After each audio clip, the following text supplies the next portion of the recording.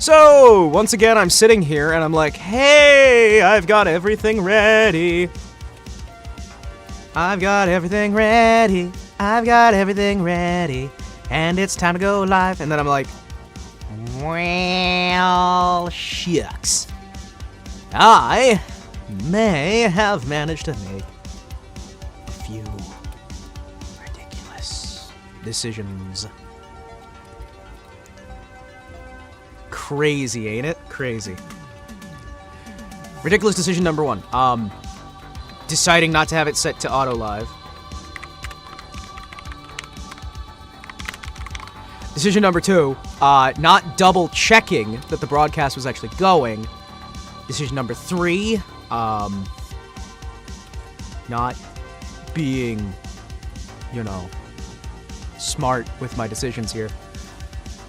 I, in general, made some mistakes in the setup here, and now I'm hanging out. When I probably should have just kept on the previous stream and just been like, oh yeah, I'll just BRB. Then we'll keep the momentum from the old stream going, instead of waiting 20 minutes and then just starting a brand new one. How? Yeah, that probably would have been better.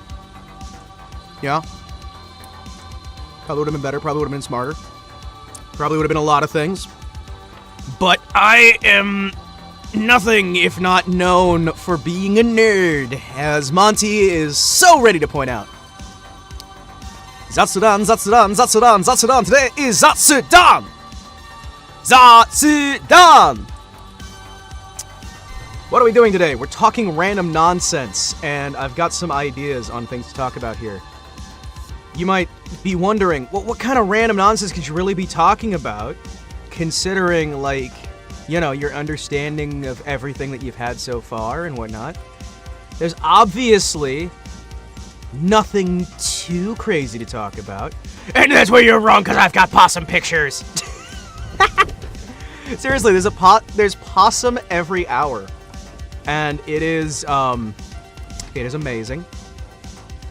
Possum Every Hour is the greatest web service to have ever existed. I'm going to say that right now. I'm going to say it again. It is the greatest web service to have ever existed because I can just find possums. All the possums! Guys, there are so many possums! Let me go through here. I'm going to get a window source here. All right. All right, give me a sec. Cool, I don't have that turned on yet, so we'll thunk. Then I'll filters transform. It is no secret, I enjoy possums. Possums are awesome.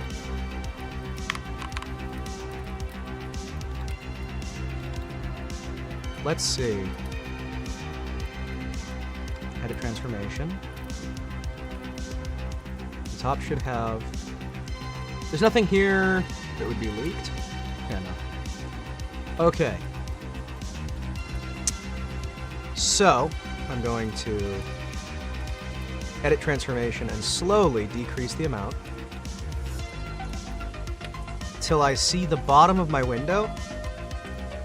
And then we're going to be scrolling for possums! It's impossible. It's possibly the best idea I've ever had. Just endless possum. Alright, so as soon as we see the top of the search bar, that should be about... There we go. That'll work. Yeah, look at that. Oh yeah. Yeah. I said, yeah. I said, what? What? A little...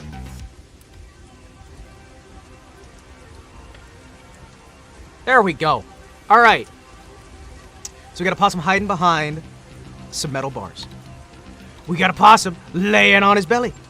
A possum playing with a pig. A possum hiding away from a camera that was attacking him so that he could get back and be safe for another day.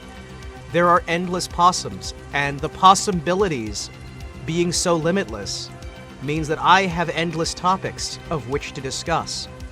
All of them possumly phenomenal.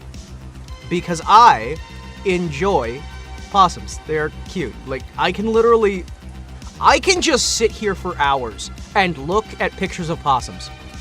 Because, like, this one, you can tell the possum has managed to get into some cat food, it looks like, and was just kind of staring up there like, please don't hurt me. I'm in here.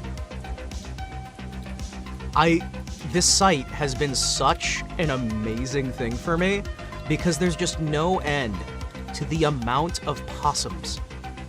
This is where, if you're ever wondering, where does Himawari find all of his possum pictures that he keeps posting in the Discord? It's possums every hour. It's possums every hour. And it's amazing because you get to see so many cute little possums. And I realize that a lot of people in other countries have not seen possums, but they are possibly my favorite animal. Possibly the best animal to ever exist. As you can see, they make excellent pets, whether you want them to be or not. They like to climb and get diet and exercise that keeps them nice and healthy and wealthy and wise. They enjoy stealing your food when you aren't looking, or when you are.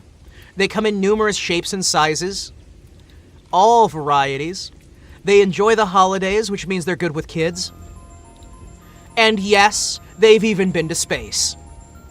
I think I rest my case when I say that possums are possibly the single greatest animal of all time. Here we see a possum that is going to work at a regular 9 to 5. Highly skilled, highly trained. Possums that are helping somebody clean out their house. They're not exactly happy about it, but they're helping. They're good at doing the laundry, too. They'll even do the laundry for you. Is there anything a possum can't do when it can even write a symphony and perform some of the most competently done ballads of our time? Is there anyone who could ever say no to such an adorable little face? Such a friendly little friend who will break into your home just to comfort you and stick his little tongue out and refuse to leave, no matter what? Even when you've caged them, they'll still be happy, rumbling and running around, having a good time. They're also refined and cultured enough to enjoy a good cuppa in the evening, or the morning, or even at night. Now, admittedly, they enjoy using it as a hot tub, but that's close enough. Even when they're little, they are adorable, and will eat literally everything. They watch you when you think they can't see you, staring out of the darkness, leering into your very soul. They enjoy collecting cans. They're recyclers. They're good for the environment. Look at that. He's already collected so many cans for this family to be able to turn in and get themselves a cash back return on all of their recyclables. They'll help you get the mail, too. See, he's scaring off the evil IRS agent who's handing in that tax notice. That's why he's screaming there, to try and make sure that it's not delivered properly. They're stealthy, which means they'll help you with those assassinations you need to do. And, did I mention they're adorable? Because they are. You can even take them with you to the office. They don't take up much space. They have impeccable fashion sense. Beyond measure, if you ask me. Some of the most well-dressed marsupials in the world.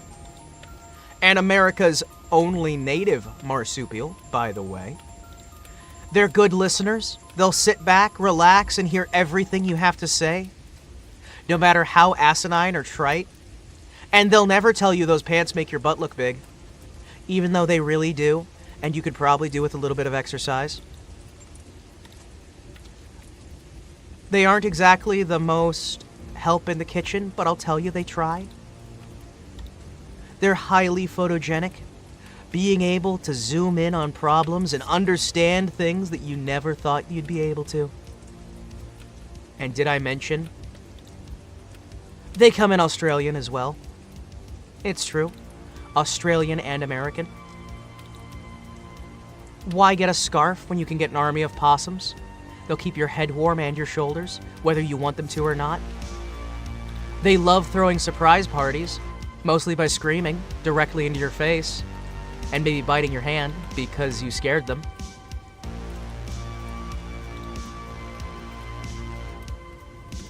They make excellent friends, as you can see. Hiding and getting angry and screaming and crying. Yes, they're even adorable when they're babies. There is nothing that can be better than the warm embrace of a possum. A lovely little friend who will be your friend until the day he dies, like 10 minutes after you get him, because they've got about a 2-year shelf life. It's like a hamster, but it's bigger. It's like a big hamster. And they're good at carpentry. Did I mention that as well? Unintentional, unplanned carpentry is one of their specialties. And they even enjoy baths. They're an excellent companion all around, and really, I think it's kind of hard not to see how they're the top dog in town.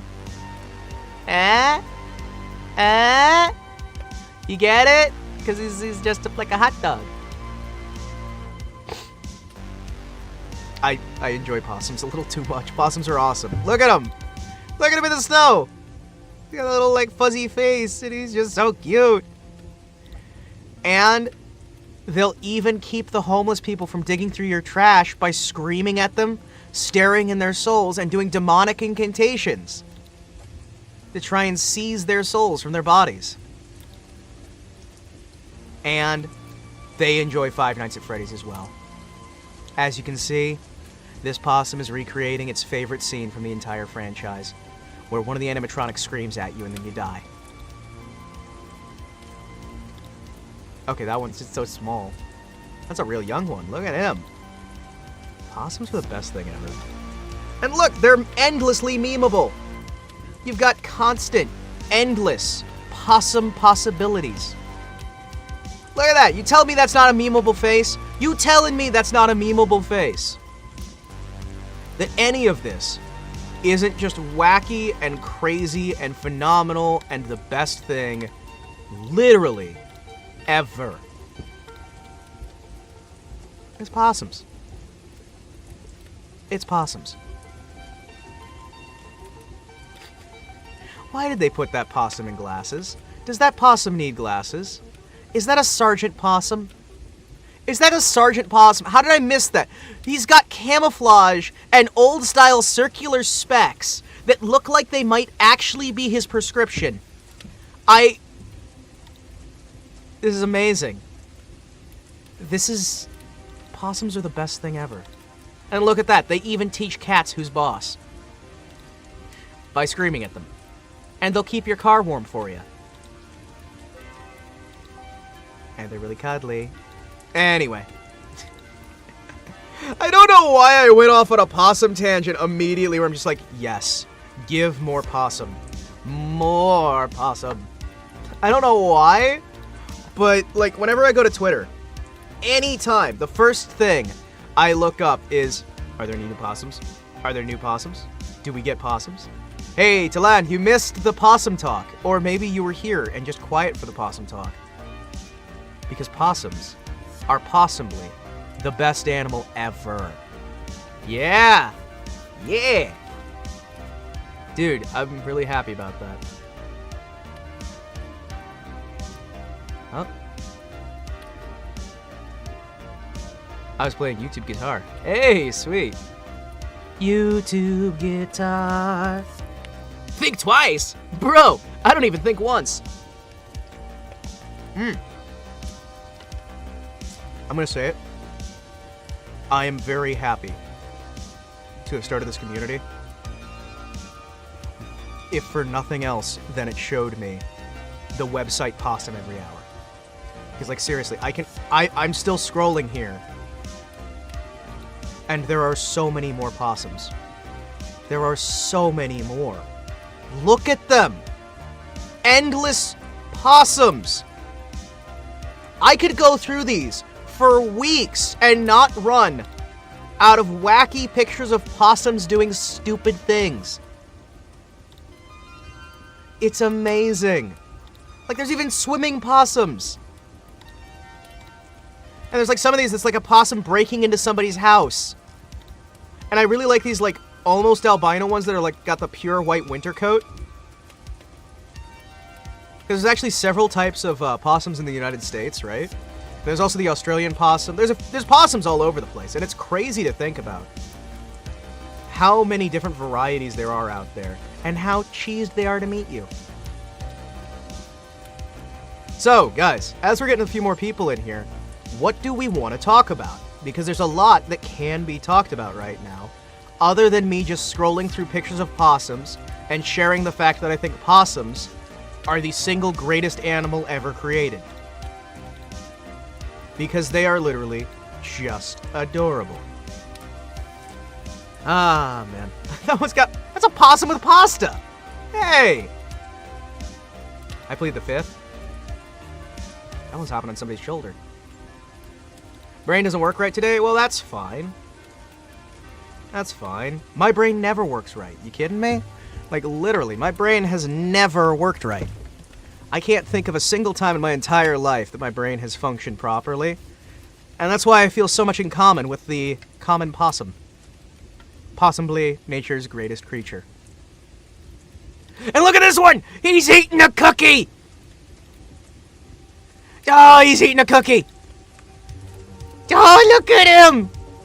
Oh, he's eating a cookie!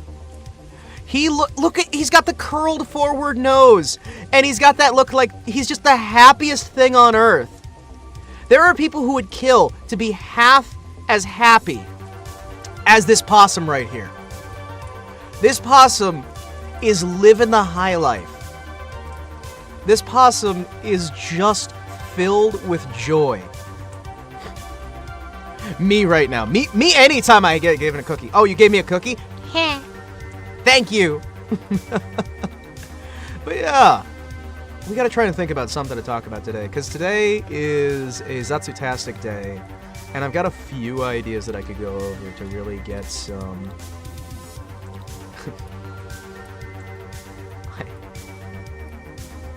Oh my gosh. Wait, I need to share this. Hold on. Inside of you are two wolves. One is a toaster oven. The other is a Gao 8 Avenger. You are General Electric. General Electric? One of my favorite companies. I'm gonna say it. I really like General Electric. And I like memes as well. Memes are good. Memes are fun. Memes are awesome. Memes are great. Let's see if there's any good memes I can see. I'm gonna go sneakily through the meme chat on our Discord and see if there's any I want to check out. For example,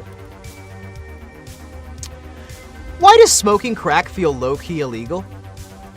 I think there's a lot we can take away from this.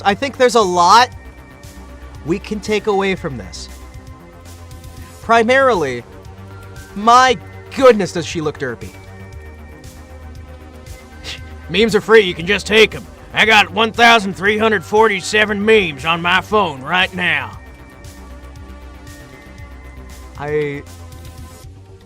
Yeah, memes are great. Wait a second. What the fuck is this? The fuck is this?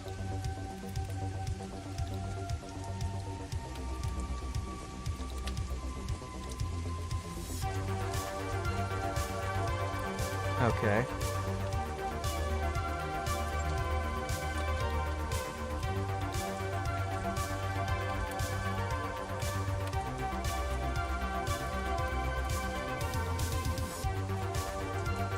It didn't pick up the audio, but he literally said, M for Mario, no, W for Waluigi, and then there was screaming. And then there was screaming. Endless, joyous screaming. And by joyous, I mean terrified. But joy is like terror. It's similar. It's very similar. You have 0 pictures of yourself on your phone. Well, that's probably for the best. Taking pictures of yourself? No. Other people take pictures of you. You don't take pictures of yourself. You don't need to do that. That's what you've got other people for. Do something impressive and con someone else into taking your picture. Waluigi is the best gender, to be honest. Yes, yes. Why do you think I dress like Waluigi?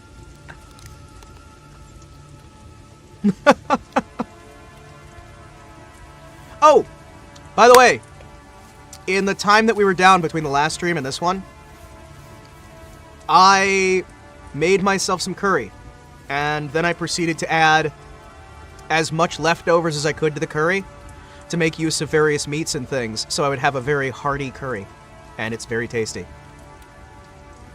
Let's see, anything I am fascinated enough with to do here. Yeah, a lot of people don't know this, but I am a massive fan of curry, like proper curry. I have masaman, I have... If there's nothing else on my shelves, you can guarantee that there is going to be stacks and stacks of Japanese curry, Thai curry, Indian curry, masaman's curry. So many different kinds of curry. I love curry. Curry is amazing. British curries as well. I've made some good curry from scratch as well. I actually one of my favorite curries I ever had was actually an African curry. It was like a berry curry. It was a South African curry that I really, really enjoyed. Sorry about that. Sometimes my brain decides to go South African for a little bit, and then I have to correct myself. It's very hard for me to say South Africa as South Africa, because my brain just immediately goes South Africa. And I have to correct every single time. My friend has Nepalese friends that make a curry so spicy you just melt. Well, I highly doubt it would make me melt, as I eat Carolina Reapers, and they're kind of just mild. I can eat Carolina Reapers, and they're just mild. They're okay, they don't have much flavor. The ghost pepper has a beautiful sort of cherry flavor to it that a lot of people miss out on because it's just so hot. And yet, I often go into restaurants, and they will just say to me, no, we won't cook it that hot unless you eat this pepper. To the point where at certain restaurants, I will just have a Carolina Reaper with me, so I can go, okay, so I'll eat that pepper if you eat this pepper. And they'll go, no, no! And then I just munch it, and I'm just like...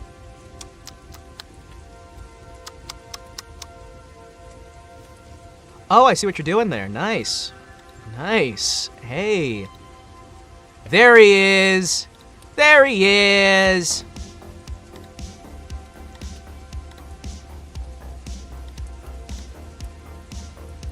There he is.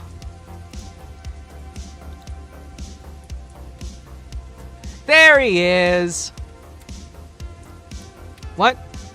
I already did. It's just YouTube was lagging out. YouTube was lagging out, so my moderation stuff wasn't working. I tried to delete him. Somebody else tried to delete him. There's a few people who did it. Yeah, he's gone almost instantly. These people don't understand how these things are sorted. It's kind of ridiculous. But yeah, no. It's not more than like a couple seconds effort to deal with that sort of thing. Stuff happens from time to time. People show up and cause issues. But yeah, I love a good curry. I love a good curry. Curry is delicious.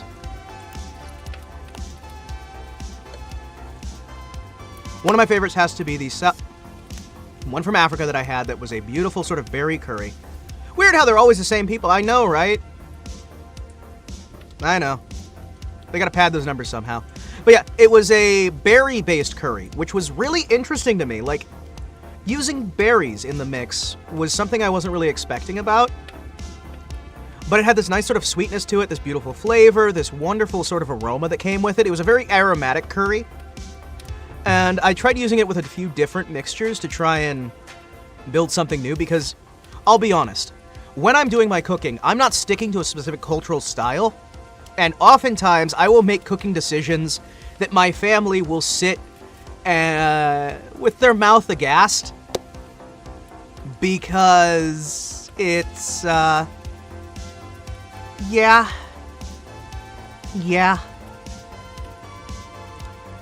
I don't keep the traditional style too much with that, and I will mix cheese in dishes that it's not supposed to go, curry in dishes it's not supposed to go. I ate like an hour ago, you're making me hungry thinking about curry. Hey, you know, good food makes you hungry. I don't even measure my ingredients, I just go by eye. Well, measuring can be helpful while you're learning. What you missed is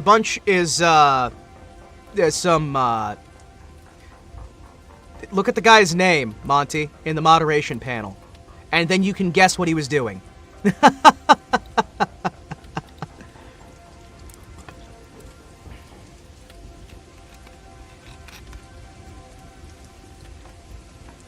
Yes? Do you guys not know how to access the moderation panel? Do you guys not know how to access the moderation panel, or is that... Is that a me thing? Oh. Okay. Of course I know, but do you know?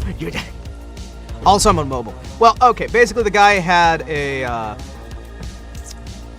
very classic internet name and decided to start spamming my chat to make himself noticeable so that he could get this exact reaction we're having right now, because that stuff's kind of fun for people like that. You can kind of just only... Yeah, you see the name. Cool. Yeah, he came in, he did his usual spamming stuff, and then left. It's fine. Here's what you do. People will be people, and they'll have their fun. I'm trying right now to figure out, what can I do? Damn, I missed it. When he came to me, he had different spam. Why does everybody... Man! But to spam! Spam! It's such a wonderful new frontier. Oh my goodness. Oh my goodness.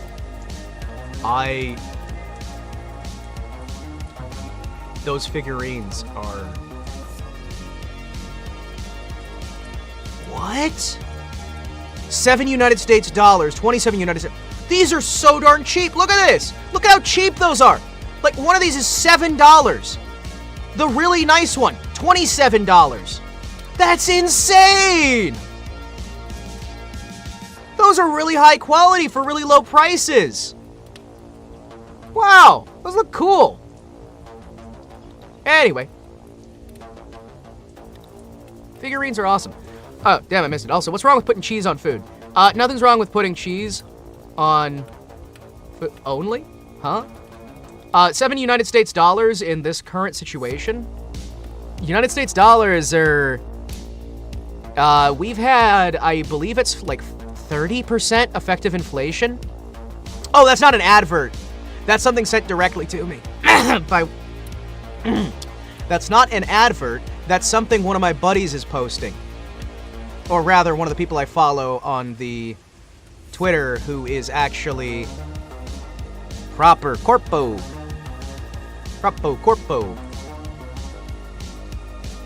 So I doubt they'd be sending something like that, but I'm looking at this and I'm just like, wow. Yeah, 7 United States dollars, 27 United States dollars, 14 United States dollars. I'm just sitting there like, man, that's cool.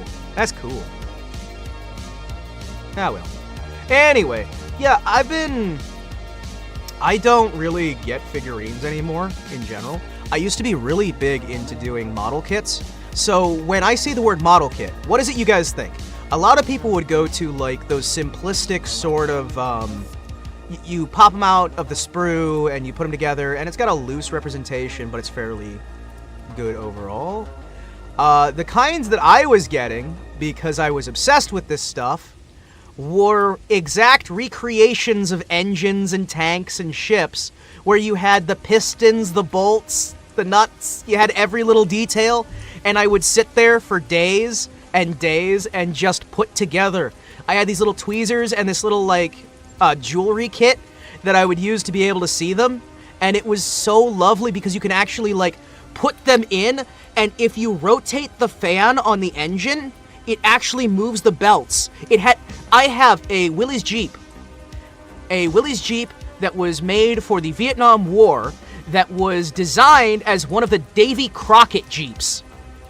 And all of the mechanics work. All of the mechanics in terms of, like, being able to move them, right? So you can, like, move the pistons on the engine, the wheels will rotate, the axles work, you can shift it between gears. And it took so fucking long to put together. It took so long. I used to love making those. You had an early model Porsche 1/200 scale. 1/200 is so much fun to work on. Well, it came with a replica of the nuke that you could split over in the middle to see the rough design that would be used on it for the mechanics side of things, but none of it's, like, actually functional. It's functional in the sense that you can, like, push parts and then move things, right? Yeah, you gotta use tweezers to assemble them, because I used to love that stuff. When I was a younger man, I used to get constantly those classic Gundam figurines, because we have family in Japan still, right? And that family in Japan would always send those figurines to me, and I had so many that were so cool! Because I used to spend so much time working on these things for just days, and I filled, like, the walls of my room with figurines, and it was beautiful, and I just had so many lovely little collections there. And one of the pride and joys of my collection, I had a Zaku 2 that was styled after Chara's Zaku 2 from the original series, that was scaled for the stores. It was store scale. It wasn't like the figurines, it was store scale! So the thing was 4 feet tall! It was so cool! It was 4 feet tall! Oh, man. The thing was awesome. And it's like, I used to love that stuff, and I was so happy. And when I finally had to sell that stuff, I was just like, oh, this hurts. This hurts a lot. This hurts a lot. Because they're just so cool. And I still have my, like, I still have some of my Zaku. I just tried to point behind me. I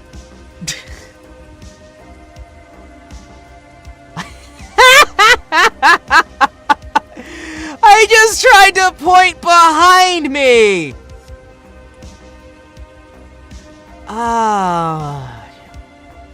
I have some in my studio. Yeah, perfect grades are fun. Perfect grades were fun to build. I used to love building different models, and the perfect grades, real grade, it was fun as well. There's a bunch of ones that I had that were just... The one thing that I was happy about is I could always find Zakus in any style I wanted. Because Zakus, everything was Zaku. It doesn't matter. You'll always have Zaku 2 in whatever style you can, so you could collect different ones. And I remember one of them that I had was like a Marlboro. Like the the cigarette brand, right? Marlboro? Nah, the word is hard. But it was like the cigarette band, right? It's the cigarette brand on a Zaku. And it was weird! I paint minis, so that satisfies my need for now. Yeah, I can see that. I can see that. Man. Yeah, I used to love so much. Have to go and sleep. Have a nice day, evening, night, stream. Yeah, stream. Stream's the time of day. Yeah, no, stream works because usually I'm streaming like 16 hours. Or, well, these days it's like 6 to 8 hours, but for a while it was 12 hours most days. And I could get up to like 14, 16 hours depending, but I didn't like doing those because then you have to split the stream.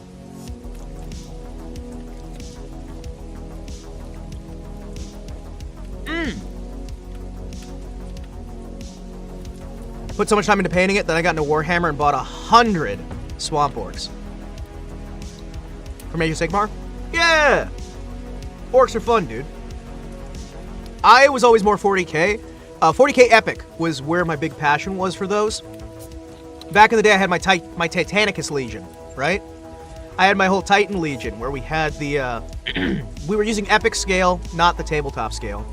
So I had my Imperator, I had my Reavers, I had my Knights, whole 9 yards. And it was beautiful! I used to love that stuff, man. One of my uncles actually gave me a big collection of these, once upon a time. And that pissed me off having to sell some of those because so many of those were so damn cool. I wound up getting a lot of much needed money for medical bills and whatnot, but like, there is something so satisfying about doing Warhammer 40k Epic as the dwarves, because the dwarves had their their battle trains.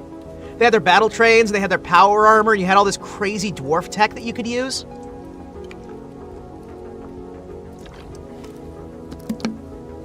It was awesome. And I remember one of my buddies was collecting, Chaos Daemons. Yeah, he was doing Daemons. So it's just like, hey, my dwarves are gonna kick your ass. I remember we did... Okay, this was back when we had the Warhammer shop, right? We had this, like, local Warhammer shop. And I remember we did, like, a 6-way battle. And it was just so much fun! Oh, my goodness. Yeah, we did, like, this 6-way battle. Where we're just, like, everybody's trying to kill everybody else. And we had a single capture point at the center. Where everyone is just, no matter what, you're only trying to get that one capture point and hold it. So we just kept having, like, people fortify, Result! And we're doing the Warhammer 40k Epic scale, so we got a lot more miniatures on field, and we massively increased the points, so we could just have as many figures as possible. And we had to get those stupid little we had to get those stupid little, we had to get those, okay, you ever watch the old movies from the 60s where they have the poker that moves the stuff around the table? I don't know the English word for that thing. It's the, oh, jeez. It's the little, it's got the flat edge on it, and you push your minis with that, and it's a really long stick, so you don't have to reach across the table, but you can, like, pull them closer to you or push them away. 3D printer, yeah. When I was a younger man, we didn't use 3D printers, we used casters. So we would actually make clay casts of the figurines, and then lead cast new figurines en masse for ourselves. Allegedly. Allegedly. I mean, never mind the fact that you weren't supposed to be using lead with miniatures at that point. We still were, because lead was easier to work with. Hey, once you paint them and you seal them, there's no lead for you to choke on or die with or whatever. You just gotta make sure you seal them properly.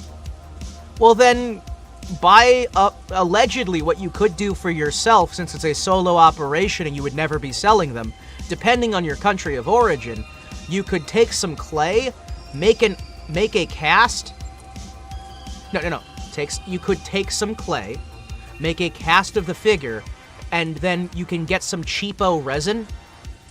There's cheap resins you can do and other things to get really cheap casts. It won't look great, right? It will not look great, but if you have them still on the sprue, you can basically just make one with, like, resin and whatnot, and it'll look fine enough. There's no artistic talent in that. There's no artistic talent in that at all. It's literally put the clay around the thing. Put the sealant on the thing. Put the clay around the thing that's covered in sealant. Make sure it's got the little split so you can pull it apart. Congratulations. Now you can lock it and cast it. Oh, croupier stick. Oh! Well, croupier. Huh. Well, that'd be why I don't remember it that well. But yeah, no, we had to use one of those because we had too many units on the field. It was a massive field. But I remember playing that stuff. And I remember you would spend 2 or 3 days setting up the battlefield to be able to play the match. Tabletop Simulator is the one that I remember more recently. Roll20 also does it. And if you want a free version, there is one that you host locally that does 2D mapping and whatnot, so you can use tokens and what have you. I used that for war games back in the day. That would be... Oh, it's been decades. Oh, PC Tabletop or something like that? Oh, but RPG Sphere or something like that? Ah, whatever. But there's a few ones you can get. There's a few ones you can get where if like you're doing 2D, it'll automate all the math for you. I remember making algorithms for that, where we would code, because I've told you guys before on stream, right? I have told you guys before on stream that I love the idea of automating tabletops so you can have the systems be complicated as they need to be to get a realistic experience, but you can simplify as much as you can by just having the computer calculate the maths for you. So all you have to do is enter in your basic data and hit a button. And I love that. And I used to build macros for, oh, what was the program? Well, this program we were using back in the day. This was like mid-2000s, right? But you'd like you'd program in your macros, right? So you have the rule book, and you only need to read the rule book once, because you can go, all right, I'm going to just translate one for one the rule book from the tabletop into this system here. And then I set up some basic shit so the GM can ignore the rules if need be. And most of this stuff was the environment's already there. You're just doing some basic code work in there. So we were able to automate the entirety of Shadowrun 4th edition so that we could literally just build your character sheet inside of the program. We later did a side thing where we used Chummer instead. So you'd have Chummer, you'd build the program in Chummer, you'd export the code through there, and it would parse the data from your character sheet into a digital character sheet, and it would set up all your macros based off what you had on your character sheet, and keep track of all your data for you in the game while you were playing the tabletop. And we could set up the minis and decide, like, how big is the mini? Do we want to resize this? Do we want to do that? What do we want to do here to make this proper? I'm gonna put my, I'm gonna turn my hands on real quick so that I can actually gesticulate. Gesticulation! All this can be done with Unity. Yeah, no, these days it can. All of this can be done with Unity these days. It's great. And there's so many programs that'll help you automate so much of it that if you're not trying to make something as a commercial product, you can do a lot. Yeah, Basic Source++, Unity, set that stuff up, it's easy to go. I've been trying, as I've said for a while, to export this model out of Vroid, which is fully within the bounds to do. I want to export this out from Vroid so I can, because you see the arm, how we've got some issues when I bend here. I want to be able to modify some of this stuff, readjust some of the clipping, some of the different things, and I also want to be able to add a depth map to my face. Yeah, this is Vroid. You can export it. There's programs you can use to open it in Blender. I just need to get better at being able to actually understand the format that this particular model's using. It isn't that complicated, but it's complicated enough that I get a bit confused with it. They're also doing, like, multi-layering models, and there's, I think it's like 50,000 vertexes in this model. There's like 50,000 vertexes on this thing. It's insane. I've worked a lot on Blender. I have not worked as much on Blender as I would like to, and a lot of my memory on it's very freaking hazy. On the AH, I assume. But yeah, I would really like, I'd very much like, so you see how I've got this face layer here? What I really wanted to do originally was I had the crack as a placeholder.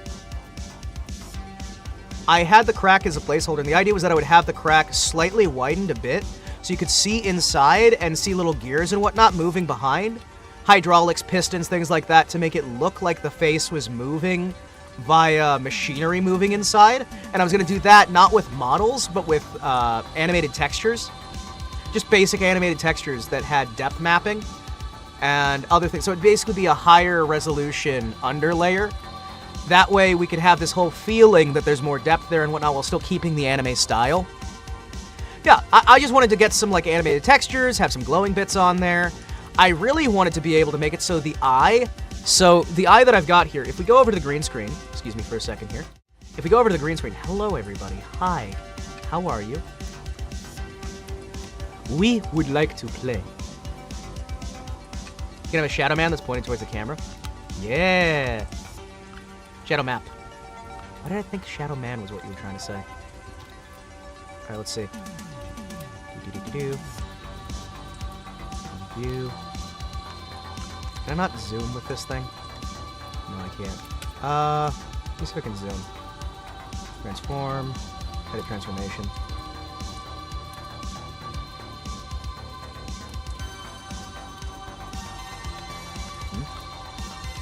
Wow, that's crazy. Let's see if I can...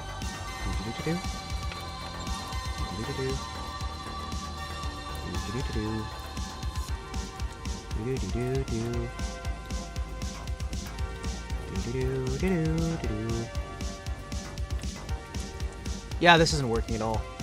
But you see the eye, roughly. You roughly see the eye. It's got a little shutter around it, an aperture. It's got an aperture. You're not zooming, are you? I was not zooming. You're just increasing your size. It wasn't zooming proper.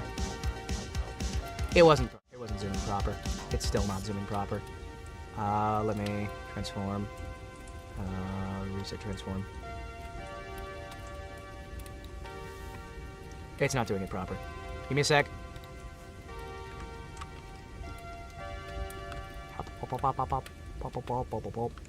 Yeah, but you see the aperture there? Don't mind too much the fact that my eye can be seen through. It's an issue. But I wanted to do, like, have this thing as well, like, sort of move in and out as we go. I figured animated textures would be a fun way to do that. Hey guys, it's your boy, Kotetsu, here with a live stream from the void. But yeah, you see that. Yeah, it's got the little aperture on it, it's got the yellow bits with it. I'd like at some point to be able to get some of that, like the cracks and what have you, just get them proper. Oh god, why? I am become death, destroyer of worlds. Kneel before me in fear. Yeah, that's definitely it. Aperture Science from the hit game Portal. Aperture Science. We do what we must because we can. For the good of all of us, except the ones who are dead. But there's no sense crying over every mistake. We just keep on trying till we run out of cake. And the science gets done and we make a neat gun for the people who are still alive. Go ahead and leave me. I think I prefer to stay inside. Sorry, brain's like locked on that. You have no idea how many times I get people telling me that shit. And it's like, no, it's an aperture. Like from a camera lens. Like what you would have on like a robot eye that was like old style. I don't.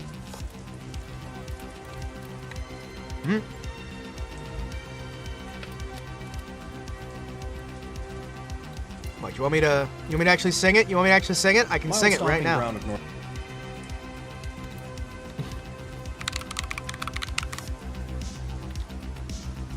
I'm gonna do it! I'm gonna do it! I'm gonna fucking do it. Screw you. I'm gonna do it. Let's see.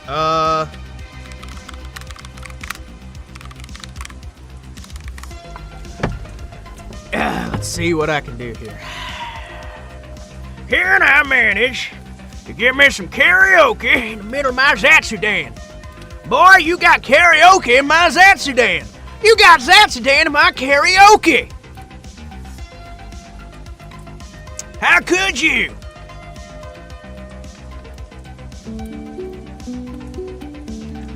Making a note here, huge success. It's hard to overstate my satisfaction. Goodbye, background music. Just science. We do what we must because we can. For the good of all of us, except the ones who are dead. 'Cause there's no sense crying over every mistake. We just keep on trying till we run out of cake. And the science gets done and we make a neat gun for the people who are still alive.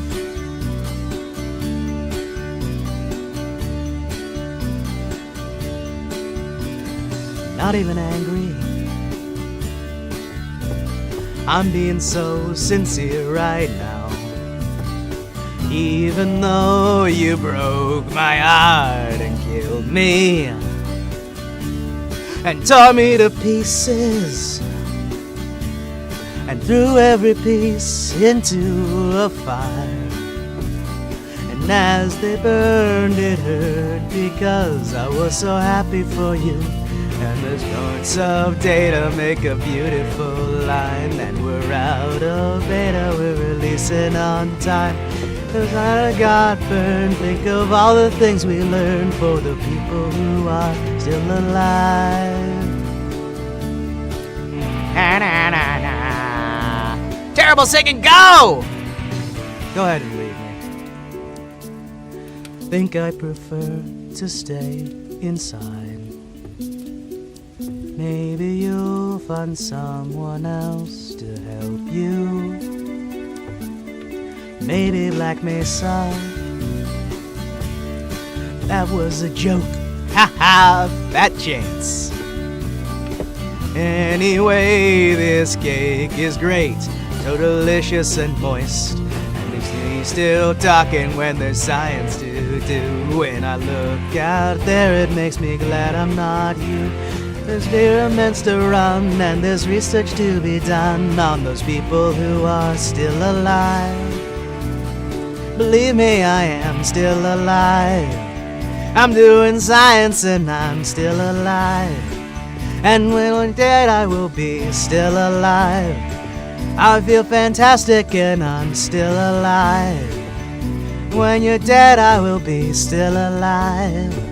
Still alive. Still alive. Nerd. You're like, hey, sing it. And I'm like, I got this. And I'm like, oh shit, I can't remember how to sing it. It sounds awful. I'm mumbling. Oh, he's mumbling. He's mumbling. He's mumbling. There's mumbles forever. Applause. Applause. Give me that applause, applause, applause. A little bit of applause, little bit of applause, little bit. Yeah. Yeah. Yeah. Oh, hey, did you see what I did earlier? I bet you don't. I bet you didn't. Let me show you. Wait. This is the best idea.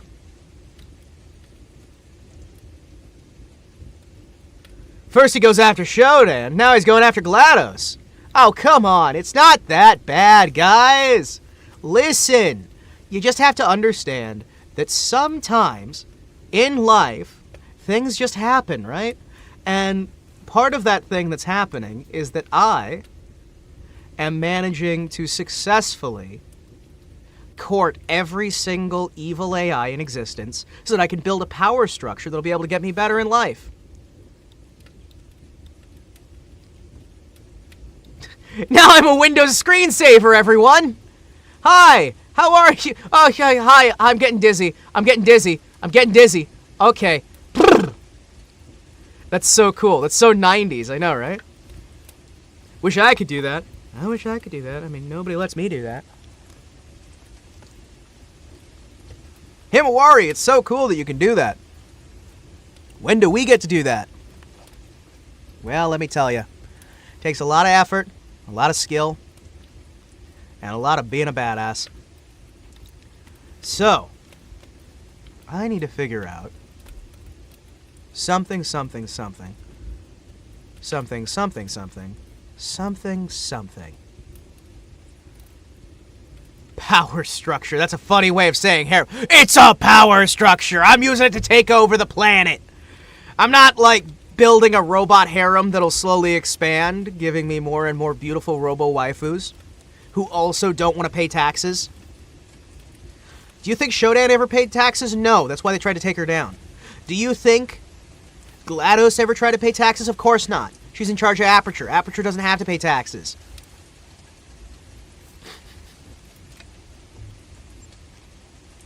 Do do do do do.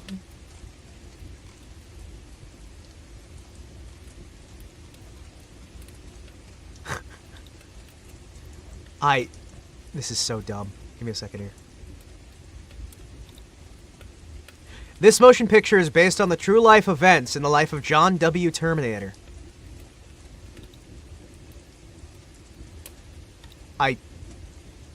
I'm disabled. Of course I don't pay taxes. I don't have to. I literally don't. I can't make money. If I make money, like, you see what I'm getting at here? Like, now, I'm in the IRS Central Facility walls. Yeah, it's basically where I'm living right now. But yeah, no, like, legitimately speaking here, like, if I made enough money to be taxed, I couldn't legally be considered disabled. That's part of why I'm stuck, kind of screwed over at the moment. Because my choices are do a job that actually is fulfilling and makes me happy, but I can't actually afford to pay medical bills so I die, or do, like, busy work jobs.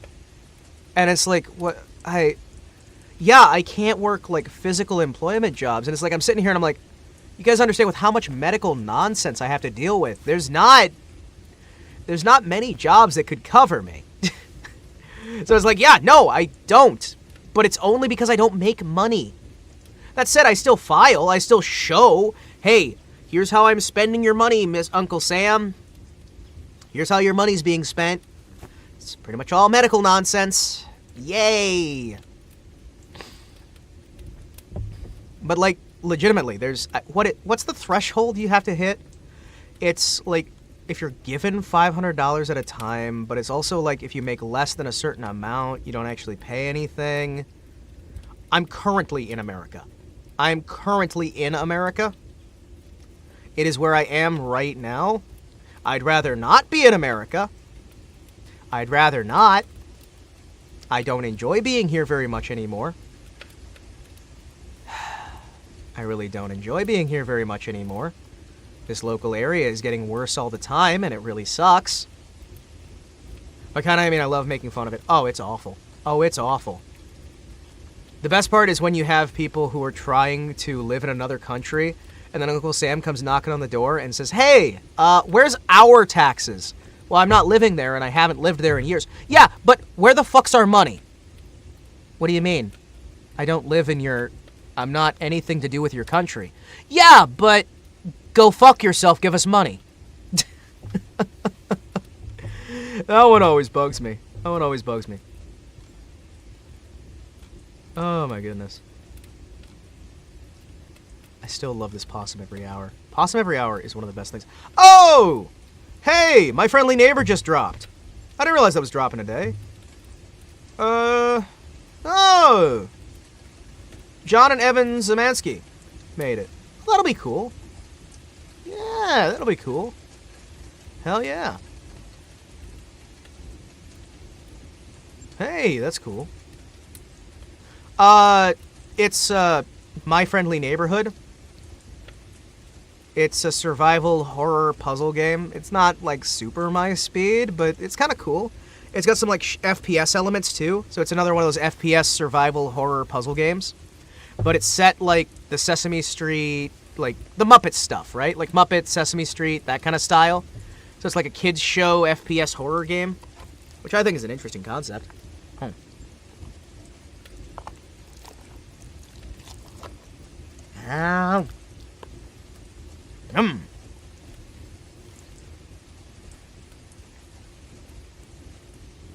Okay. Let's put some music back on. There you go. Wait, Hololive removed one of their accounts?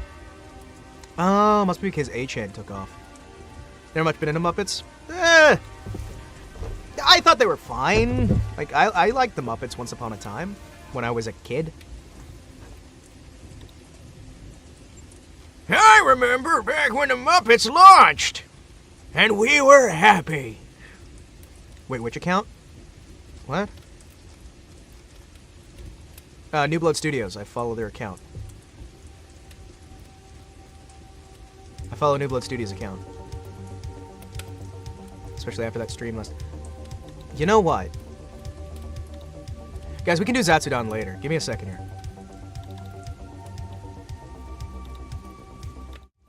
Well, we'll still do Zatsudan. I need to sneak in a video game. I need to sneak in a little bit of video game. This is fine. Oh, HoloLive! No. Oh, HoloLive. Yeah, no, HoloLive deleted one of their old talent accounts. That was for, like, one of their manager guys.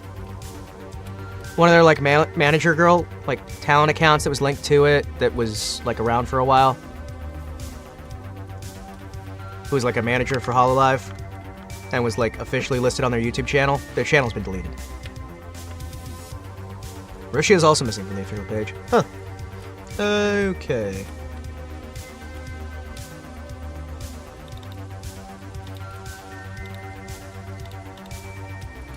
Ignore the fact that I've got this game up again. We're definitely not. We're not still playing more of this. It's fine, guys. It's fine. I don't have a problem. This is fine. I don't have a problem. Shut up. You guys have a problem.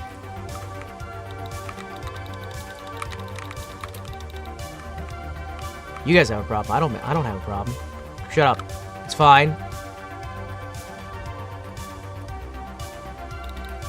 I'm not, like, sneaking this in where no one will ever find it. Nyom.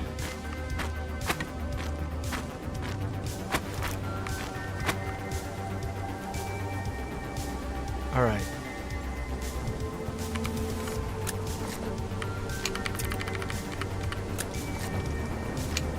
Hi! Why are you looking directly at me? Don't do that.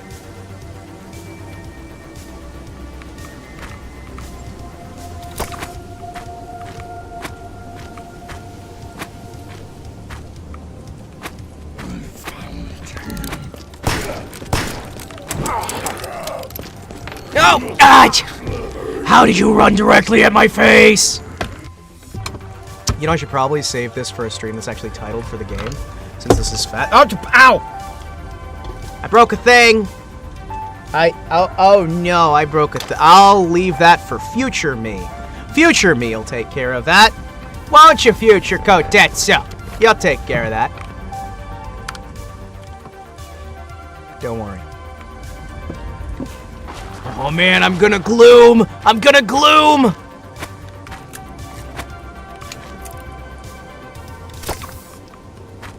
Huh.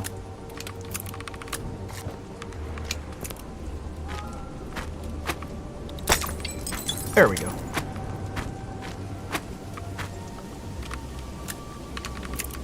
Next.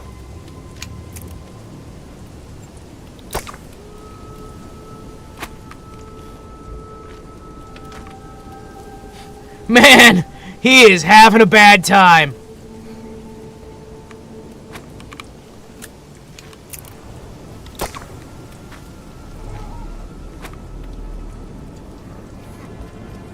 Gloom. He fell for my trap. Everybody is on fire right now.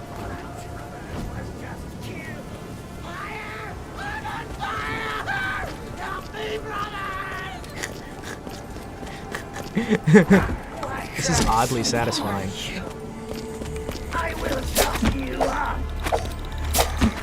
You mad, bro? You mad, bro? You mad, bro? You mad, bro? Bro, you mad? You mad, bro? I think he mad, bro. Desolated house key. Guys, I think they're mad. I think they might be a bit angry. None of them are handling the fact that I've been killing all of their friends and family.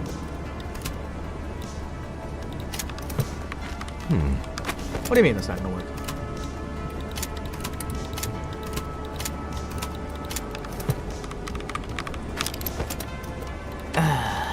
There we go. Stream crashed. Stream crashed?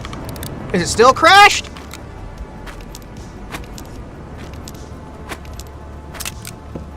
Is it still crashed? Are we crashed? Did we crash? That's read my message. No. Oh, okay.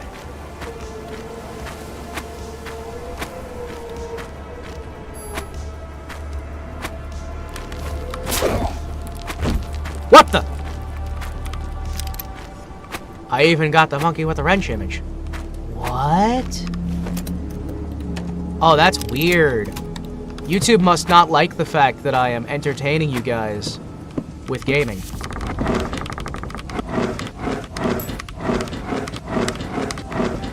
Yeah, no, welcome. I can imagine somebody coming in here and be like, "This isn't Zatsudan at all. This is gaming. What are you doing?" And I'll just be like, "No, we did Zatsudan for a while. We're taking a little break before we go back to Zatsudan. We're taking a tiny little break because I like doing multiple things." 2 questions. 1, can Link from Zelda read? And 2, do you like chicken? I think that Link can read? No, Link can read because he reads the book in order to learn Hylian. So he would have to know the language that everybody else speaks and also Hylian because he has to learn from the green book that he gets. So yes, he can read. 2, do you like chicken? Chicken is like the main protein I eat. Because chicken is tasty. And it's also fairly affordable. So it's nice and cheapo. It's nice and cheapo and it's something I can regularly have. Chicken is tasty. Chimpkin is tasty. Chicken is the tastiest food. Nothing wrong with liking chicken. Chicken is pretty tasty. Oh yeah, did we get rid of that skull? Yeah, we did. Cool. You know, can I just say, like, I like this game enough that even when I'm supposed to be doing a Zatsudan, my brain still carries me back to this game. And if that's not enough praise to say this is a good game, even in early access, I don't know what is. Huh. Wait a second. What am I waiting for? Sister hates chicken, she says it has no... Then you're not cooking it right if it has no flavor. You didn't beat this game in the 8-hour stream? No, I didn't. Farm fresh eggs are amazing too, yeah. Yeah, no, I didn't beat this in 8 hours because I was taking my sweet time and just enjoying the experience. You get them like every other week? Hey, sweet. For legal reasons. Yeah, chicken has a taste if you stop overcooking it. Exactly! Seriously, if you're cooking it wrong if it has no taste.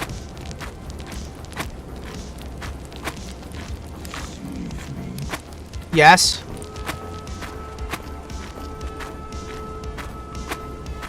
Yes, your eyes deceive you. No, your eyes deceive you, it's fine. But salmonella! It's so dumb. It's not... You're not gonna really worry about that. He's still on the first level. It's true, I actually am still technically on the first level, though there's been multiple loading screens.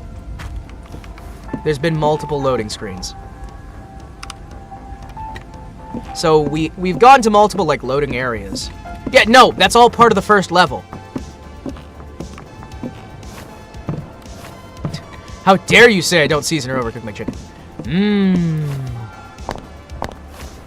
Chicken sashimi. Your sister even hates fried chicken? That is so weird. I wonder if she's got, like, an issue with her taste buds or something. Curious. Is she vegan? The mines wrap around back to the coast. Yeah. Yeah.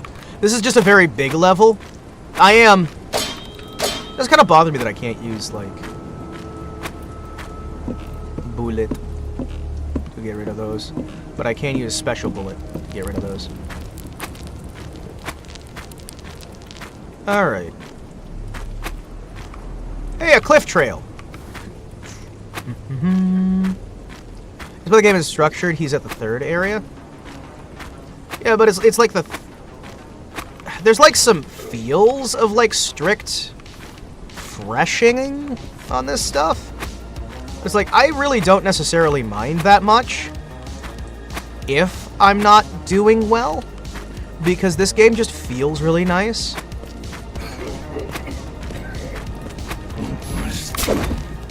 This game just has a really nice feel, environment, and style. Since we were kids, she's hated chicken and gets angry if we have chicken 2 days in a row.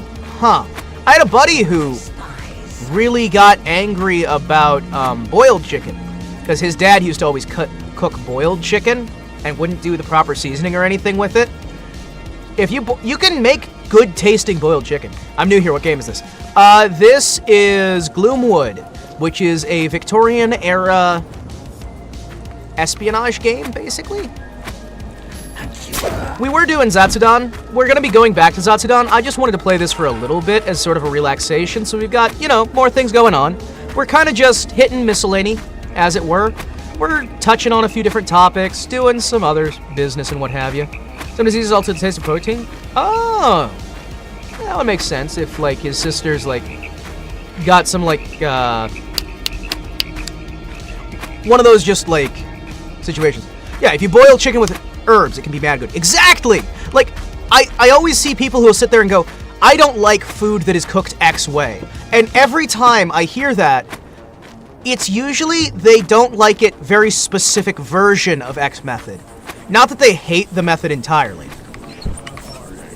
Yeah, boiled with carrots can be good. There's good ways to... Oh, fuck! Bear trap!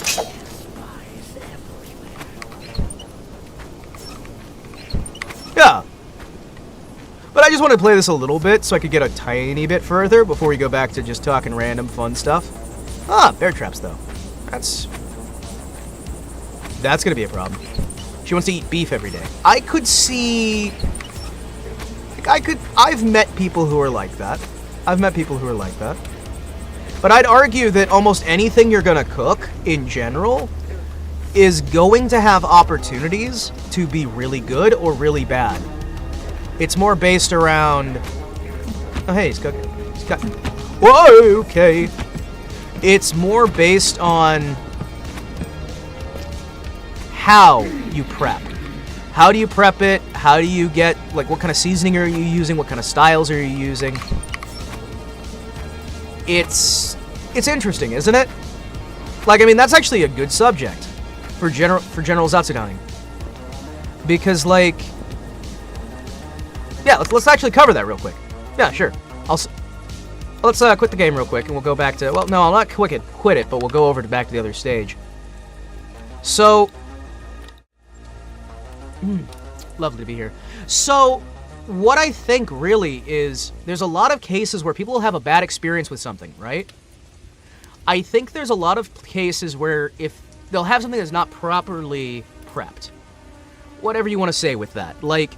It'll have, like, the wrong spicing, or it'll just be one bad experience. And a lot of people will lock that one bad experience, or that series of bad experiences, to every single iteration of the food, which I think can, in general, cause some issues, you know?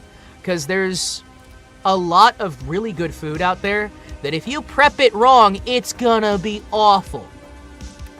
I think there's a few too many people who wind up getting, like, hey, I had some rabbit, and it was dry, and it made my mouth dry, and it was miserable, and I hate it forever, and I never want to have it again. Or, oh, the turkey, I've always had it, and it's always been dry. You know, those are two good examples there, right? People are like, oh, turkey's always terrible, it's dry, it's this, it's that, and it's like, is it the fault of the meat, or is it the fault of the preparation technique that you didn't really gel with? Because a lot of times when I talk with people for longer lengths of time, I start figuring out that those people, they don't hate the food, they hate the way they've had it up to that point. Because a lot of times, like, especially if you got a picky child, right? If you have a picky child who's having problems eating, sometimes you just need to figure out a different way to prep that food to get them to try it, and then you'll be able to work them back into the other stuff. You know what I mean? It's interesting. It's interesting. I had some sort of bread with seeds inside and got sick. From then on, I couldn't even touch those types of bread. Exactly. It's your body is realizing, hey, this almost killed me that one time, or that made me feel bad, that whatever. I'm going to lock in a memory so that I don't get killed doing this thing again. So I'm going to stay away from that. It's a good safety method for, like, eating berries, surviving in the wild, that kind of thing. Not so much helpful when the food is perfectly safe and fine anyway, but you're just having those, like, that part of your brain locks in again and causes some issues there. I have often been told that I'm a weirdo because I enjoy durian, I enjoy dragon fruit, I enjoy all these different, like, lovely different foods there that people are just like, oh, that's terrible, that's this, that's that, that's the other, and it's like, if you prep it right, almost anything can taste good. It's about learning how to prepare the food. It's about learning how to build your repertoire of experiences to a better sort of area, you know? And I think that too many people really get locked down in... Because past experiences are good for building a basic understanding and keeping yourself on a safer side. But sometimes you need to grow past those opportunities to try and get into a better position overall. Now,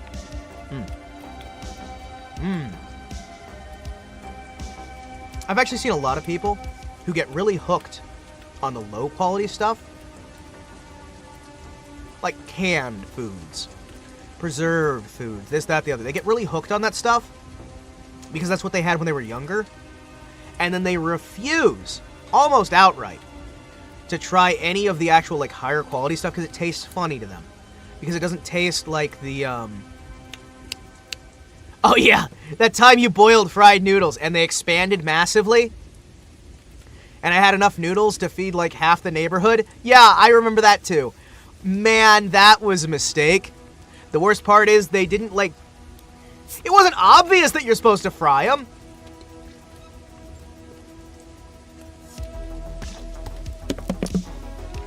Sorry, I had to get a drink. It wasn't obvious you're supposed to fry him. It was just kind of like, you know. It was just a thing, right? It's like you're trying to cook and you're trying to do your thing. You're trying to make sure everything can kind of work together and you can get those sort of, that meal out the door. And then it's just, oh, hey, it's expanded, it's expanded, it's expanded, it's expanded. And you're left kind of like, oh, I've got way too much food here. This is going to be a problem. This is going to be a problem. So you really just try to find somebody, anybody to share with, and it's just like, nope. Nope. Oh, man. I remember I was getting taught how to cook at one point by a family member back in the day, and they sit me down in this room, and they say, okay, we are going to make a meal. Before we make the meal, peel these potatoes. Okay, cool. And we went through, we peeled the potatoes, we ground the potatoes, we dried the potatoes that were ground, made them into a powder, mixed them into noodles, made everything completely from scratch without any mechanical assistant, right? Food to me is medicine as long as it contains as long as it has calories, protein, and nutrition, I'm good. Yeah, I can understand that.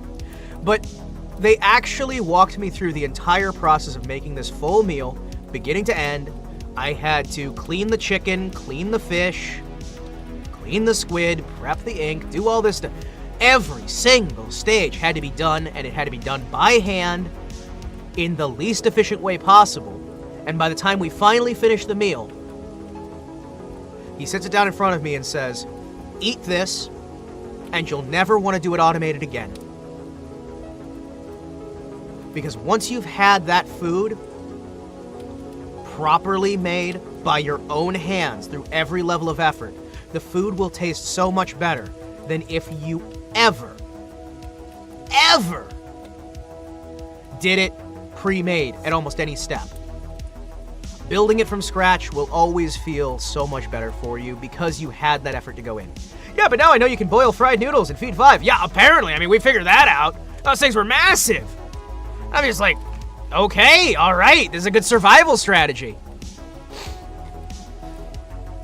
I have made cookies from scratch. I've made noodles from scratch. squid ink pasta from scratch, sushi. I cleaned an entire fish. I've cleaned lobster, I've cleaned hog, I've cleaned cattle, deer. JoJo reference? Is that a JoJo? Is that a JoJo reference? But yeah, no, there's a lot of, like, things where you're like, you can have the thing beforehand and you're like, okay, this is nice. But when you've made it yourself and you didn't go through the shortcuts, for some reason it just tastes better. Especially when you know for a fact you did that.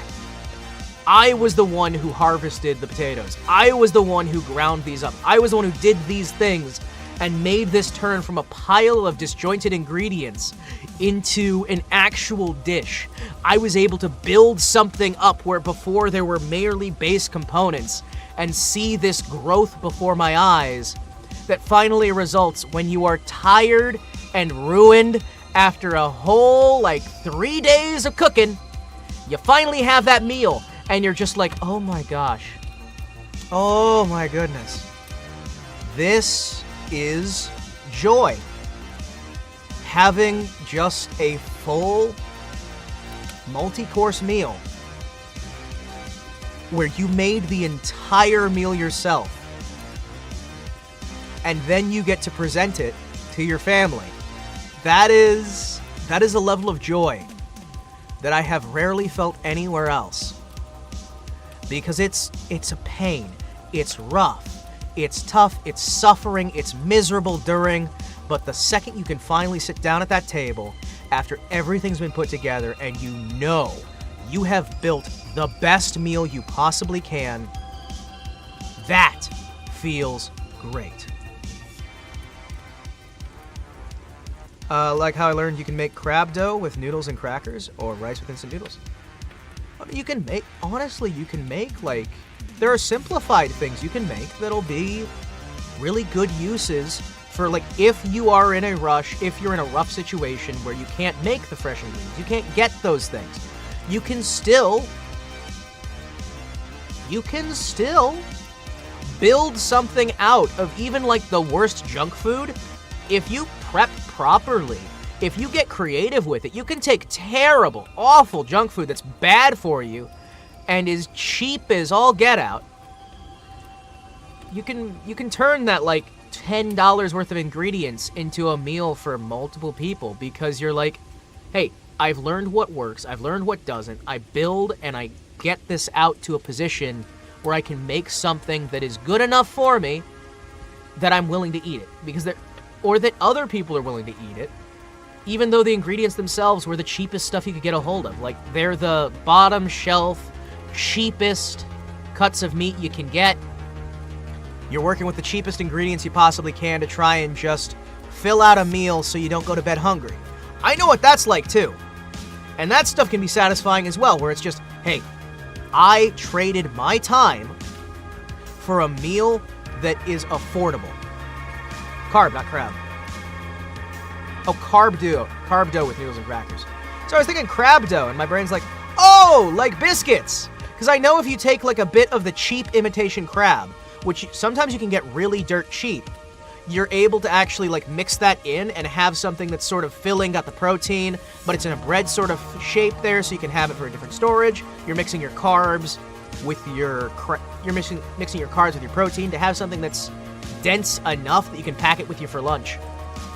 That's why I didn't think it was so weird, legitimately, because that was something I've done before, where I basically made wafers.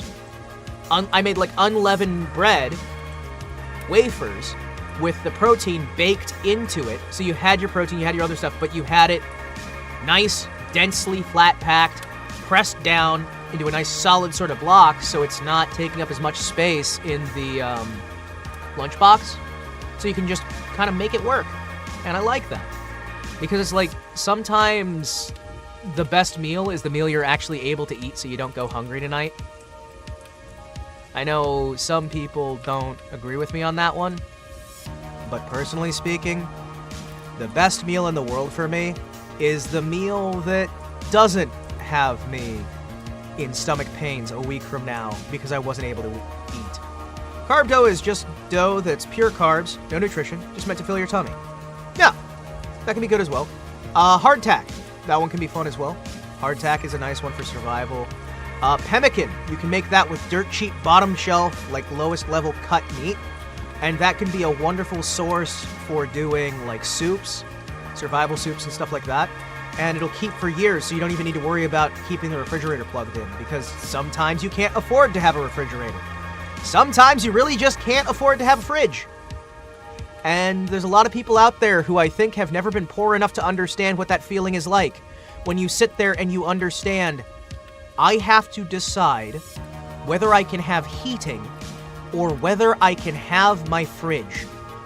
Whether I can live or not. And you have to shut off your fridge, you have to shut off all the electricity you possibly can so you can pump all of that power into heating, or you have to have your you have to sit and turn on your stove. So you're finding ways to like use your stove to cook things so you can heat up your house. So you can have like the heat from the stove heat your house, so you're multitasking so you don't freeze to death in the middle of the night. I can use the carb dough and add protein. Yeah, no, legitimately. If you're using, like, you have the carb dough already, then you add the protein, because the meat, most of the recipes we use are to fill out the meat.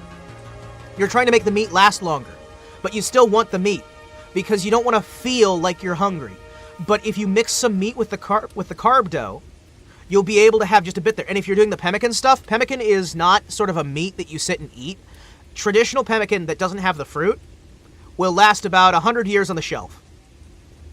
So when you have a time of plenty, you buy a fuck ton of bulk, cheapo meat at a discount, because they'll sell it to you at a bulk discount. You dry it out, you make the pemmican. To make pemmican, you split the fat from the meat. You dry out the meat completely. Yeah, I can take from home so I can have for today. I can take from them so I can have for today. Yeah, no, I've been in similar situations, man, and it sucks. But you gotta get clever for this thing. You gotta figure out how to make it work. People don't understand how expensive it is to be poor. When you have more money, it gets cheaper to stay alive. Fun fact, the entire system in most nations these days is designed that if you ever get poor for any reason, you'll never get out of it. Because it's insanely expensive to be homeless, and it's insanely expensive to be poor. You'll have to spend so damn much money because you can't spend money. And it sucks. Carb dough sushi? I could see utilizing fish as a mix-in. I could see using the carb dough in place of the rice to try and get just something to fill it out a bit. What's your opinion on KFC? KFC, for what it is, back in the day, it was fine for the pricing. These days, it's a little bit expensive. I'm just gonna say, it's a little bit expensive. And again, everything, like, when you are poor enough that you can't afford the cooking materials that you really think you need, which admittedly, as somebody with scout training and basic survival training, stuff like that, I find that if you just have a pot, if you have a metal pot, even if you have to get that out of like a junkyard or what have you, to just have something metal that is preferably not going to poison your ass, and you have a heat source, you're in. You're in. You've got this. You've got a better thing there, but you'll have to get clever on how to survive that stuff. Because it is expensive to be homeless, and it's expensive to be poor. And it's actually relatively cheap to be rich. Which kind of baffles the fucking mind. I think that there's a degree to which, if you are poor, if you're in a rough situation like that, you really need to go out of your way to try and learn as much as you can while you're poor, but you won't have the time to. You're not going to have the time to learn when you're poor. That's why usually what I recommend is, if you can manage it, if you can swing it, try and find yourself a job that has a lot of sitting around doing nothing. What I talk about for those are some of the security jobs that you can get. Some of the security jobs you can get, you'll be able to One of the most idealized security jobs you can get is the one where you sit in an office and you wait, and occasionally you patrol. Bro, I had to file taxes and they made me pay $60 for a form to say I lost my job. Yep, you have to pay to be poor. You have to pay to be poor. Yeah, I will say that there are options that are even cheaper, but KFC can be affordable. Depending on your region, it can be very overpriced. The cheapest restaurant you can go to is going to be in your home kitchen, but you're going to be trading time for affordability. And I will say that even if you can't afford to have a proper stove, sometimes, if you happen to have access to wood, you can do a little sneaky breaky, dry the wood enough, and, maybe you get yourself a little campfire that you can cook your food on because you can't afford to keep your stove turned on, because they're charging you a fortune and actively trying to make it more expensive every day to use natural gas so they can force you on electricity. But they don't understand that for some people, that natural gas stove is the thing that keeps them alive in the winter. And yet they'll sit on their high horse, physically unable to understand that them raising the price on these things to save the environment is killing people. Sorry, I'm not bitter about the fact that the price of gas went up so much. I'm not bitter about the fact that every time I turn around, there's new decisions being made that are making it even harder to be poor. How's Zatsudan? It's going fine. It's going good, actually. I'm having a good time. Every time I run out of things to say, I'm switching over to Gloomwood so we can play a little bit of stealth espionage action, so we have something to talk about, right? But for the most part, we're hanging out, we're talking, there's some singing going on occasion. It's fun. But yeah, on the subject of pemmican, to give you guys an idea on that. So with pemmican, you want to cut away all of the fat. You want a very fatty cut of meat that you would never eat normally, right? The worse the cut of meat, probably the better, honestly. So you get the really, really cheapo meat with a lot of fat, and you want as much of the fat as you can, but you want to cut all the fat you can off of the meat. Then you dry the meat. You can build a drying rack yourself using sheet tins and other things that you can get for dirt cheap from local scrapyards and what have you. You could, of course, also, if you had infinite money, get yourself an actual drying rack, but that's money that a lot of people can't afford. No, pemmican has two kinds. There is fruit pemmican and there is true pemmican. True pemmican is just, so you get the cheap meat, you get rid of all the fat. You want to have no fat left with that meat, then you dry that meat as much as possible, and then you powder that meat, dry it again, powder, dry, powder, dry, powder, dry, until it is a fine powder substance. Then you melt all of that fat, all of that animal fat, into a liquid. And then you take the two parts, right? And you mix it, and then you've got pemmican. And that stuff can last for 150 years. And it's not something, you're not going to want to eat the pemmican itself straight out, right? What you use the pemmican for is a soup base. So you'll take a cube of the pemmican, and you'll mix it into some boiling water, and you'll have a soup.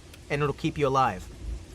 Or you mix it a little bit with, you can mix it with vegetables, you can mix it with, when we were talking earlier, there's carb bread you can make. There's carb bread you can make, and if you mix a bit of that with the carb bread, congratulations, you've got some protein, and the bread will keep you full. It's a good strategy for keeping alive when you're really dirt poor. People find it weird that I close my eyes while I eat steak. When they ask me why, tell them I don't know. I don't know when I'll have steak again, so I want to remember the taste in case it's my last steak. Are we talking about organ harvest? No! We're talking about making pemmican. We're talking about making pemmican. We're talking about... Okay, so I was talking about the fact that there's a lot of people out there who don't have a lot of money for survival, and being poor is very expensive, so you have to get creative on how you survive. I had talked a little bit... Are you going to end the stream? No. No, I'm not ending the stream. This is Zatsudan. We're just starting right now. We're an hour and a half into the stream. We had the earlier stream. But yeah, no, I was trying to talk because pemmican is a really good way to stay alive. It really, really is. Because you can buy in bulk, it keeps forever. You don't need to refrigerate it. You dry it, you get it good, it's good to go. I think that for a lot of people, they can get nervous with some of this stuff because it's just... If I don't have money, I'm going to be panicking because it's like, well, how am I going to feed myself? How am I going to do this? How am I going to do that? And you really have to do what you can to try and figure out the ways you can cut corners to survive. Welcome to the Broke Boy Podcast, where we talk about broke boy subjects and how the struggle is real. Yeah. I do find, back in the day, I would have said the thrift stores are your best friend in the whole wide world, because once upon a time, the thrift stores, I was able to furnish an entire house on $100. I was able to furnish an entire 2-story house on $100 with the stuff they were, like, because there's stuff that they were throwing out. There was stuff that was just nobody wanted it. It was a good thing to just go in and it's like, hey, I'm in a rough situation. I need some furniture. Can you help me out? And they're like, hey, we've got these ones that haven't sold. We're going to throw them out. Here you go. And you get that stuff and you can furnish your house. You can get dishes. You can get all kinds of things. Thrift stores are not as good as they used to be because a lot of them have very heavily focused on make as much money as physically possible so that our owner can live in a mansion. But you can still sometimes find thrift stores that'll still get you those good deals. And sometimes those thrift store appliances can be a godsend. They can be a godsend for you because it's just, oh, I can actually process my food to store it longer. It is so much easier, like in the process of making pemmican, right? It's so much easier if you have a food processor to be able to, once you've dried the food, like if you can get a dryer, if you can get a food processor, you get these things, you're able to dry it, food process it, and then you've saved yourself like 30 hours of work in some cases, and you've made that food that you can store, and it'll keep you alive even if it doesn't keep you comfortable. There's a lot of just things you have to figure out how to get done. Sometimes the junkyard can be your best friend in terms of getting things that maybe they're too broken for the general public to use. But especially if you're like at a recycling yard or whatnot, you might be able to get enough parts from enough different ones to build something that works enough to keep you able to keep going. I know that when I was at my worst and I really, really needed a car, I basically had to rebuild my car from the junkyard. Because anytime something had fallen apart, I would go down to the junkyard and I'm just, hey, can you keep an eye out when any of these vehicles come in with this sort of model year? And they'd let me know, because I give them a little bit of cash, and they know that I'm going to be able to come back and buy that item that somebody else would just leave there, right? That's how it used to be. These days, everybody wants to make a buck, and they're fucking over the little guy because they think, hey, I got my get-rich-quick scheme. I can make so much money thrifting. Oh, I can resell this stuff from the thrift store. Okay, so what about those of us who go to the thrift store because if we don't, we'll die? How about those of us who go to the thrift store to get our bed so we have a place to sleep? Or a couch so we have a place to sleep? How about those of us who are in genuine dire fucking need here, and yet you like it because it's so quirky and quiche and, oh, it's so pretty, and I'm just gonna get this and this and this and this, and I'm gonna resell all this stuff and make so much money? What about the folks who are stuck with there as their only option? You know what I mean? It bugs me. Build a small community and each of you help each other out, loan each other things, that way you have a system to catch you. Yeah, that's almost what you have to do in certain circumstances, but it's getting to the point where you're not allowed to have that. You're not allowed to have those networks anymore because somebody keeps coming around and screwing you over because they've decided, well, I need that more than you do, so I'm going to come into your community that I would never get involved with in a million years, steal as much as I can from you guys, make a fortune, and then go back to my mansion to sleep away happily into the night. And that's what happens more often than not, and it sucks.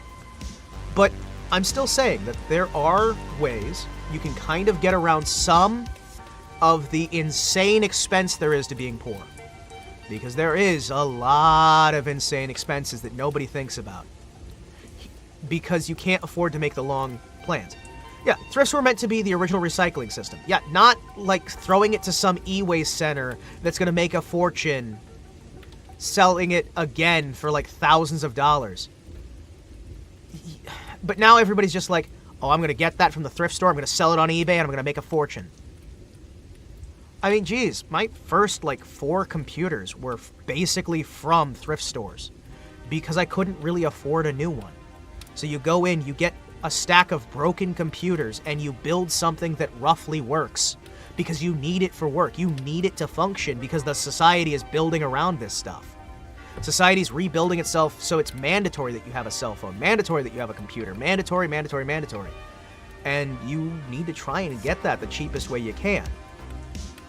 And it used to be, it's like, hey, you guys are just gonna, none of these computers work. You guys are gonna throw them out from the thrift store because they've been here for weeks.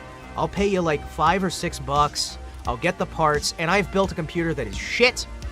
It's terrible. It doesn't run well, but you know what? It runs it all. So now I've got access to email. Now I've got access to a way to get job searching. I can get a router for next to nothing, and now I've got a router and a computer. I can access the internet with my massively overpriced service because guess what? I can't afford the proper service, so I'm having to use an old dial-up company. And I'm having to find ways to make that dial-up work. And you have no idea how massively expensive it is to have a low-quality system. How much money you have to spend just to be poor. Because when you can't afford those higher levels where they basically lower the cost to try and keep people in and feeling like they have a good deal, when you're dealing with the companies that instead know you have no other option, that's when it gets really expensive because they'll exploit the hell out of you. Your internet company, they'll never answer any calls, they won't do any service, they won't do anything for you because they know you're poor. You can't afford to go anywhere else. They'll sit there, and they'll manipulate you, they'll do what they can, they'll charge you the absolute most they possibly can, because you can't go elsewhere. And to somebody who has decent money, to someone who has almost any money, they'll sit there and they'll go, well, that doesn't seem like that much money. And then you're like, look at what we're getting for the amount of money that's just saving us a little bit of money from what you're able to get because you have that extra money spare to be able to get it. Yeah, we're getting like 1/3 of the speed of what you get. 1/3, or sometimes 1/5, 1/10 in some cases. The slowest stuff that no one else would ever accept. But we're getting like 20 cents discount, $5 discount, but we can't afford not to get that discount. And that's what that life is kind of rough about. Well, I mean, to an extent, it's getting better, right? We're getting more lower-end options. We're getting more cheaper options here. But so many people just think everyone will be able to go on welfare. Everybody will be able to do this. Everybody will be able to do that. So we don't have to provide any of that. Or if we do provide it, well, we'll charge more because we know they can just get welfare. But if you're in a situation where you can't get welfare, where you're working your ass off, you don't have money, or you don't have a house, you're having to make use of the public Wi-Fi. You're having to make use of anywhere you can to stay warm, because sometimes it gets really cold. It can get really, really cold in the winter in certain places. And you're just trying to find any way you can to survive. A lot of people have this utopian view of America, and to an extent, there are places that can be that. But there's also a massive layer that we just aren't really allowed to talk about, and the solutions that are provided aren't really solutions. We build a thrift system, and then it gets exploited by a bunch of yuppies who come in and resell that stuff and make a fortune, and oh, look at how much money I made. They were trying to sell this thing for like $10. I bought it and resold it for $100 online. Oh, man, this is so quirky. Oh, look at these little, like, used cars. We'll do a car buyback so we can give people a bunch of money. Well, now there's no cars for the poor people who couldn't afford the fancy cars because you've set the floor for owning a car. at $900 because you did a buyback for $800.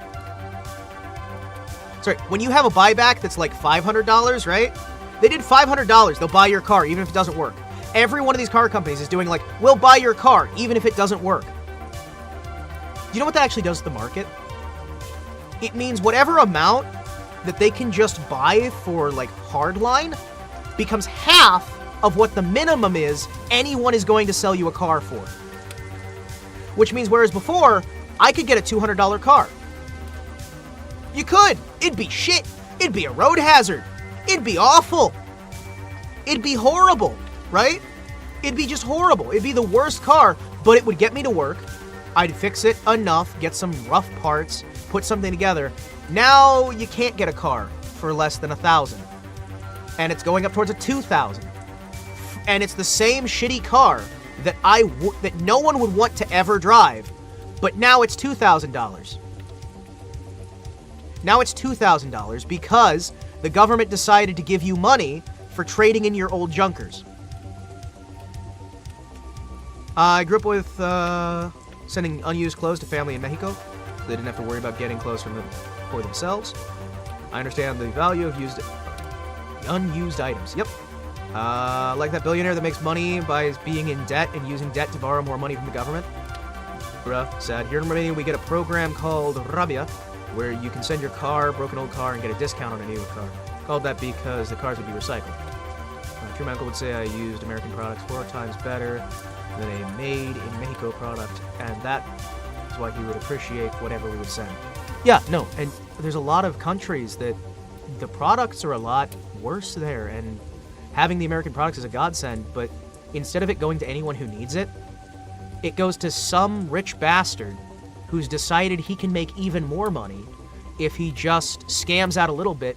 But the money he's making when he does these things is like peeing in the wind. I think that's the phrase. Is that the phrase? I might be wrong. But like the money that they're making, that they're like screwing these people over for, right? I've been in situations where $5 for a set of clothing is almost too much an expense to spend.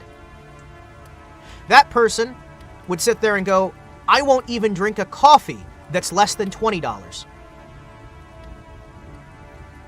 And yet they'll try and get all these little extra profits to nickel and dime, which is how you stay having money, is nickel and diming the best you can. But then they say, like, they don't have a concept of how little money people can actually have. Like, there's not a concept of that. Like, how little, how tiny that can be. You guys saw my reaction. You guys saw my reaction to that sake. That sake the other day. I was freaking the hell out. Because for me, I don't even see that kind of level of, like, sake anymore. I don't see that kind of level of alcohol. For me, a bottle of alcohol that I'm treating myself to is like $25. It's the cheapest of the cheap shit. And I will make that last for like months. Because I have to if I want to have anything. That's just a little something to just kind of relax a bit. Like, people don't understand how much that money can be. Yeah, I mean, and there's people who will borrow money to borrow money from other governments, to borrow money from other people so they can just cycle it. These people exist. But to one of them, you sit there and tell them that $50 may be the best thing you've gotten. Like, some of these people don't, like, one of the classic examples, if you looked at one of the recent interviews that was done, they talked to people in California about the poverty levels in other states, and you sit there and they just ask, so what is the poverty level? How much do you think is the minimum somebody can live on in the United States? The minimum, like, somebody would be making and still be alive in here. And they're like, oh, I'm thinking like $100,000 a year? They don't even understand that there are many places in the United States where you have to survive on 12,000 United States dollars per year. 12 to 25,000. They don't understand how low the poverty level can get in certain areas. Monty, did you not know how fucking low the poverty level can get in some areas of this country? Legitimately speaking, there are people who have to try and find a way to survive on 12 grand a year. There are certain places in this country, and these people were sitting there saying, oh, it's like $100,000. That's the poverty line, right? $100,000 a year.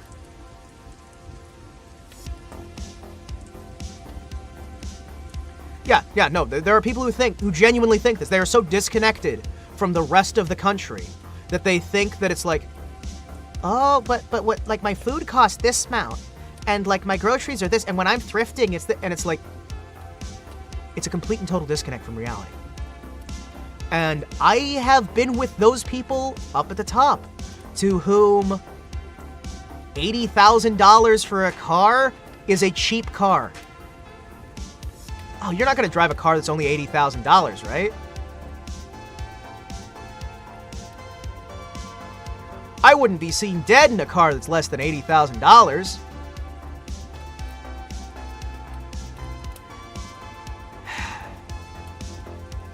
So they have no problem sitting there thinking, oh, well, we'll buy back for like $500 and it's fine. What do you mean the bottom level cars are going for like $1,000? $1,000 is nothing. They'll be fine. They can earn that in no time at all. It's true, but Cali is prohibitively high. Everything's at least twice expensive there, at least. Yes, but what I'm saying is, people don't understand how low the depth can go. There are areas in the United States that have a lower standard of living than some of the worst third world countries on Earth. They're not common, but they do exist. And we pretend like they don't. You've got some of the most opulent, extravagant, incredible areas, and some areas where you take somebody from a territory ruled by, let's just say, African warlords, you put them in that area, and in some cases they may want to go back. Because, it's rare that you run into those places. It's very rare. And most of the time, nobody's gonna go to those areas because you have to go out of your way to get there. But that's kind of by design, where you can just hide those places. You can just kind of hide that those places even exist, so that most people forget they do. There are cities that have basically demilitarized zones, where the police refuse to go at all after dark. These are real things. These are things that have to be dealt with here. There are areas where the police just will not answer any calls, where the ambulances will not go. These places exist. The government will not set foot in those areas. They exist. And they're more common than people think. I sent $10 to a Japanese YouTuber she thanked me because she was like, $1 American can buy her a kilo of tomatoes, $2 can pay for a kilo of pasta. She'll have enough food for a week now. Yeah. No, like legitimately. Like, we get charged so much more for so much less here in the States. The States are awful for cost of living. It's horrific. And if you want to actually move to a place that has a decent cost of living, well, guess what? They're working very hard around the clock to remove that standard of living because things are too cheap there. So they need to import more people, and then they wonder why everything's getting more expensive. Like, legitimately speaking here, people don't know how expensive it is to be poor in the United States. Like, how insanely expensive. When I tell you that there are places that have some of the worst crime rates in the entire world in this country, where for the privilege of living in that area that has one of the worst crime rates in the world, you would be paying 5 to 10 times more to live there for the privilege of being in a horrific place. And if you're one of the people who's stuck there, well, the rent keeps getting more expensive every year anyway. You can't afford to leave. You can't afford to move. You're stuck.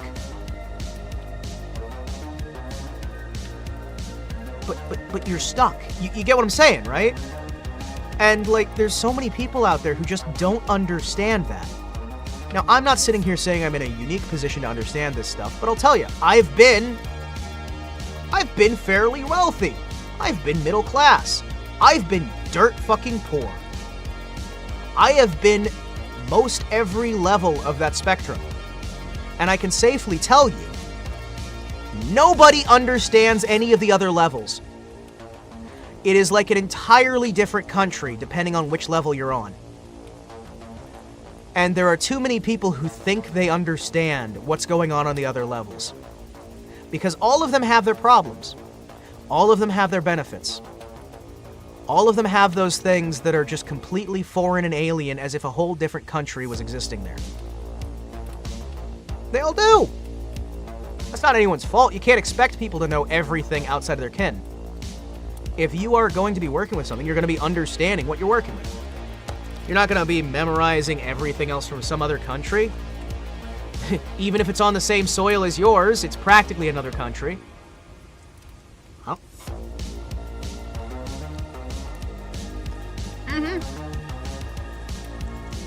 Yeah, the disconnection's only getting worse.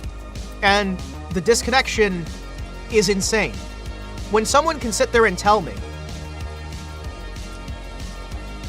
$1,000 car is nothing, how could you ever get a $1,000 car? That's when I know there's a bit of a disconnect. When somebody can sit there and say, oh, it's fine, it's only $100, it's only $800, it's only $500. There are times that I have lived on $50 for food for an entire month, where I had to stretch $50 to an entire month.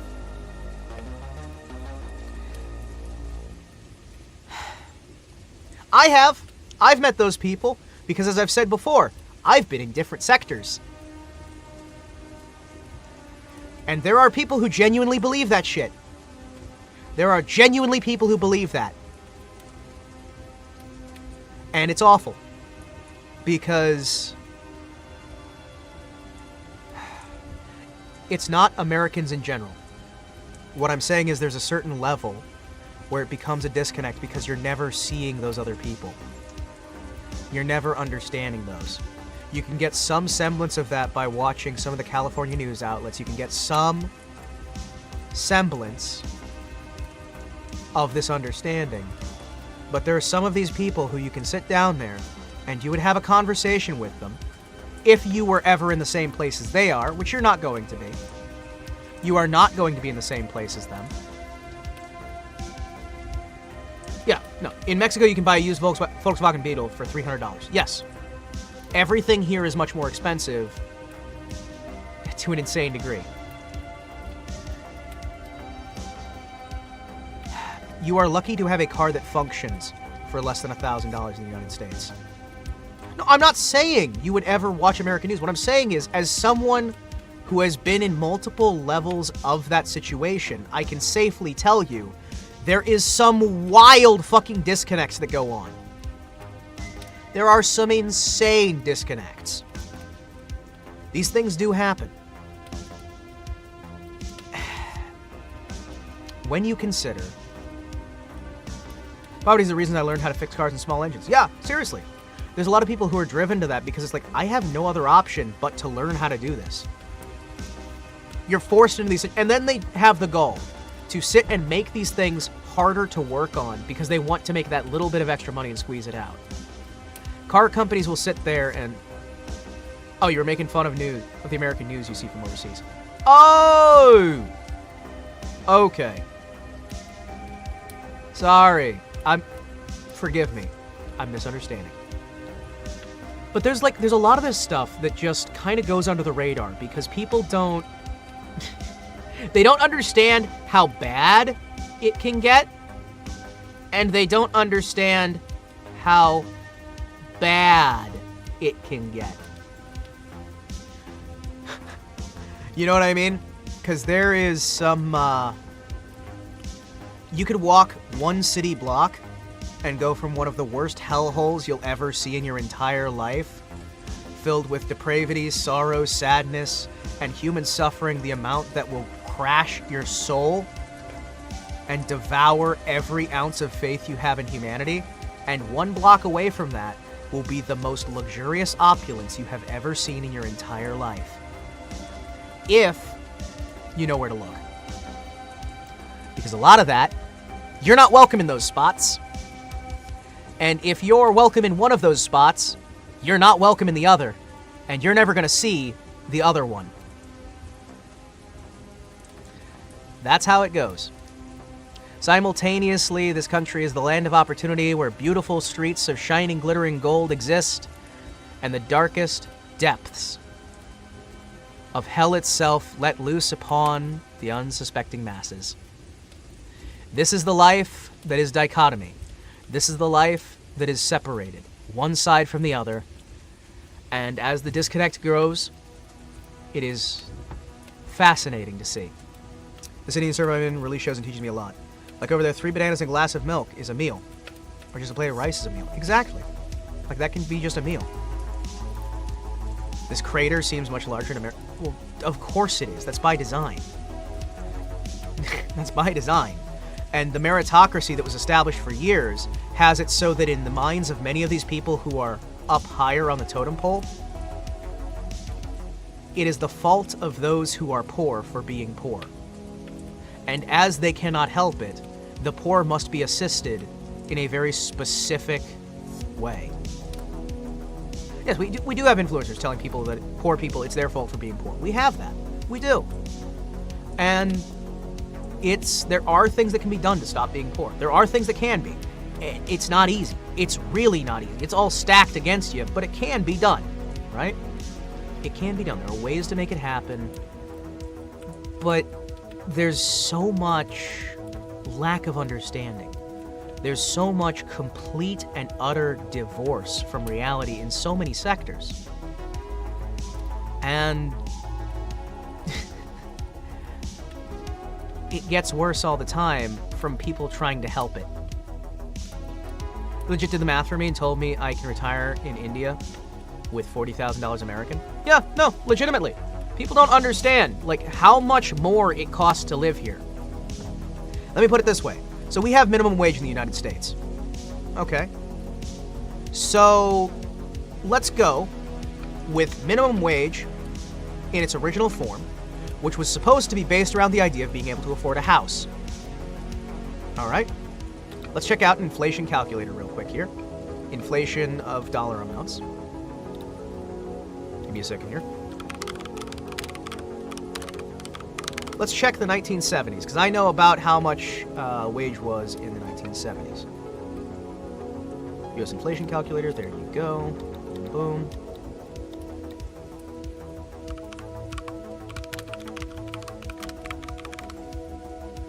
Okay, so let's take a moment here. So, the minimum wage in the late 1970s was $3 on the national level. All right? 3 United States dollars in 1978 would get you an hour's wages. Right? So, we're going to look over there, and we'll do this live, and we'll see if I can show you guys. $3.78. Oh, so minimum wage, just adjusted for cumulative inflation. Huh. $14.04 for the bare minimum that was considered survivable in the United States in the 70s. How much is minimum wage right now? $7.20. $7.20. Minimum wage is $7.20. When it used to be the equivalent of $14.04. And if that doesn't explain part of the issue, I don't know what will. As you can see, there are a number of issues here that are not very well understood by a lot of people. And when you sit down and you examine these things, you will see that, man oh man, there are things that just don't work. There are things that just don't work.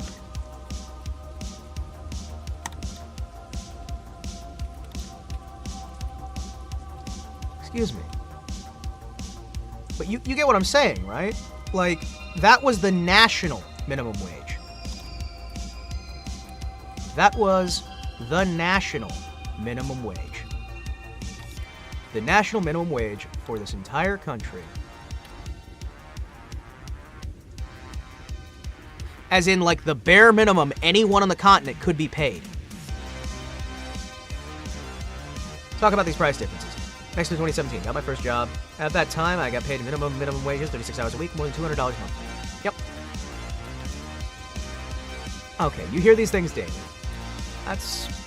People live that money here, again, poorly but driving and moderating is hard. Don't worry, I took care of him. I took care of him. I took care of him. Me with men in anime, me with men IRL. Yeah. Me with women in anime, me with women IRL. Oh, that's, I can't show that on stream, Talon. Talon, I can't show that on stream. This feels bad. Wow. It's crazy. It's crazy.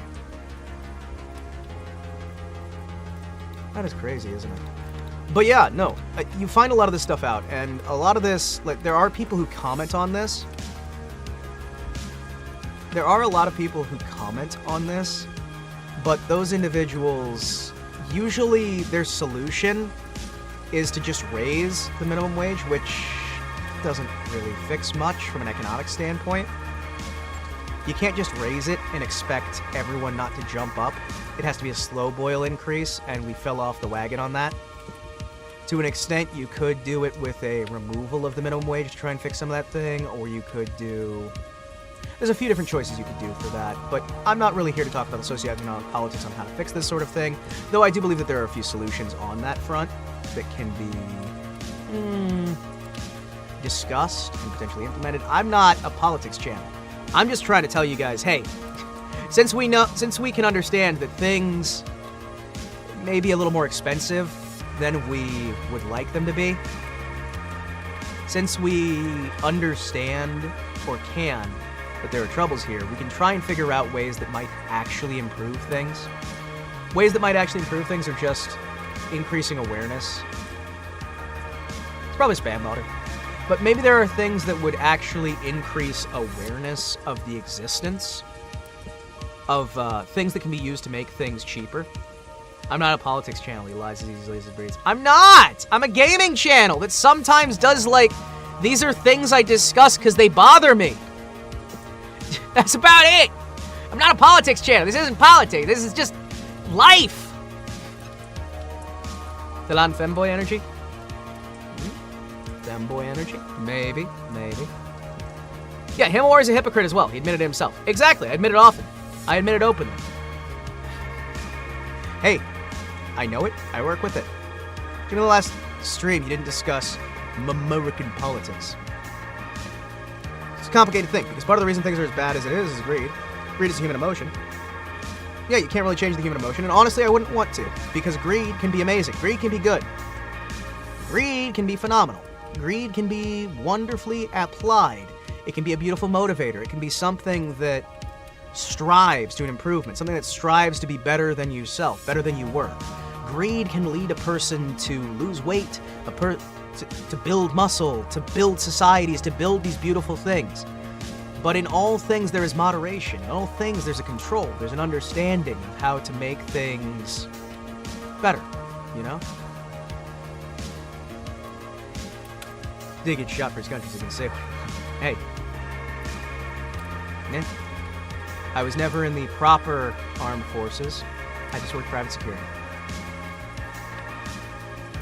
But the thing is, with so much of this stuff, so much of it, It's a matter of understanding when is the appropriate time to apply these things. When is the appropriate time to be green?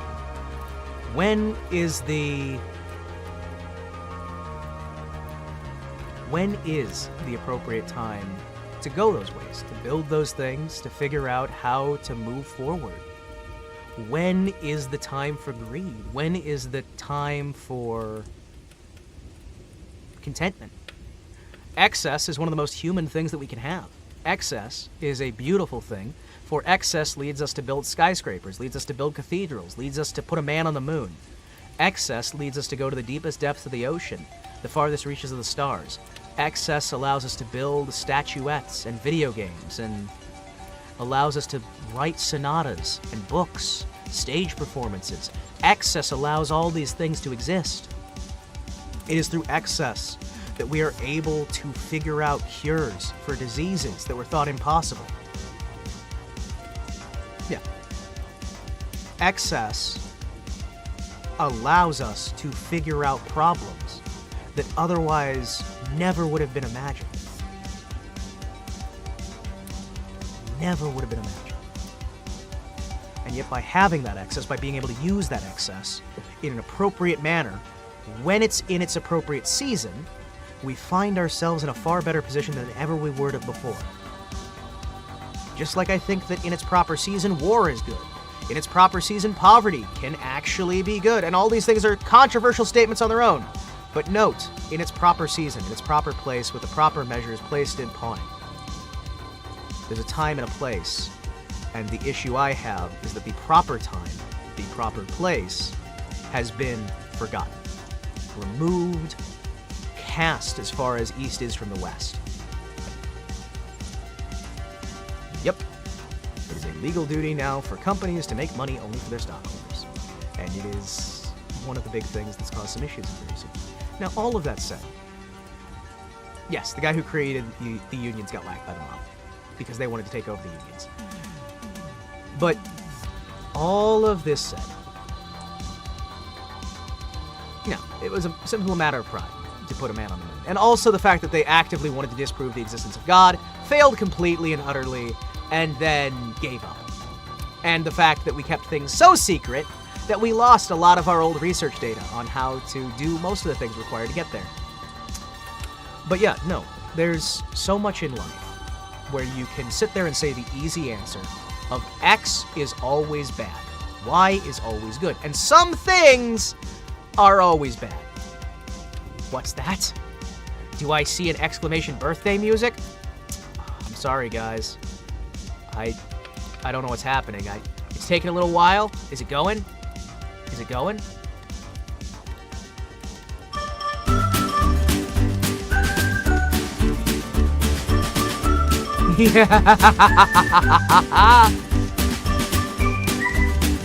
Happy birthday!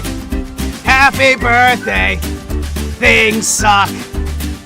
Country's in shambles. Poverty's up. Country's in shambles. World sucks. Everything's awful. Forever. Everything's awful. It sucks.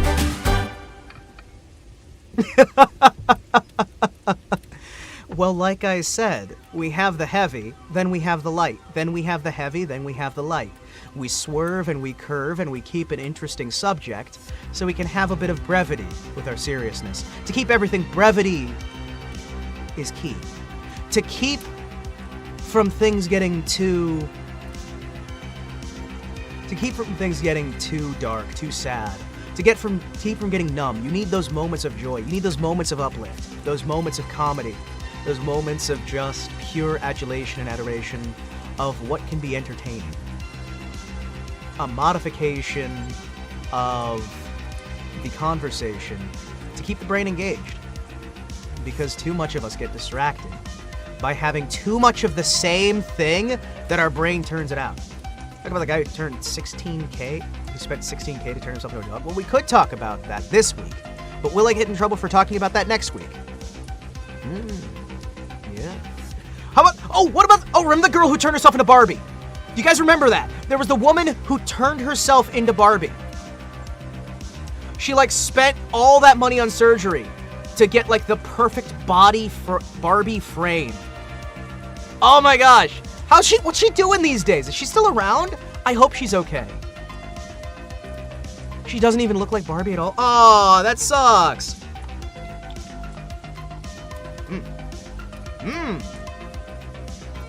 I love curry. It's tasty. Ow.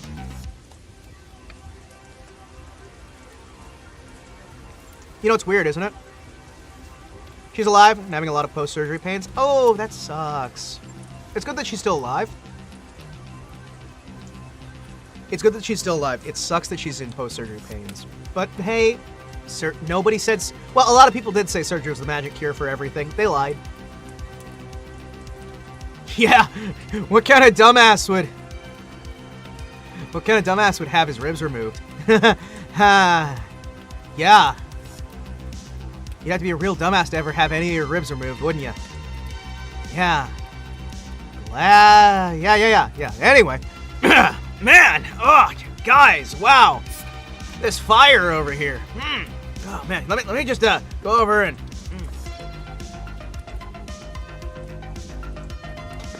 What? What, Monty? What did you say? What? I didn't say anything. I just said you'd have to be a real dumbass to get your ribs removed. I just said you'd have to be a... that's all I said. That's all I said. Did you have your ribs removed for yoga action? Also, you don't need to remove your ribs to do that. No, you don't. Allegedly. No, I joke a lot, but that's what we do on this stream. This is Zatsudan. We're keeping things interesting. We're talking about things. Let's try and find, if we so can, something.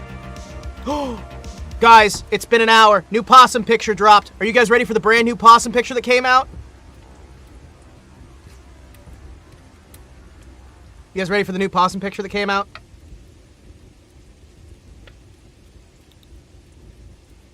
Oh yeah! It's possum time, boys! Look at that cute little fella. Look at that cute little fella. Look at that cute little fella! Let's see what the other possum picture that dropped since we started streaming was. There's gonna be two of them. I gotta see the other possum picture. Come on, guys. Don't leave me hanging. Come on. Everybody's done this stuff once, right? Okay. Here's the other possum picture that dropped while I've been streaming. We've got two brand new possum pictures, and here's the second one.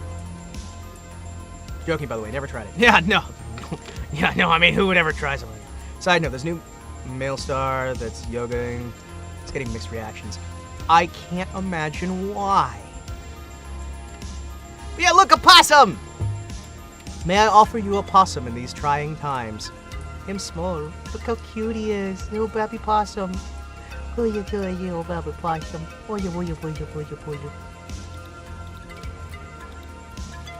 No, he's been doing it for 2 years. Listen, I'm just saying, you know, we had some, like, heavy discussion. We had some conversation. Then we had some possum. Amazing possum. Oh, that's what I wanted to play. Give me a second. Let's go back to the game for a bit. Hey, remember we were playing a game?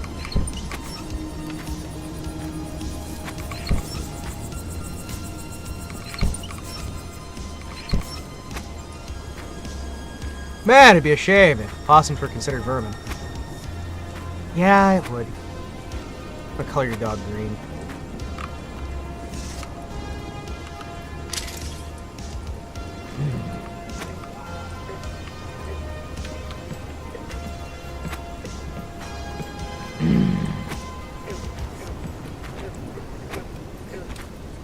Ah. Yes, I'll take your possum. Times have been especially tiring. One should never waste a meal.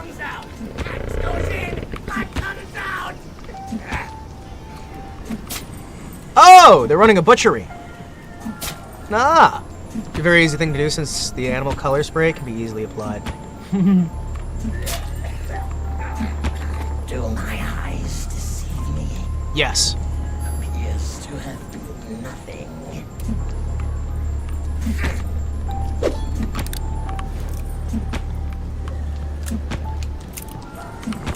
Not that one. That one!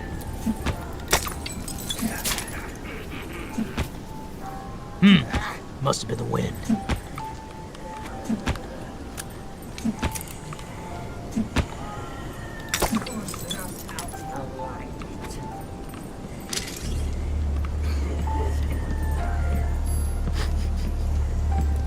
I can't see anything. It's so dark in here. It's the most passionate busher alive. I know, right? He's just happy to be here. Hi. As soon as his eyes go green, we know we're safe. His eyes have to go green eventually, right? Slipped right through my grasp.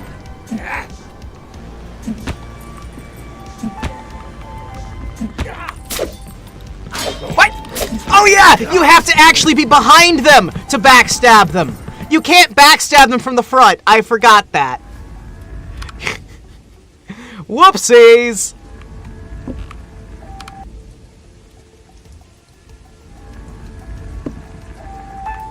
What the fuck? That head just exploded. Yeet!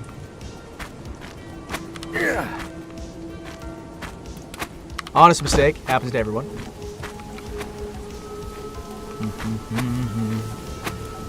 To you. Do.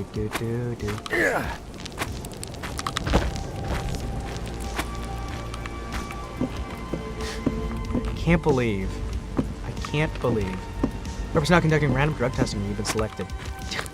Considering I'm the only person here, if it was random drug testing, you are right that I would be selected, but I'd be selected like every time. It'd either be you or me getting selected.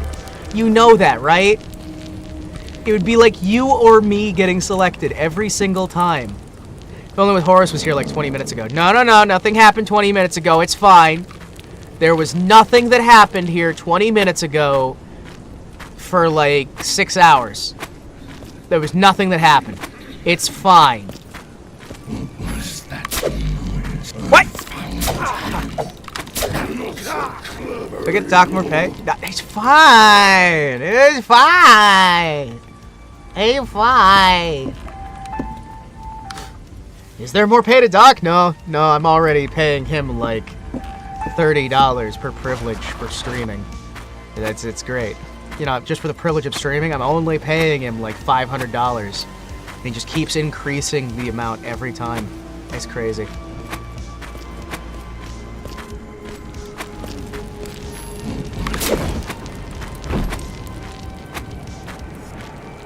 Someday, he might make it so I only have to pay $200 for the privilege of streaming.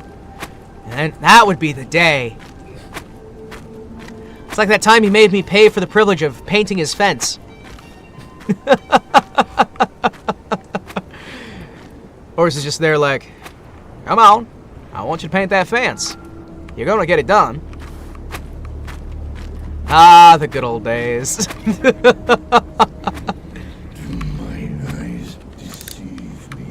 Yes.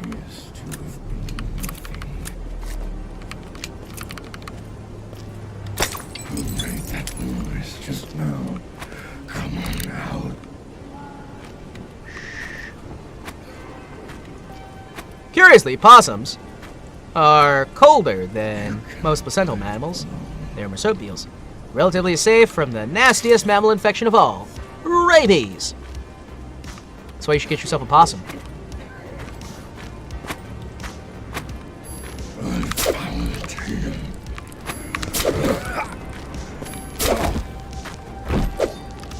Excuse me.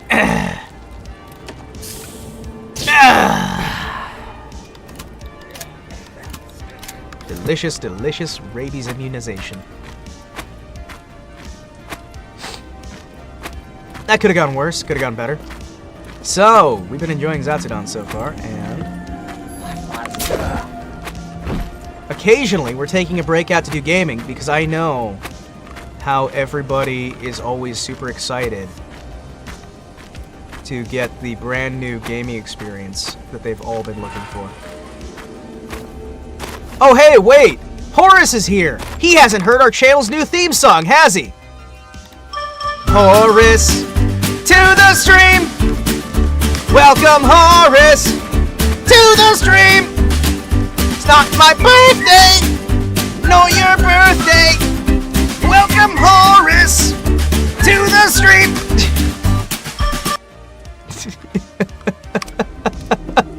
Never gets old! Never gets old! I need to get that on a hotkey. I need to just get that on a hotkey. Okay, he's being docked. What you're saying is you should let a possum bite you once a day to build immunity. Yes, exactly.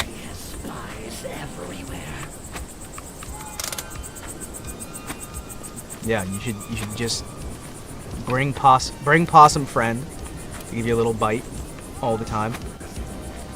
Yum.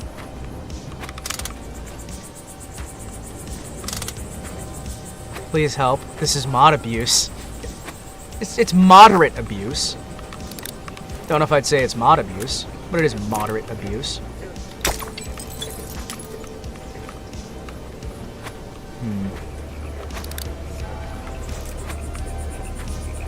Excuse me. Hi! How you guys doing back there? You enjoying your shopping? He just hack, whack, chopping at me.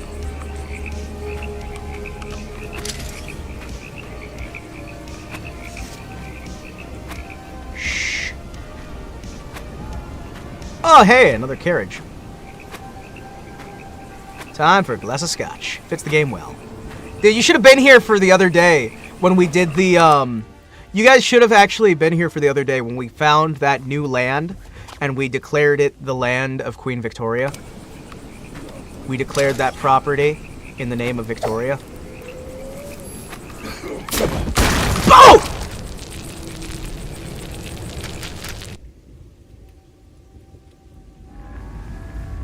Somebody was behind me and I exploded!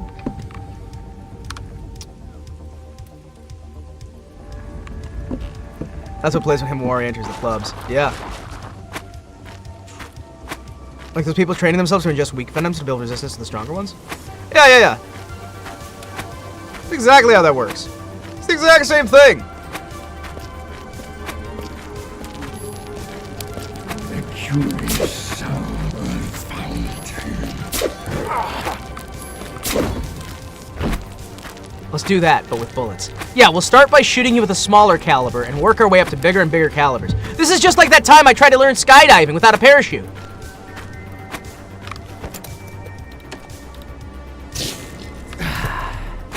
Yeah, this is like that time I tried to learn skydiving. It was great. Yeah.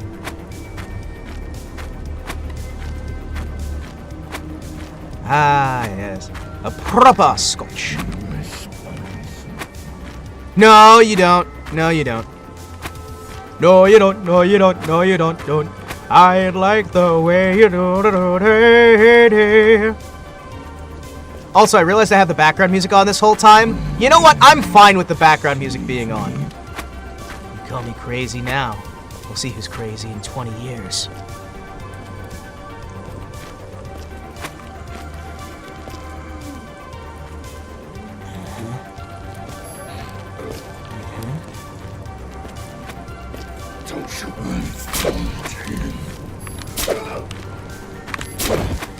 How did you stand there, say I found him, then repeatedly let me stand there and shoot you? Wow. Okay. Alright. Lovely.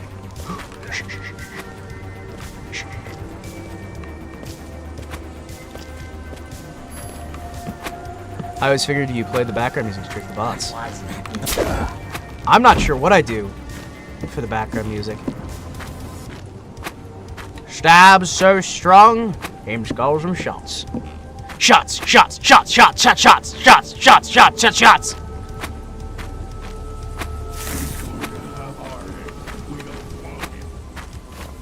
Woo! Shots.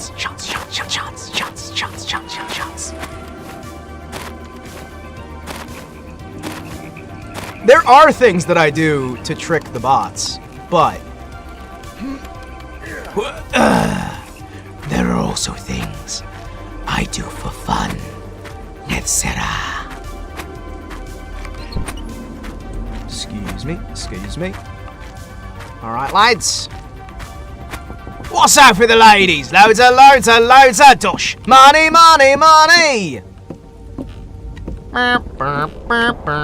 Do it up me house is me bread and butter. Me birds page 3 and me cars a nutter.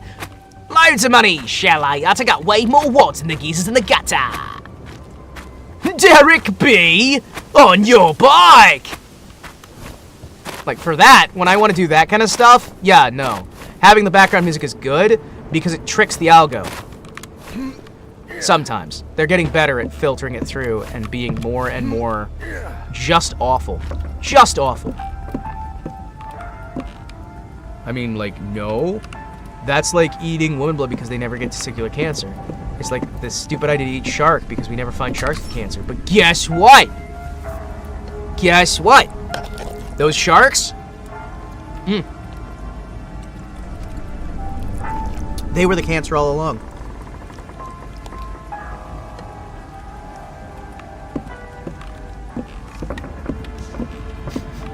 British Himawari be like, the bloody government won't let me pay to have a pointy blade! Do you know how ridiculous it is that I have to go down to the shops? I have to nip on down to the shops every single day in order to use my license to purchase a new temporary butter knife. It is ridiculous. For the last time, allow me to have a butter knife. My forefathers had butter knives. I do not see right now in this moment why I am not allowed a butter knife. You heard it here, folks. Hims proves of shark cancer. No! We have found cancerous sharks. Turns out it's so aggressive it kills them faster. Also, sharks are apex predators in the sea. Which means they're chock full of mercury.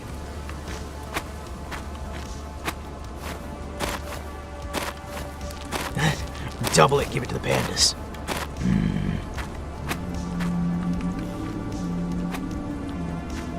They are really heavy. Going to the slaughtered goat. No. Why should I? The Night Watch said they caught something. They won't say what, just that everybody should come see. Ah, nerd!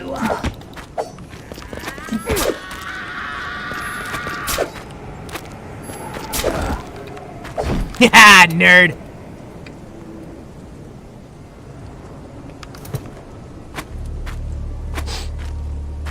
That could have gone far worse. Am I the only one who actually hates pandas? Is it bad that I hate pandas? You know, I was hanging out with this guy, and he said he likes pandas. And I'll be honest, I can't blame him. I like pandas too. Stir-fried. You know that you can block, right?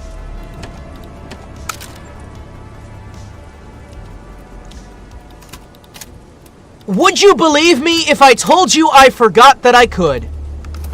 Would you believe me if I told you that I forgot that I could block? Would you believe me if that were the case?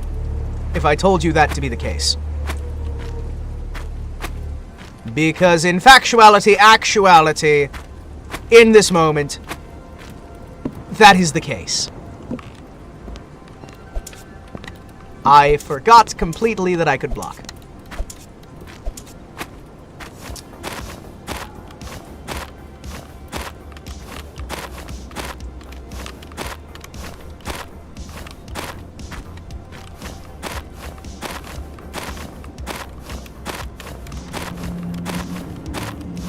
My bad.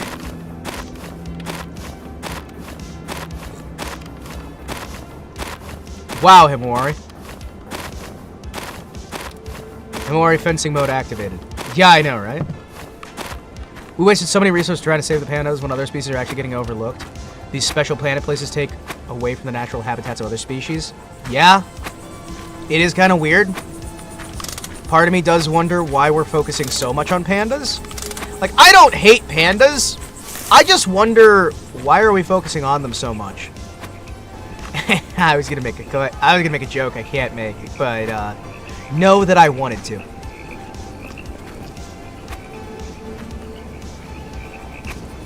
No, no, no, no, no, no. No, no, this is fun. Yeah, the WWF is so corrupt that they wouldn't even let a wrestling federation have the name. Disagree. Koalas are so dumb. You can put cut leaves on a plate and it won't eat them. If they aren't on a tree, they obviously ain't leaves. Would think if they could.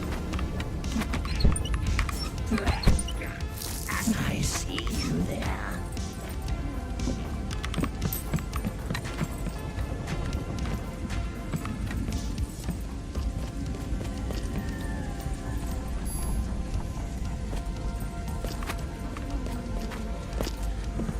I will chop you up. Dang it! I thought I blocked in time, but his animation wasn't done. I like the way you move when you're crazy. I like the way you move. PETA and the World Wildlife Foundation are so corrupt, it's crazy. I'm gonna be honest.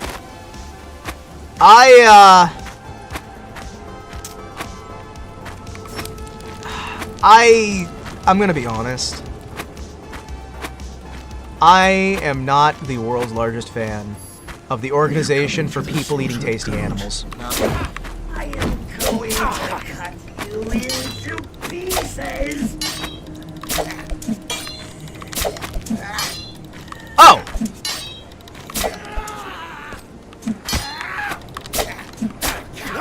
Oh, that's how you gotta do it. Okay, I've learned. Funny argument to make because pandas can't eat eucalyptus. A eucalyptus. Can't type a grammatically correct sentence to save my life today. Wait, there have been times you've been able to? It's technically correct, which is the best kind of correct. Have you ever seen a man who's technically correct? I'll tell you right now, that's the only way of correct I want to be. I love being technically correct. It makes me feel... The slaughtered goat. Oh, I can't wait to wear your skin.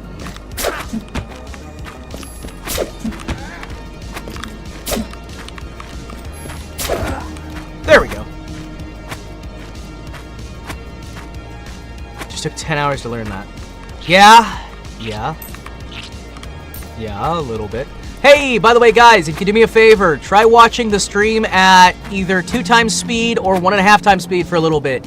YouTube's been glitching out the stream and starting people farther behind than they actually are and lying to them, telling you that you're watching live when you actually aren't. Thought I'd let folks know that.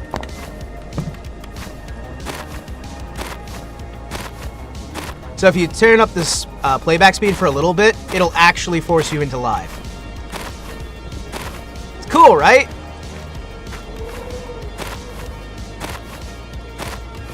Hey, dangly parts.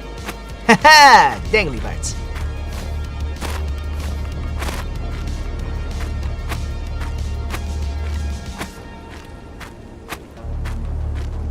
Yeah, I did.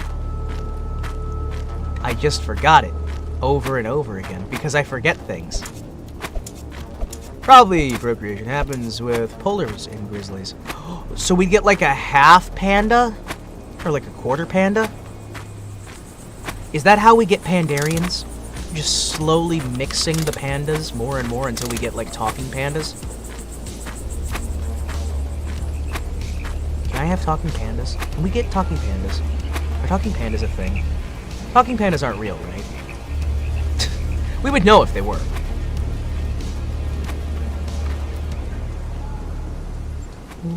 Okay. We would know if talking pandas were real. You can actually create a talking fox if we start training them for 10,000 generations. Oh my gosh.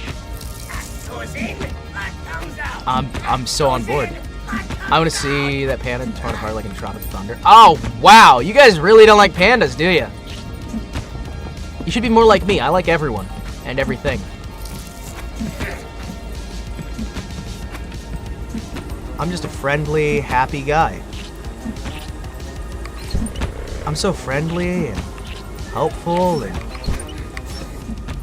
awesome. Does that mean you like crime? I'll never tell! I'll never tell! Maybe I do! Maybe I don't, He-Man! Hey, give me a second here, give me a second. I gotta fix my, Okay, so this should move me... Nope. Move that way. And if I move this way, then I move sources with my little me. Now, that should fix most things. Maybe. Hey, look! Oh! Now I can reach about halfway across the screen. Good. That's far better. You got reminded of a funny bug you can do on YouTube? Which bug are we talking about? And is it a really funny bug, or is it an awesome bug?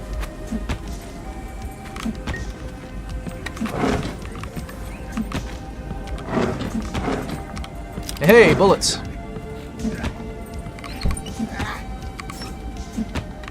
If Anna's did anything, I would. But if they're the laziest bear ever. Even the black bears are scary. Roar! Do my eyes deceive me? Yes.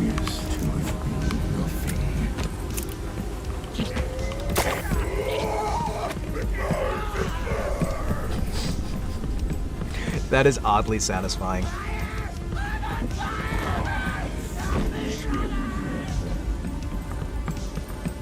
They're really panicking.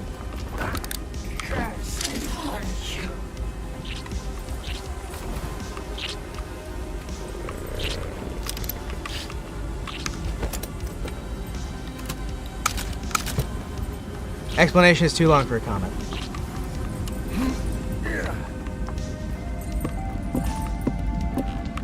These guys really like being butchers. I've just realized we're dealing with a bunch of like crazed hunters who probably didn't do much of their own volition and have been possessed by the Elder Gods. So maybe not the best idea to kill them all. However, it is funny.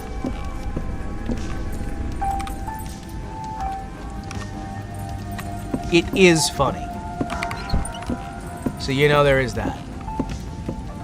Try and spam the right button on the keyboard for a while and you can see the video stalling, but still claiming live.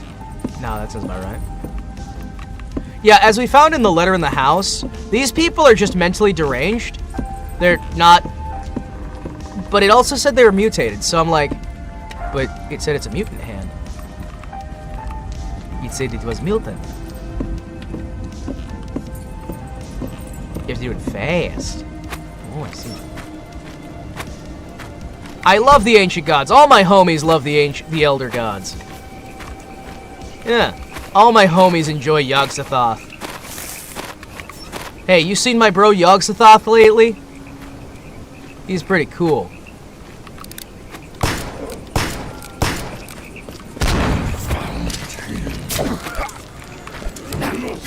What?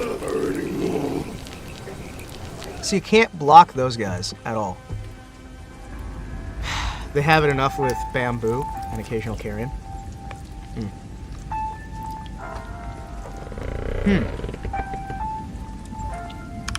Oh yeah, let me reload back to where we were. Well, that bugs me. That's a bit of a bother. Ah yes, I enjoy a fair bit of exploration. This gameplay is quite lovely. An enjoyable experience overall, where things are entertaining to say the least. I do wonder, however, where will I find success?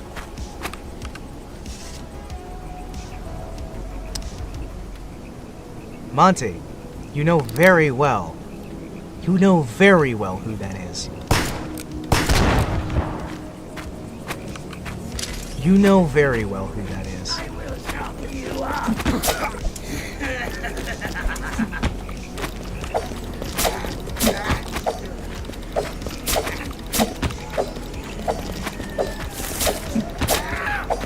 Yeah.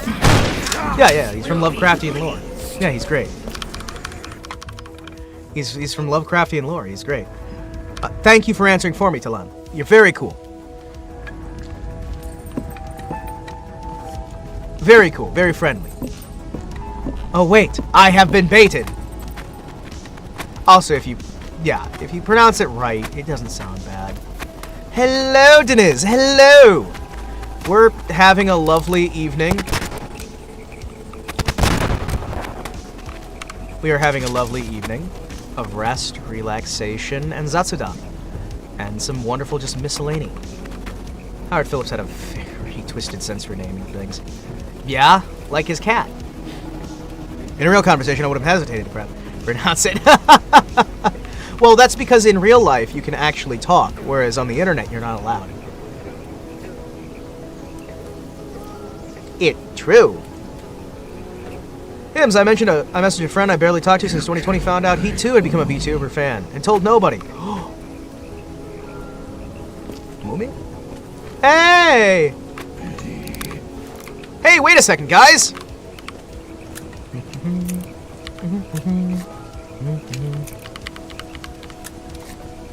Oh, I'm missing the Reds.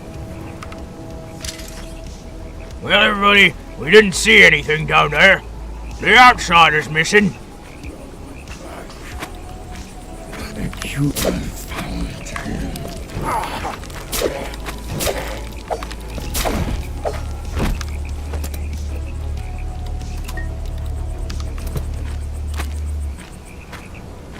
Hey, boys. I found me the outsider. He's currently kicking my ass.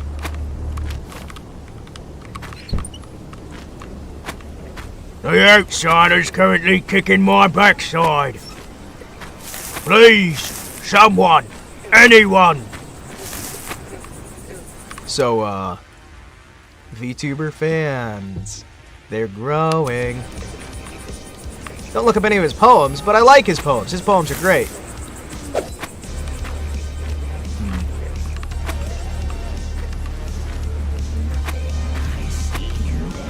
No, you don't. No, you don't. You don't see anything. Man, the new VTuber fans we're getting, though. Some of them are... Man, they have no respect for what came before. No respect for the culture, no respect for any of the things that came beforehand. Some of them are just... Are you joking? Just the worst. Let's see.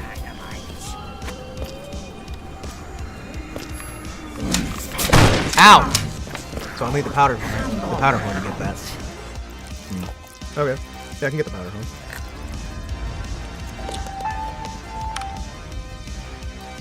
A lot of them don't watch anime at all. They get insulted when the streamer dare talk about nerdy things. Yeah, no! Those people don't belong in the hobby. Those people do not belong in the hobby at all. Like, legitimately, guys. This is a community with a culture. You are coming into a foreign culture and demanding they convert to your standards. You are invading their personal spaces. Yeah, there's this... it's literally coming to a foreign country and demanding everyone serve you cheeseburgers. I'm sorry, what is this weird Squid Ink nonsense? I'm sorry, what is this, like, whole fish? Disgusting. How could you? You came into our house and asked us to feed you. You came into our lands and demanded we change who we are for your sensibilities as a foreigner.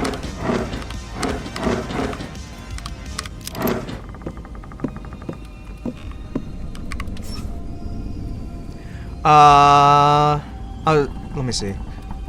I don't get why VTubing was till I found a certain pink rabbit. There's this feeling of entitlement in the air. I was like, how's it been, yada yada yada. Oh, also I got addicted to VTubers, but no one knows my therapist and... but my therapist and now you. And he's like, well, guess where my profile pic's from? But yeah, no, I mean, my big issue with a lot of this stuff is so often... I would only type stuff like, you're great, you're funny. Hey, that's a safe way to go. That's a safe way to go. I would say it's not so much normies, and it's more tourists. These are tourists. They will not be here when things get rough. They were not here when things were starting. They do not care. They are tourists. They are not normies, they're tourists. Because a normie is far different than a tourist. A normie, I might even not have a problem with. But a tourist, I hate a tourist. Tourists are awful. They mess the place up, they ruin everything, then they complain because, it's not as good as people told me it was. Well, maybe it'd be better if you didn't throw your trash in the middle of the street. Yeah, they go to the medium streamers with like 20 to 30 viewers and demand attention. That is one thing I'm glad about. I'm not there yet. You know what I mean? Right? Oh, the best one. Okay, so Bagman is doing this stream, right? And I'm half watching it in the background, half doing my own thing, right? I'm like half watching it in the background, half doing my own thing. I'm like... And somebody comes into his chat, demands the topic be changed. Demands the topic be changed. Then, when Bagman's like, hey, read the room. You know, you're kind of outnumbered here. Read the room, get an understanding. Has the gall to sit there and tell the guy, well, you're not even a streamer. Your channel has no viewership. It's dead. I'm doing you a favor by choosing to waste my time on a tiny channel like yours. And that is why I say they aren't normies, they're tourists. They are tourists who do not understand the culture and will wind up going missing, and no one will care.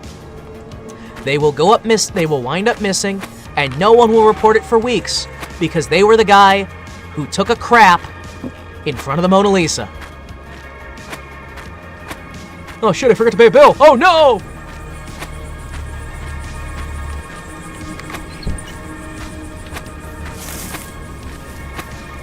But yeah, no, there's no etiquette, there's no poise, there's no grace. There's no care. Because they don't care if the entire hobby dies. How does a guy like that even find Bagman? Probably just surfing tags. Yeah, Bagman's kind of deep cut, you know what I mean? Bagman is deep cut. Bagman is deep cut. I am never surprised when people don't know about Bagman. Yeah, the stream is about the streamer. It's about the streamer and interacting with the chat, right? Like, legitimately. Come on, guys. But yeah, it's like, that guy came in, and he didn't even seem to know, like, any of the culture or anything else. He's just, this is a small streamer I can exploit to be my personal, like, source of enjoyment. It's really rough, man. It's really rough. Like... Okay, let's see. What do we need here? Dude, I got the powder horn. Whip it. Load it. Son of a bitch.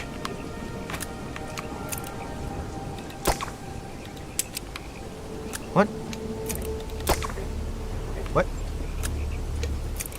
What? What?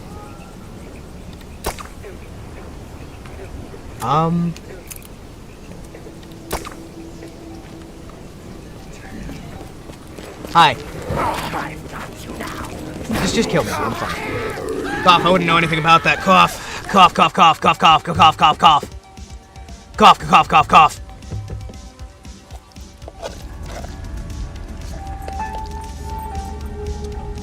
But yeah, no, it does bug me that we have this new tourist generation who's getting into VTubing. A lot of these individuals are getting into it the same way that it's like tourists get into it.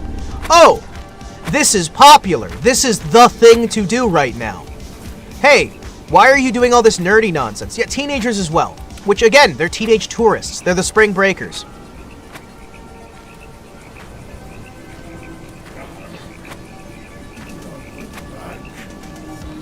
If I hit you like this...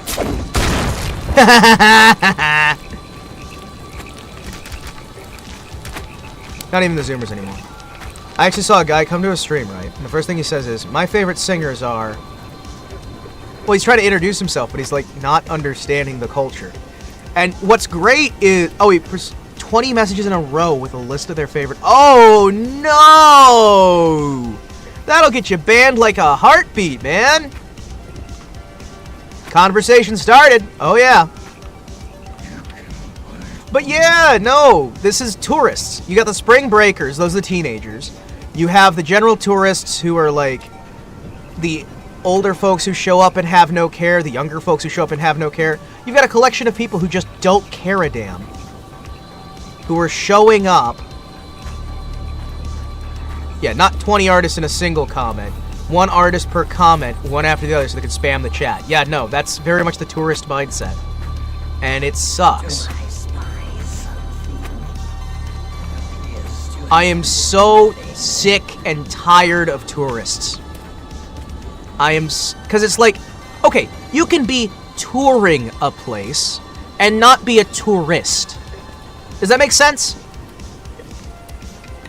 You can tour a place and not be a tourist. Tourists suck.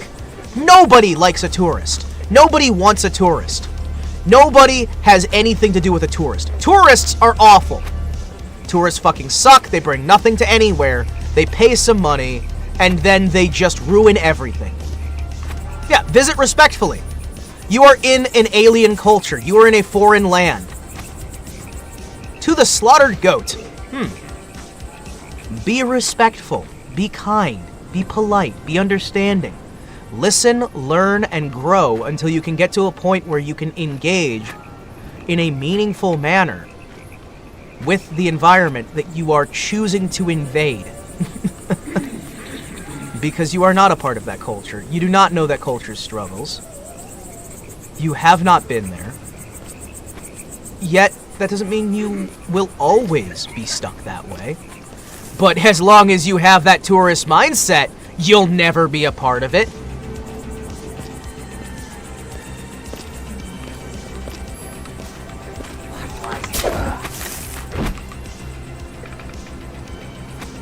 The worst part is these tourists are mostly children, so they don't know any better. Yeah.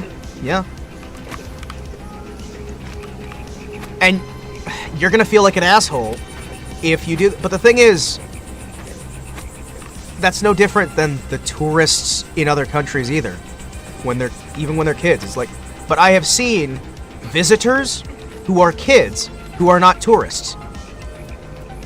I will never feel bad for banning a tourist. I do not feel bad for banning a tourist. I muted EW. I blocked them from using the channel at all because they're a tourist. I have no respect for tourists. Tourists do not belong here.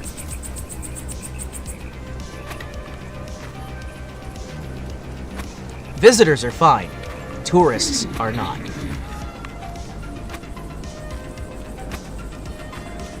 Some people can't make that distinction. Alright, let's see what we can do here. So what did I miss? Not much. Not much. We're just hanging out. We're still talking. EW was here yesterday, though, with the same attitude. You even thought I was having a fight with him in chat? Dude, you have to understand, it takes me a while sometimes to understand a person. Yes, I realized that they were in chat the other day with the same sort of attitude now, but in the moment, I was trying to parse their linguistics. I was trying to understand. Because I don't want to, like... I am dense as a fucking brick. And I very much want to be certain before I make a decision. So hoping ignoring would make it lead. He understands us, guys. OMG, he understands. Yes, they do. They deceive you. EW is such a gob. He understands us. He understands us. He keeps saying it, so he must understand it. Show yourself.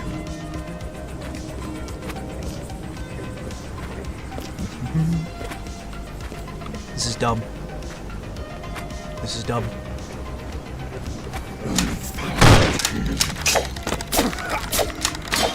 Damn it! Did you play Ace Attorney earlier, Himawari? What? I don't think so. That was Turnip Boy. That was Turnip Boy I played earlier. I was saying that those people usually pass under the radar for reasons like maybe it's a one-time thing with the benefit of a doubt. Yeah, no, a lot of them do. But the thing is, the second someone makes it clear that they're a tourist, they have no place. I have no patience for tourists.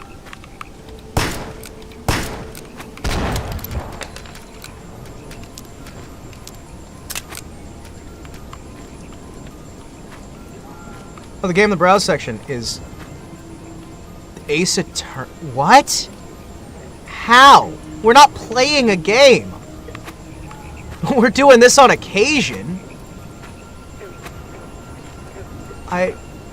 Should we play Ace Attorney just to make sure that the game on the browsing section is listed proper? Because we're just doing entertainment.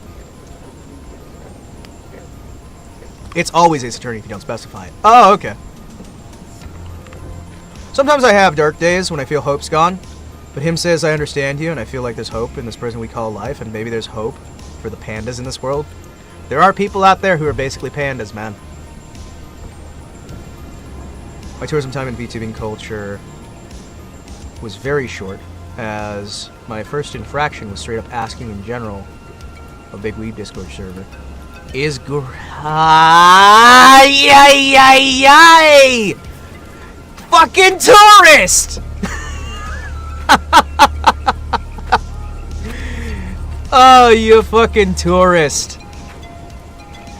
Ah, Dennis! Dennis,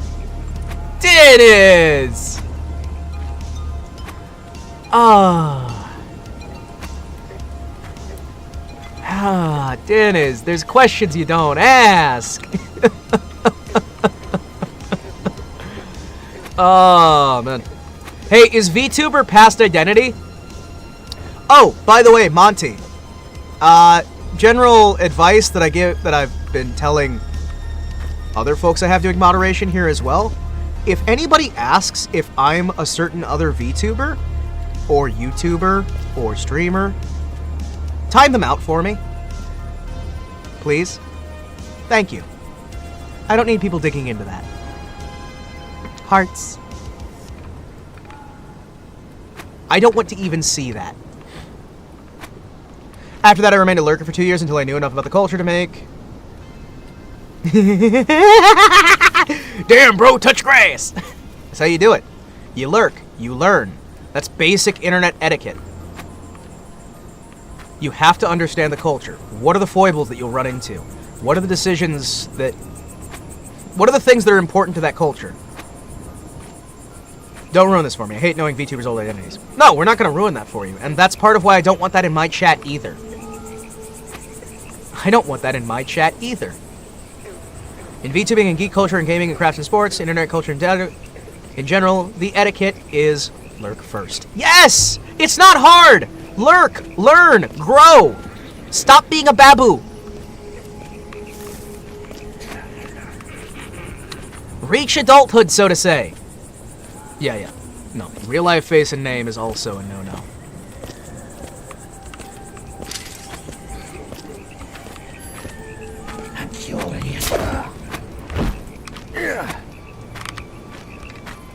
Hims, you don't have to hide. We all know you were Amelia Watson in a past life. We don't care. We accept you, Amelia. I mean, Hims. Actually, stop. Oh my gosh, the IRL streams. Oh my gosh.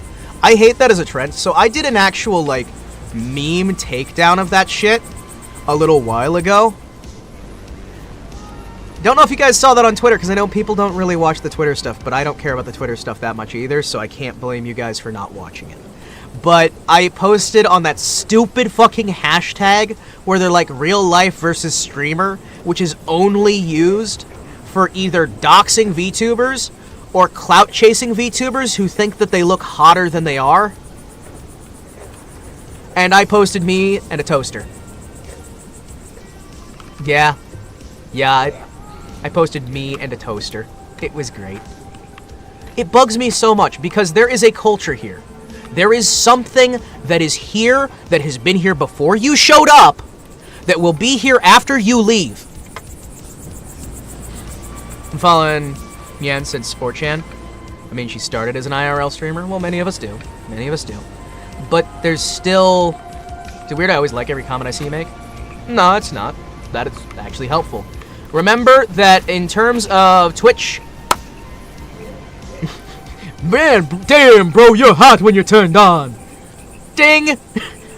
Oh, shit, he must be done. No! No, I just had the worst! That is a very Yab thought. No! No, no, no. You're getting... It's like... It would just be ding, ding, ding, ding, ding, ding, ding, ding, ding, ding, ding, ding, ding. Well, I know what just happened. Oh my gosh. Sorry. I sometimes my brain is not very say-so. At least I'm willing to admit it and not go into exquisite, horrific detail about it. Should we keep pushing up the hill, or do you think we should push back down?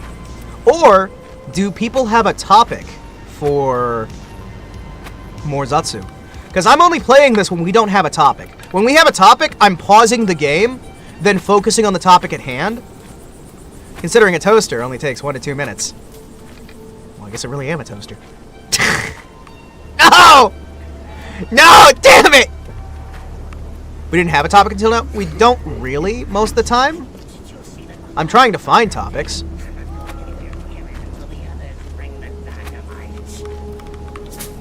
Oh, they're trying to break into this person's house? Huh.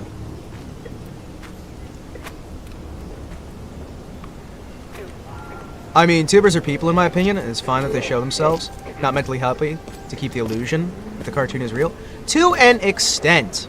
However, I always argue that there is a certain magic in this that is lost. And if somebody wants to keep that magic, they should. And there is a certain degree to which decisions should be made in an intentional manner, which allows for the room of that. You know what I mean? My big problem is... What the... Okay, examine. Older muzzle-loaded weapons like muskets and cannons. Oh, weird. Yeah, they can do whatever they want. I'm still not going to be the happiest with that decision, especially when it leads to people trying to force others to make the same decision. That is something that causes me distress. Because there are many individuals out there, even now, some of the bigger names are starting to get to the point. Some of the bigger streamers are starting to get to the point where they're like, hey, we're all just gonna openly say exactly who this is and show you their face and all this other stuff, even if they don't want to show that themselves, because we're doing this now. And that is a very tourist move. These are people in my opinion.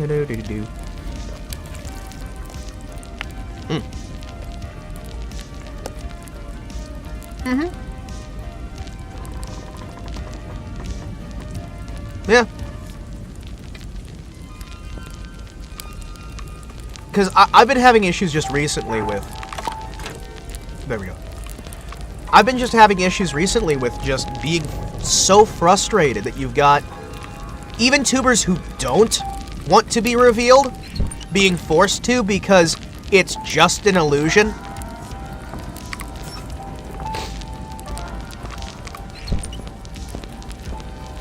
And we need to break that or something. And it's like, you don't need to know the face of the guy who wears the Mickey Mouse costume. Or the guy who wears the mascot costume for the sports team. You don't need to know that.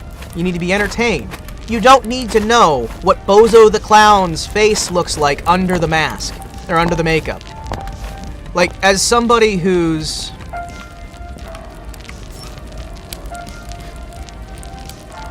Hymns is hymns. Almonte is Almonte. Carlos Danger 420 is Anthony Weiner. Oh no!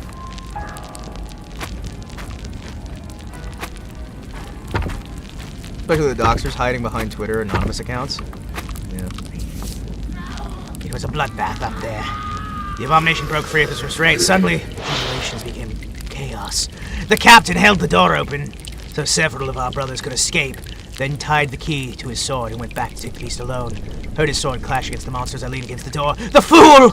Now he barred the entrance. But many of us are badly wounded. Brother Wayland and the others left from the side entrance to bring back reinforcements with powder kegs. We cannot kill this unholy creature. We shall bring the whole building down atop it. Oh, that's blood. Dripping from the ceiling. Huh.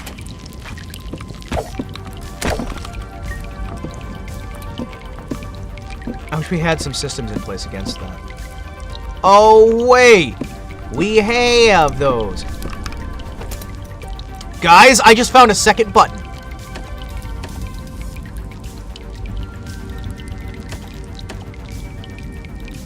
Guys, I've collected more buttons! I'm not entirely certain how many buttons I need, but I've got more. I didn't even know who's in that costume to make sure you aim and touch him. Yeah. 2 buttons, you know what that means? No. Huh. Turlet. Oh, come on! You guys failed the turlet.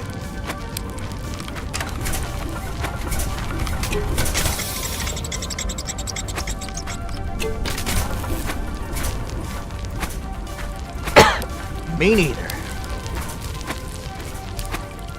Wait, can I pick up this guy's body? Oh, someone else did. There's a shovel there. Dig it out for secret loot? Okay, sure.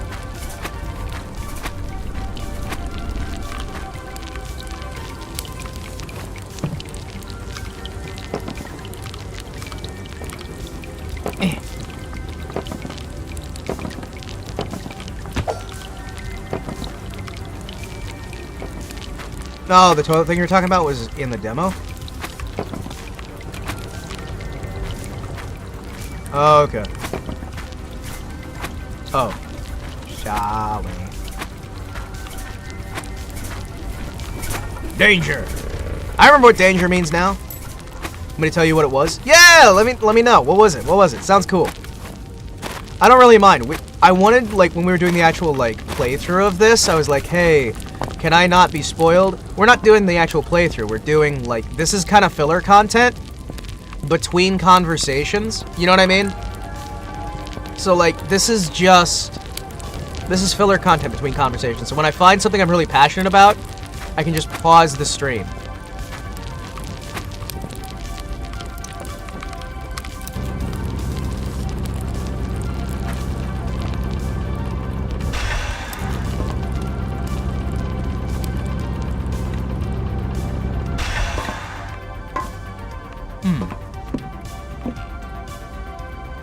Why is a plastic bowl cleaner here? Plastic didn't exist in this time period. If you threw a body in the toilet in the early part of the demo, it would be flushed. Oh! Oh, holy crud. That's a Krampus. That's a Krampus. Why is there a Krampus?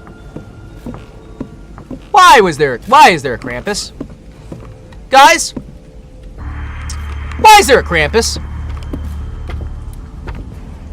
Why is there a Krampus? Who decided we need a Krampus? Oh! Krampus! Ah! Krampus, why? 9! 9! 9! 9! 9! 9! 9! 9! 9! 9! 9! 9! 9! 9! 9! Ah! Why, Krampus?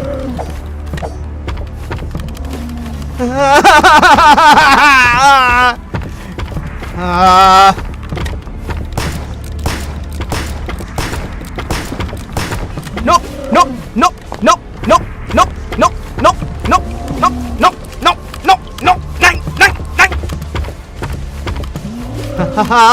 Das ist nicht gut! Das ist nicht gut! Ah! Nein! Where? How do I get away?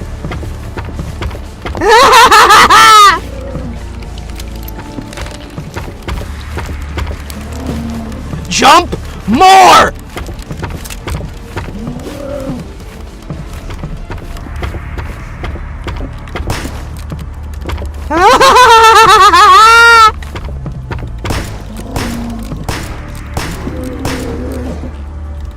Nope! Nein! Good Nacht! Good night, Krampus! Please no!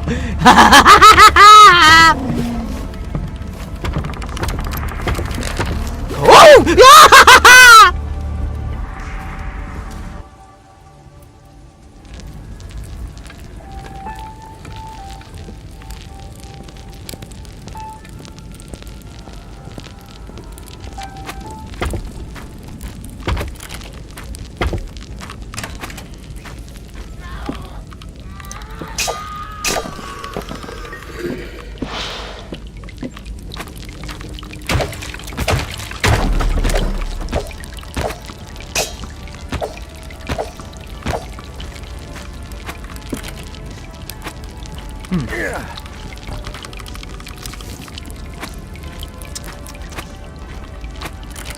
To the city gates.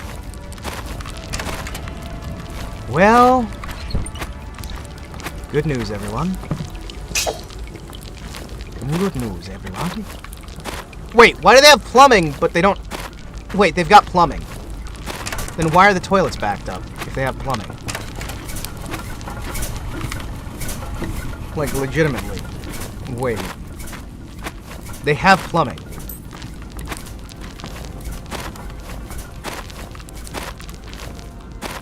Das ist gut. Das ist gut. It's true, but it wasn't plastic. Bakelite was really cool. You guys ever hear about Bakelite? Bakelite's fun.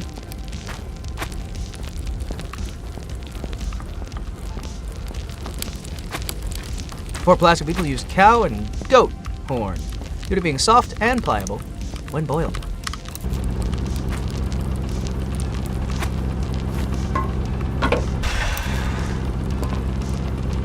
Ah. Okay. So I have a question, guys.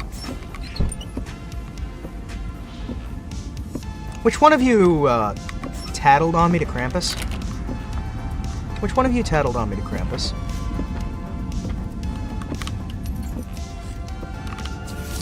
Staff. When my new safe was installed in the corner of my room, the nightstand cabinet that used to occupy that space was moved to the attic. Unfortunately, the top door had my spare key to the basement. Does anyone remember where the switch to pull down the attic stairs is? I was told it was near the bottom of a wall support on the second floor, but I can't see anything with how dark it is. I'll need to get my lantern.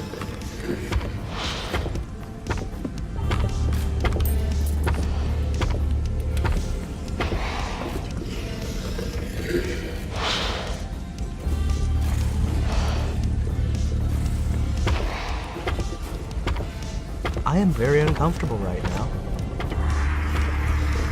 They summoned this demon thing into the tavern.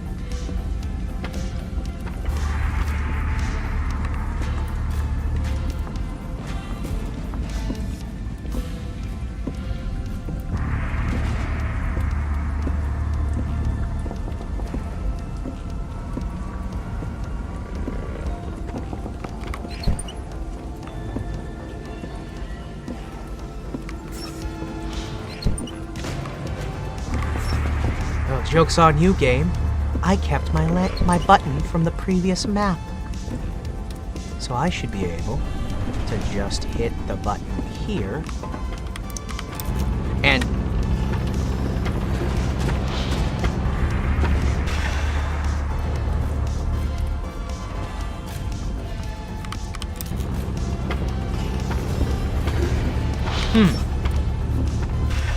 The button didn't know what I thought it did.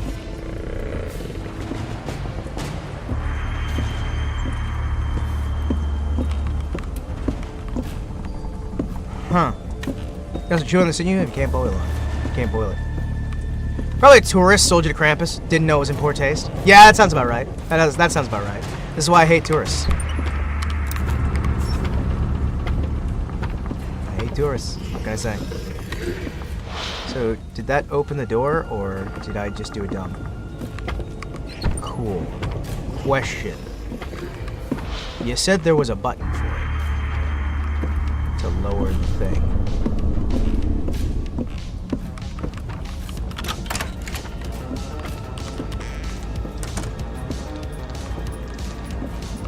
This is what they've done. I made leather Costro before. Sealed it with brewer's pitch. I'll live with you guys. I think if you can't eat your belt in an emergency, you got a piss poor belt.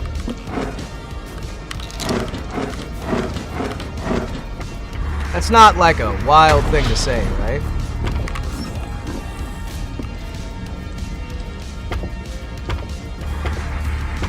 He's coming right towards me.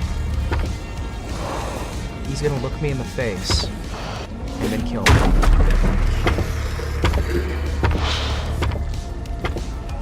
With my emergency's constipation.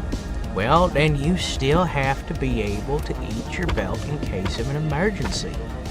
What can I say? Shot of whiskey, mug of others. Good combo to put bad dreams to rest. What? Oh, find the placement of the two. I hate how Himawari didn't even try to avoid him. What do you mean? I avoided him.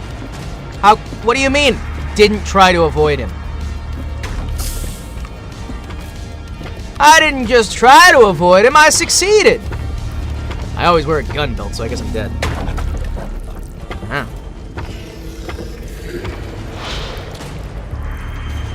Yeah, Amber. Hell yeah.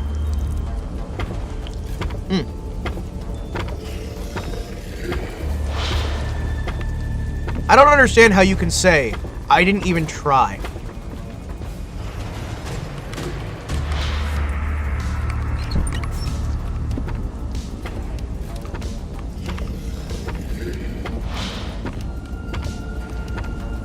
I can eat my boots, though. Hey! Close enough!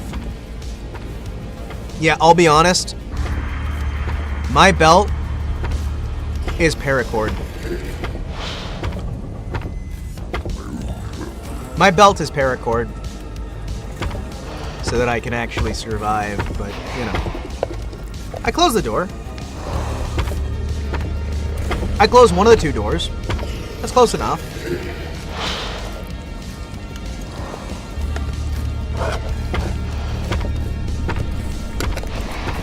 I mean, that's really useful. Yeah, no, it is. That's why I have it. Oh, hi.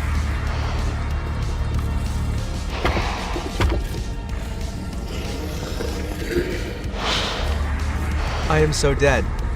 He's just standing there. He's just standing there. One of those fancy leather belts with the wire inside for lower back support. Oh, man.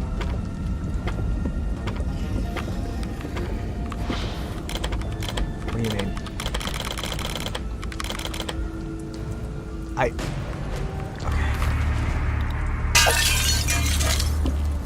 There we go.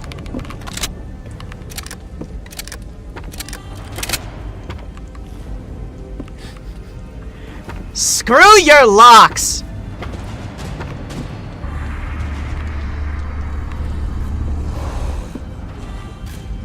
Hey, what killed the dinosaurs? Me! What? That's not the line. Arnold, it's supposed to be the Ice Age. And also, that's not really going to apply. You've got a shotgun and you're hunting a Wendigo. Yeah, I know. We're getting super mad about this shotgun. What? Because it's got a strange looking mechanism? Can't wait to smack someone with it. Imagine the surprise on their face.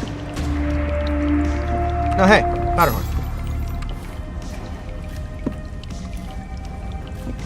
Why are they getting mad? What, because it's not realistic?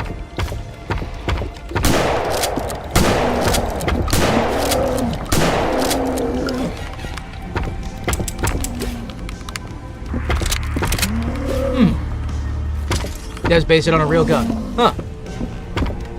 Excuse me, fair chap. I believe I have to walk now. It's not realistic. But they based it on a real gun. But it's not realistic enough. The British folding shotgun. Yeah. You just shot 4 shots? I thought I had more shots than that. And, I loaded 4. And I fired 2. And then it went click.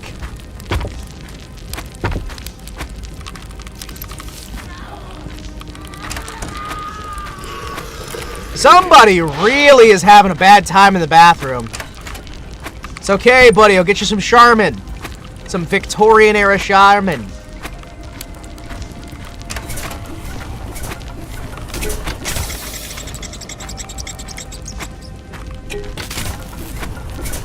Oh, don't worry there, boyo. I'll get you some Victorian-era Charmin. I'll get you right there on the good one. Oh, yeah. Oh, yeah. I don't know, the shotgun looks pretty good. It looks awesome is what it looks. Looks awesome, sounds awesome. I just don't know how to use it worth a damn. 'Cause I don't care a damn. I like how we're kind of just relaxing. The real gun's really cool. Grip the stocks but cocks the gun, not the foregrip. Oh!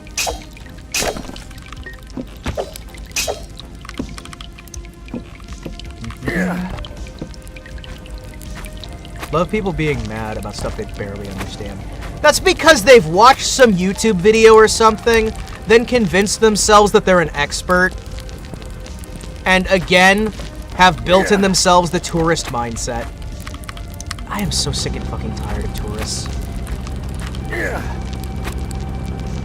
I am really, really, really sick and tired of tourists. Ah, forgotten weapons. Alright, let's try and get another box. Then I should be able to get this up and down without requiring... People don't watch YouTube videos anymore. They watch TikToks. I don't understand what TikTok is. If I'm honest with you guys, I don't understand what TikTok is.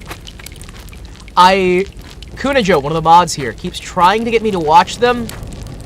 I don't really get it. Like, I get it, it's short videos, but I don't get it. You know what I mean? I get it, but I don't get it. Yeah, no, that's what I'm saying. Vine, I understood. No, that's not what I mean. What I'm saying is, it's just a worse Vine. Why is it catching on is more what I'm talking about. I'm not saying, like, I don't understand the general concept. I'm saying I don't understand why it's more easy to use? I guess. There's a big-ass spider up here.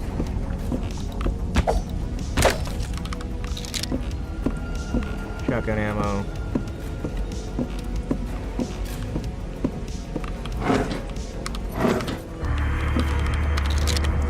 Shotgun. May or may not be backed by a certain national government. Well, I don't think that's like the entire thing with it.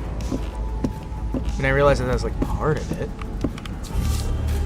I've been hired to fix this old dump's plumbing system, but half the metalwork's either corroded beyond repair or built so long ago they don't manufacture the parts no more. The valve I have here can be used all over the city sewer system, but essentially it's scrap when it comes to this heap of junk.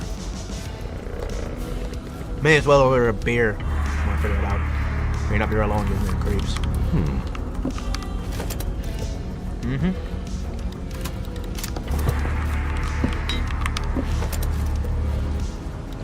Huh.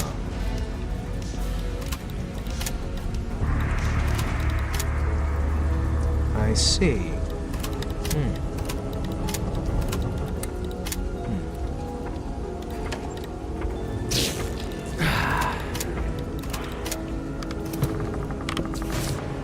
The crime spree between 1884 and 1885, now known as the Rumbletown Square Massacres, created intense pressure for the city's police force. Chief Constable of the day, Sir Ronald Whitehall, was embroiled in controversy, as the investigation continually failed to link any suspects to the increasingly grisly crime scenes.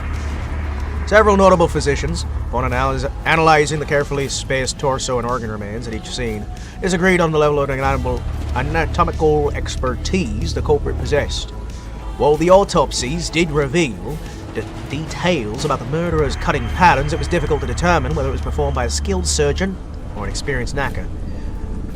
The use of a tourniquet to stem hemorrhaging on the two victims certainly suggested someone with a medical profession. As of the summer of '85, the stream of recognizable murders had ended, the cases remaining unsolved a decade later. No further clues have come to light as to the identity and/or whereabouts of this notorious killer.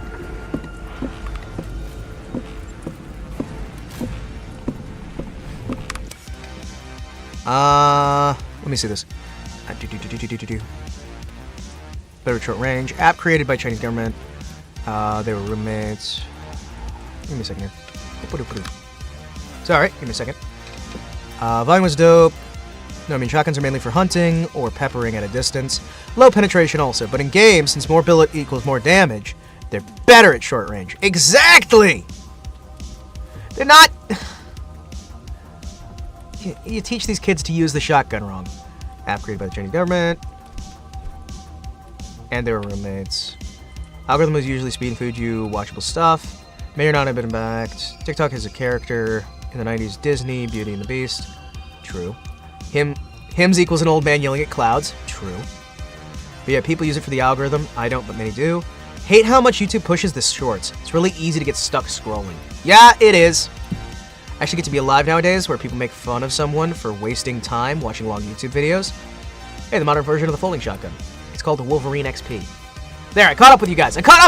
I read your messages. I got too far into the damn moment. I got too far into the moment, and I lost track of the fact that I'm streaming. I am so sorry about that.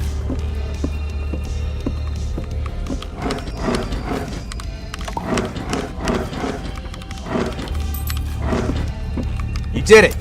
You got caught up with chat and Zatsudan. I know, right? It's insane, isn't it? How dare. How dare. Yeah, we're caught up with chat, so that way I can go back to focusing on Dagame. What do you mean? I have a powder flask core. Oh, this thing only holds 3 charges? You're kidding me. Okay. Time to spam ducks, guys! That way he's not finished until he reads every individual... Is there a spider that's been following me upstairs in here this entire time? And I just haven't noticed it because it's following behind me?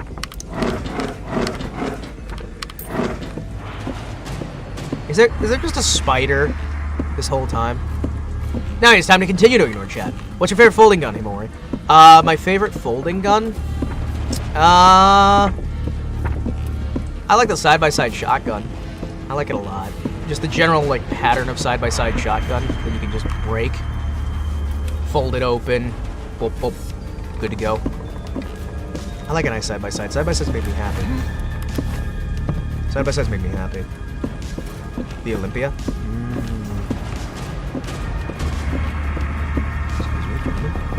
Excuse me. Yeah. Over-unders are fine. My favorite folding gun is my Pen 15. Made me look sexy. In between.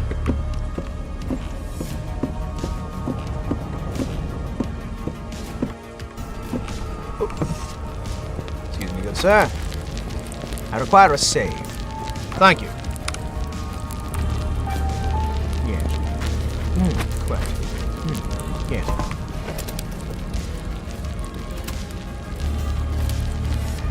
I have 10 of these. One more is not going to help me.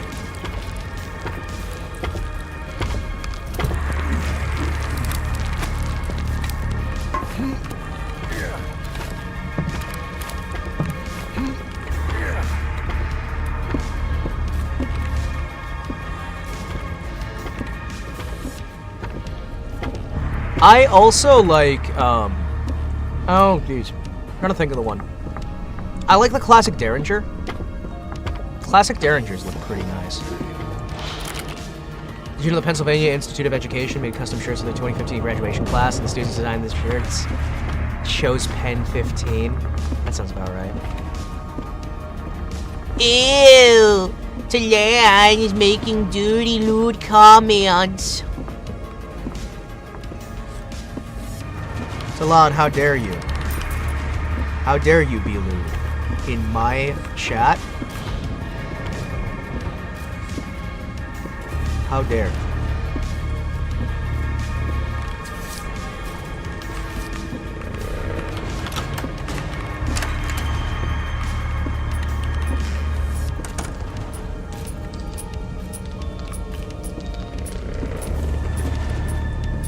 What's that taking?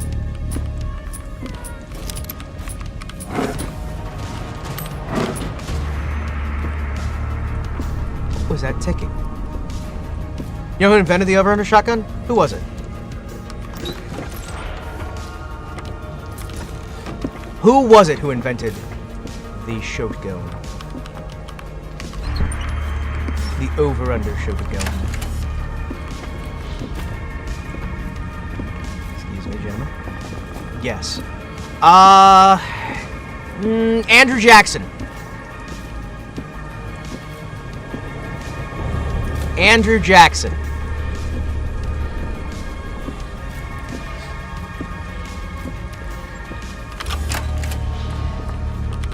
Thomas Jefferson. Oh, Browning. I thought it was before Browning. I didn't realize it was Browning. Seriously? I thought that was pre-Browning. Huh.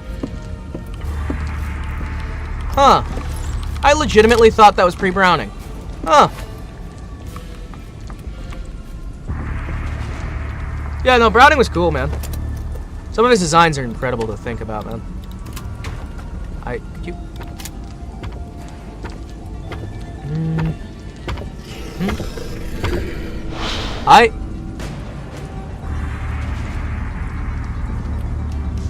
Am I dead? Am I dead? I thought that was him jumping up to eat my face! And I was like, oh no, am I dead?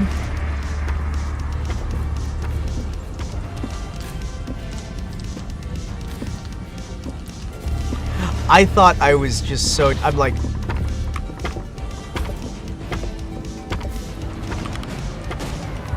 Okay, time for the hard-hitting questions.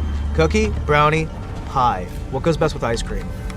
I think a proper biscuit goes really good with ice cream. I think a proper biscuit goes really good with ice cream. No brownies.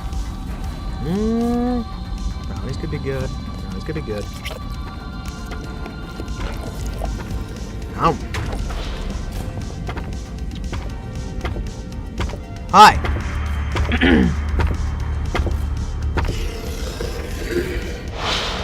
You Americans really need to put stuff over stuff for no reason. It's true, they do. It's true.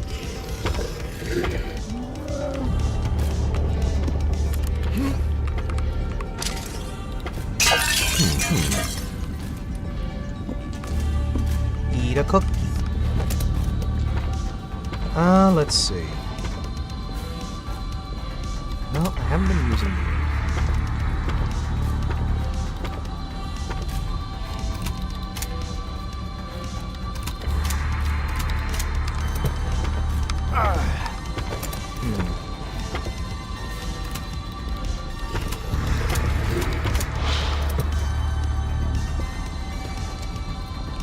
Didn't you have the key, Himawari? Yes.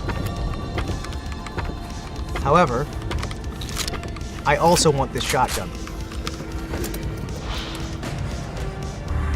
You must understand, I also want this shotgun.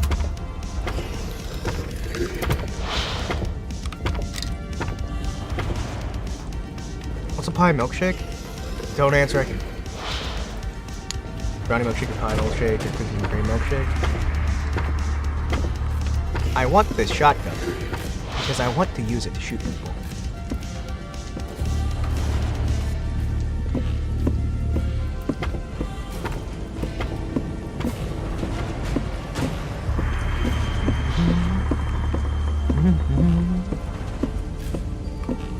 Oh, okay. Sorry to read the chat, since this is a Zatsudan. Over-under shotguns are more accurate due to not having to account for moving point of impact at range.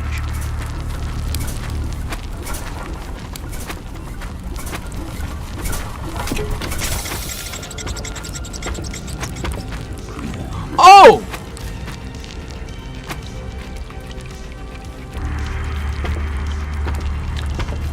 He got down here. Why? Why? But why though?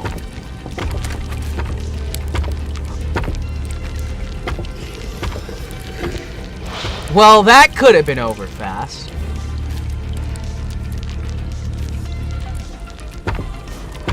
Why is he down here?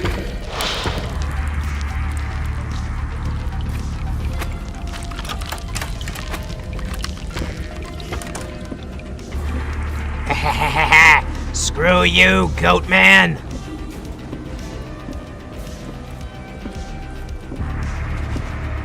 Yeah, that could have gone worse. Hey boys! I did it! Why does my lantern not work? What? Why does my lantern not work? Oh, okay. Two-handed weapon. Lantern no work. We have a chamber insert so you can shoot any pistol caliber you want through a shotgun. Yeah, no, legitimately, they're awesome. Chamber inserts are phenomenal.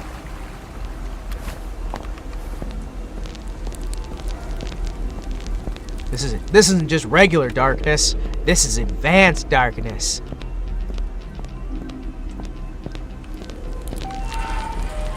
Supplies.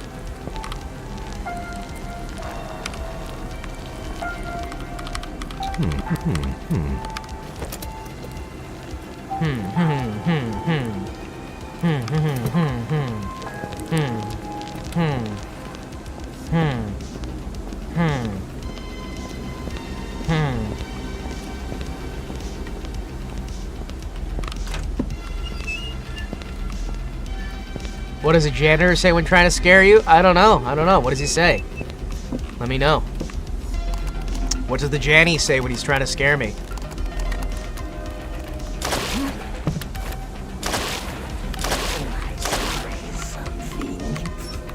Appears to have been nothing. Supplies! I saw that. Show yourself.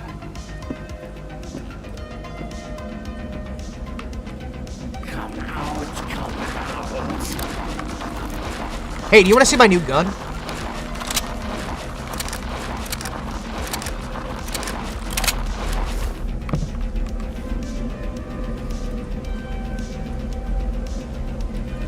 You want to see my gun? You want to see my gun? Hi! Here's my new toy! I will chop you up. Finish him, brother. That was so satisfying. Hmm? Yes, they do.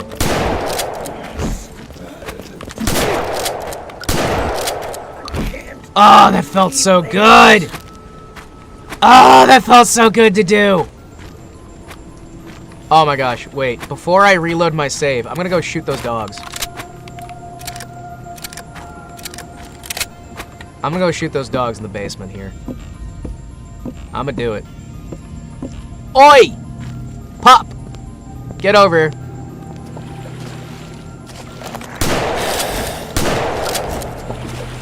Oh, that felt so good! Oh my gosh. Yeah, this just melts enemies.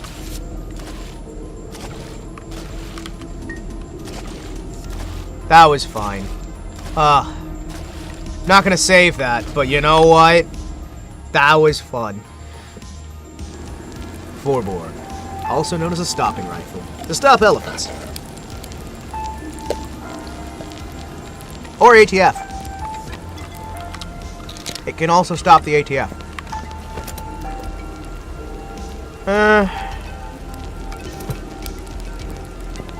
Good.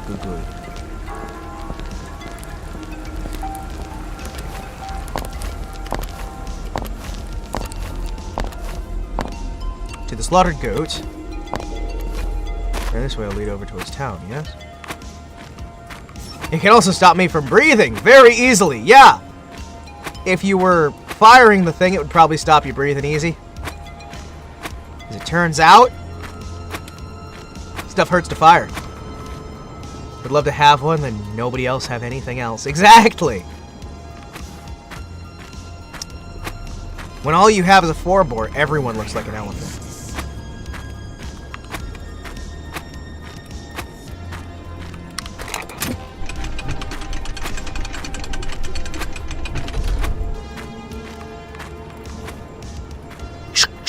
Let's rock. Do do do do do do do do do do do. Oh hey, nice town entrance. Lighthouse this way. Oh really? Lighthouse? Fascinating. Let me see. Should we go check the old lighthouse? The path to it has collapsed. No one has been able to make contact with the keeper in months. Oh really? Huh.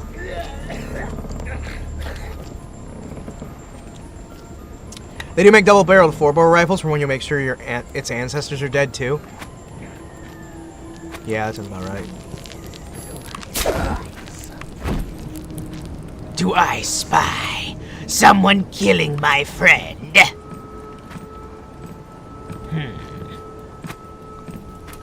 Heard Overwatch 2 is releasing on Steam soon? Wait, like without Blizzard? Wait, like without the Blizzard thing? I mean, Microsoft did just buy Activision Blizzard. Which, I'm gonna be honest, I'm kinda shocked about. Do my eyes deceive me? Nothing. Yeah, no, they finally approved the whole Activision Blizzard buyout.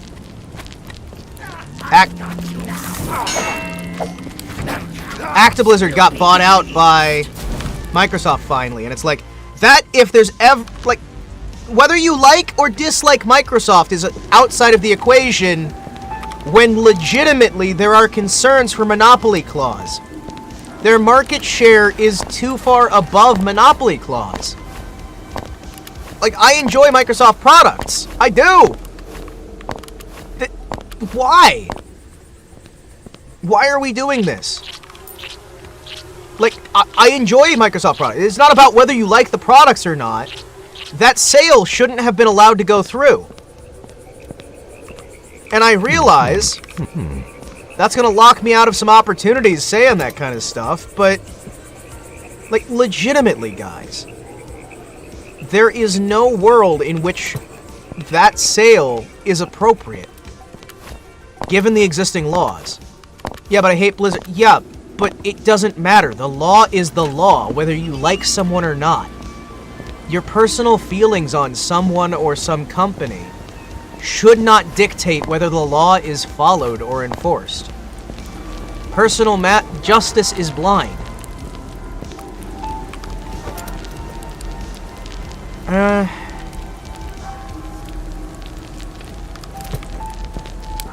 Monopoly clause isn't enforced anymore. I don't like Apple and Apple products. That's all I use. Stand on Android. Yeah, that sounds about right. Yeah, I mean, you guys gotta understand, right? Like, if the law should exist at all, it should be equally enforced. And if you're not willing to equally enforce it, you should repeal the law outright. You know what I mean? Oh wait, then we'd have no law. Because nobody wants to equally enforce anything. Oh man, I'm getting spicy. I'm getting spicy lately. I'm getting spicy. Nobody likes this happen. Everybody likes this happen. Anarchy! Anarchy! Anarcha! Anarcha! Anarcha! Oh, sorry, that's different than anarchy. My bad. My bad. Do my eyes Yes. appears to have. Nobody liked that something like this happened. Yeah, it... Damn. Grammar's missing. Hey, you, Epic Grammar. Welcome to the war. Should we go check the old mudhouse? The path to it has collapsed. No one has been able to make contact. Oh, with the keeper in Britannia, Britannia, rule the wave.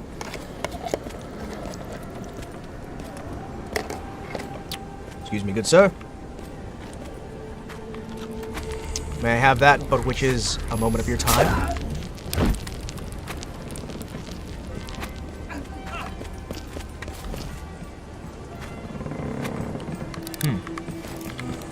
You cannot. Can't put him out in front of this way. Just shield. Yeah, no worries, no worries. Shh. I'm stealthy. Oh no! This is horrifying! What do you... No, seriously, the fuck do you mean? No, the fuck do you mean? No. The fuck do you mean?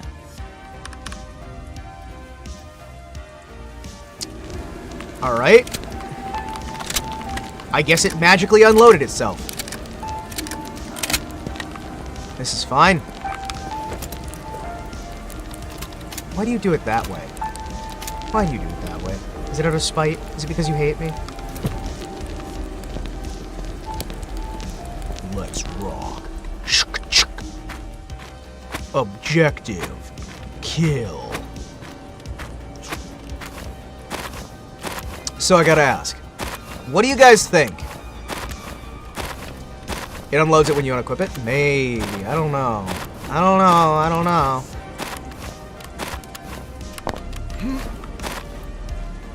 Oh no, that don't sound right. I spy something. No! Appears to have been. No, you don't. Just have your conversation. Should we go check the old mudhouse? I've had this video stuck in my head, and I sent it to Discord. To it has Oh, I've got some fuel.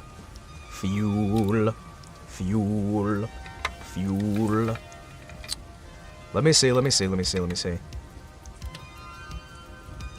I'm sorry. They've transferred the 40k Knights into Arma 3? That's kind of cool. Why does JCPenney have a young men's section? What does that even mean? What does it mean? What does it mean? What does it mean? Finally, my first addition to this tab.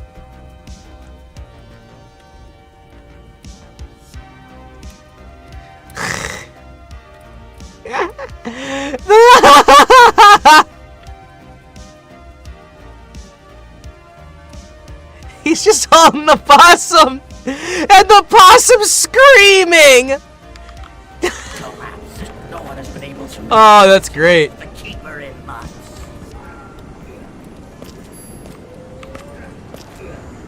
Skizzy. Wouldn't men's still be in men's sizes? Yeah, theoretically, yeah. Theoretically, yeah. I mean, they're just gonna, like, subdivide it into young men's and men's so they can force you to re-buy the same clothing again.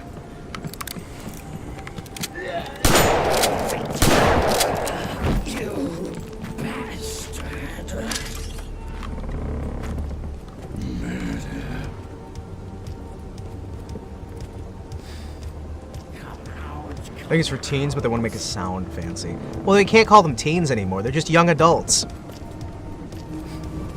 That way, you can still sell them to the people who are like 25 and 40 and 50 and 70. Because you'll always be young. You'll never be an adult. Love a good hunt. Really? What?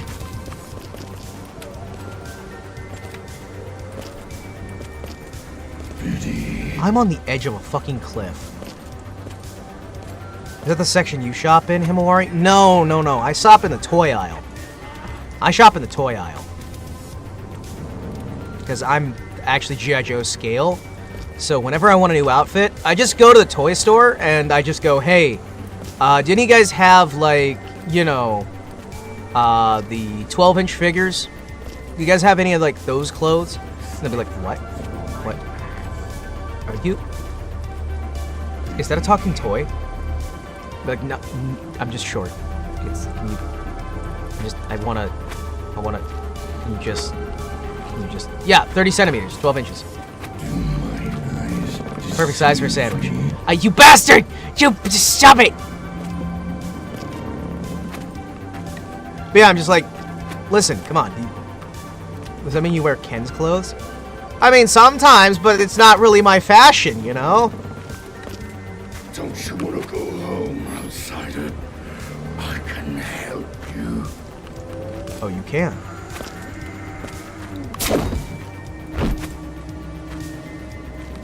I like how their hunting rifles use pistol rounds. I like that. I like that. But yeah, no, I could wear, like, Ken clothes, or, like, G.I. Joe clothes, or, like... Because, I mean, you know, I'm skilled like that. I'm awesome like that. I am going to cut you.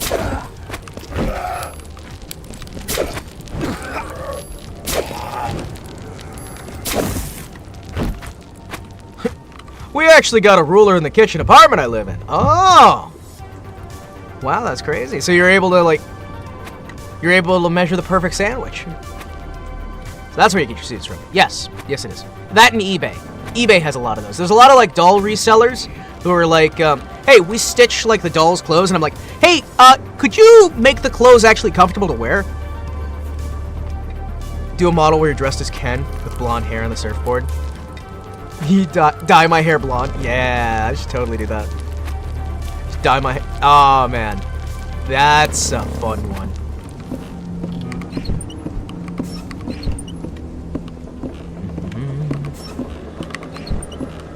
Excuse me, gents.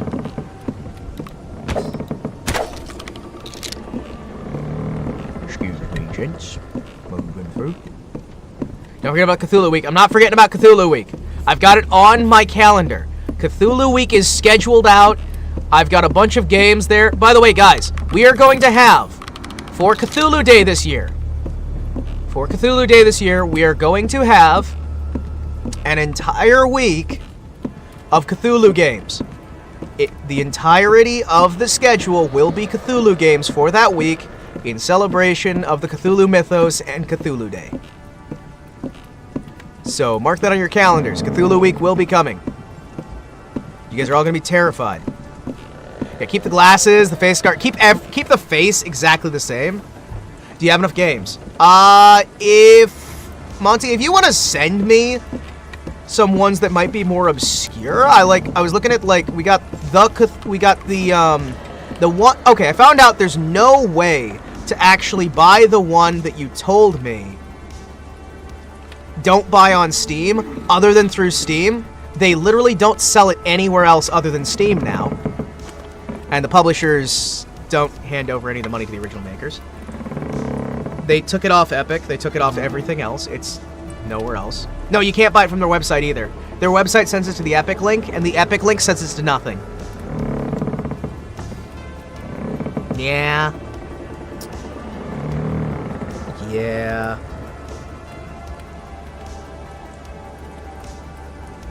Excuse me a second. So, Cthulhu Week is happening starting on Saturday, November 25th, and following through to the rest of that week. It will be Cthulhu Week that entire week, where the idea is that I'm going to try and play a bunch of Cthulhu games. I can see you holding your phone. Wait, could you see me holding my phone? You couldn't see me holding my phone, could you? You didn't even try to hide it. Could you see me holding my phone? Oh! Oh, you legitimately could see me holding my phone. Oh, okay. Yeah. Yeah. You have hand motion on. Oh, that's right. I got hand motion on. Well, you know, that's fine. But yeah, it's the week of November 25th, and it's gonna be Cthulhu Week. Hold it very close to your face for some reason. My eyesight's fucking awful. That would be the some reason. Like, legitimately. My eyesight is awful. Appears to have been nothing. I saw that. That would be entirely the reason why I have to hold it so close. I have to do that in real life, too. Yeah, bro's blind. He's got glasses. And you hold it very close to your face for some reason. I just told you that's some reason. Why are you sending it again? You monster! That man had a spoon. Wait. Oh, no, that was supposed to be a torch. And you also hold it very close to your face for some reason. Did we also mention that you hold it very close to your face for some reason?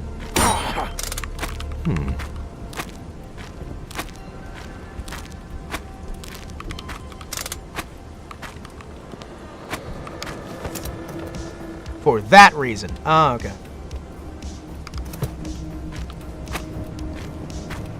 Damn, he burned you twice. Yeah. But yeah, no, these glasses aren't just for decoration. It's because I have glasses. It's because I have glasses that I have glasses, you know?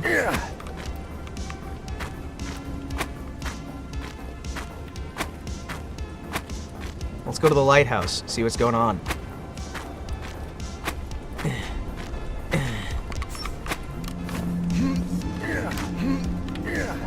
You guys told me this path didn't work. They lied to me.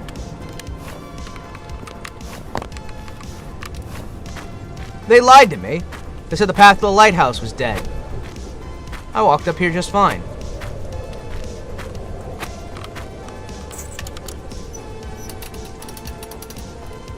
Oh.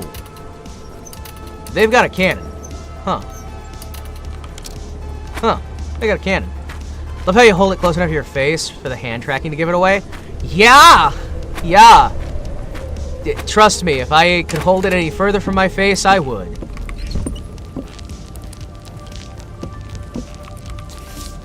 Doctor, I've left you a message on the phonograph. Please listen to it. I've also prepared the lighting, the basement area, for your... Use it to your lighting.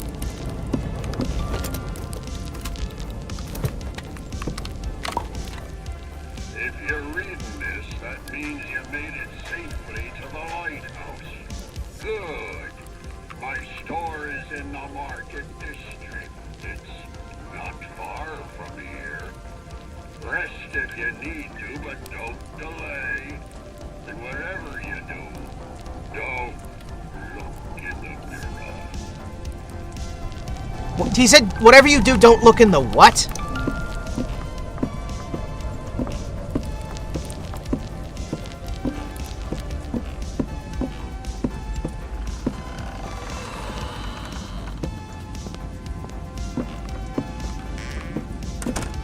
Whatever you do, don't look in the where? Even delisted the Xbox and PlayStation stores from their website. Oof! He said, whatever you do, don't look in the rah-rah. What am I not supposed to look in? It was the water? Do you want to know something cool about the character's voice actor? Yes, I do, actually.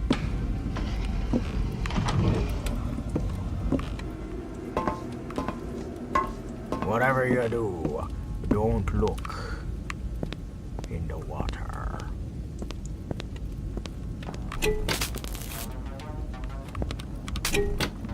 Oh.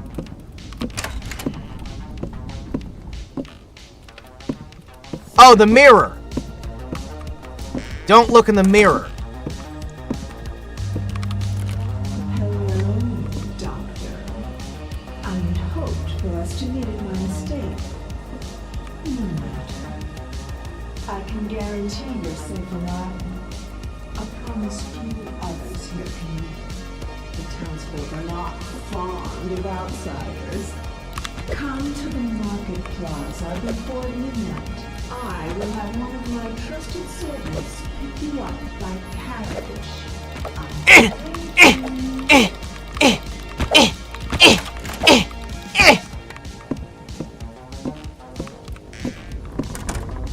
Sorry, I tried to break the mirror so she couldn't see me. Why did he say, whatever you do, don't look in the mirror?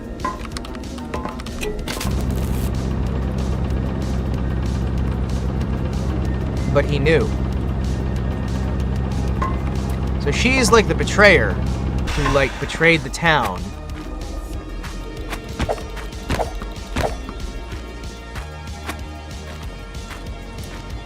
Vampire Grace from Yu-Gi-Oh! And something about her voice actress. VA.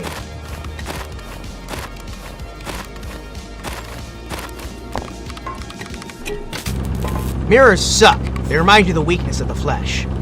But they also remind you of the purity of the machine. They also remind you of the purity of the machine.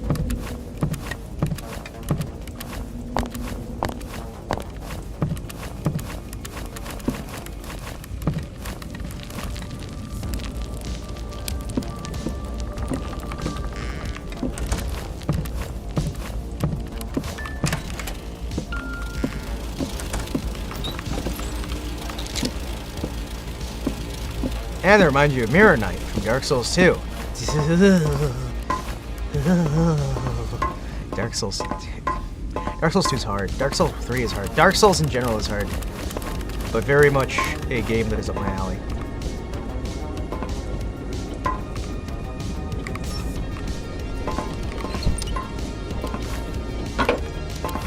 Naruto-Hotep? Yeah, Naruto-Hotep. I'm sorry, did you...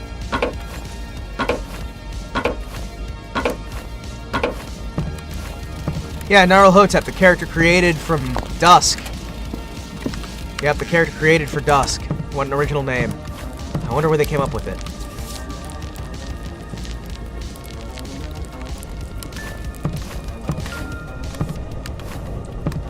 So, wait.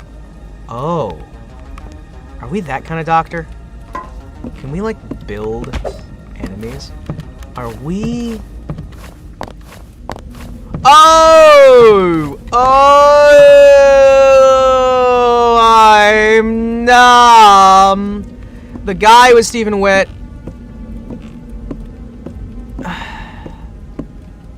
And the voice actor from... Okay, sorry. Sorry, everyone. Sorry. Sorry, everyone. Sorry, everyone. My apologies. You will forgive me for being quaint.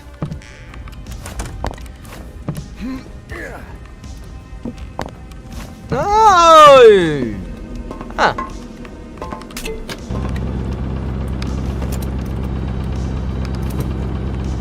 Yoink.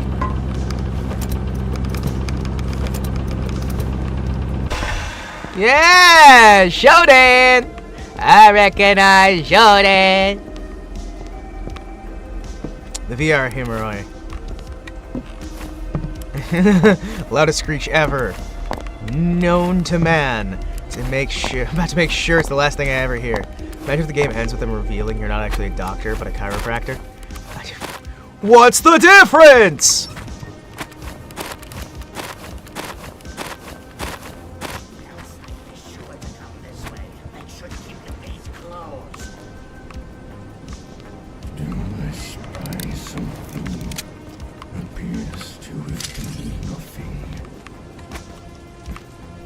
I like just how many people I've killed so far. One requires a medical license. Not at this period in time, my friend. Not at this period in time, my friends. Neither requires a medical license, my friends.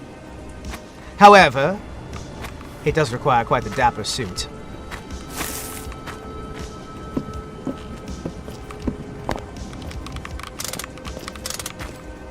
It actually does even in the Victorian era, really.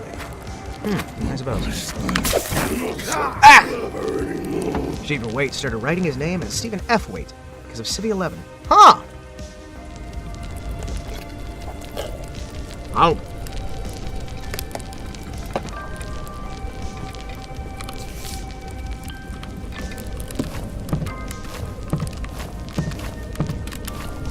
Excuse me. Thank you kindly.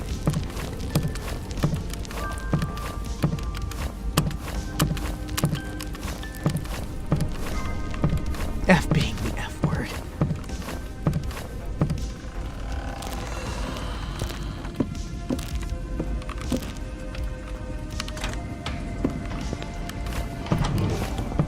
Whatever you do, don't look in the mirror. Alright. I won't.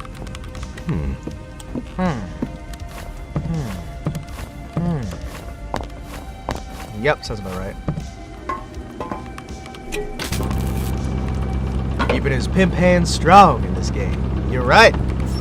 Just like I keep my pimp hand strong in real life so that I can push my wheelchair. I was yourself earlier, coming from left field, saying the F word anyway.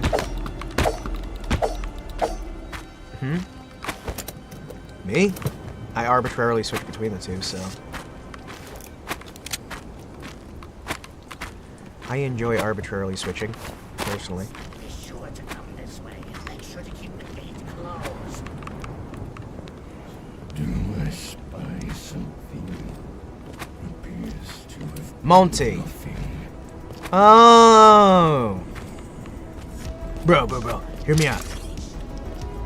Gold rims on the chair. Leopard print scene.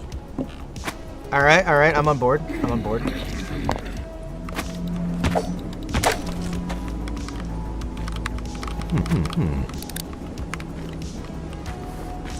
Pardon me, good sir.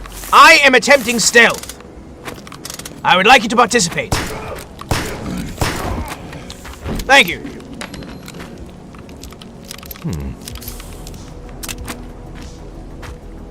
So why not?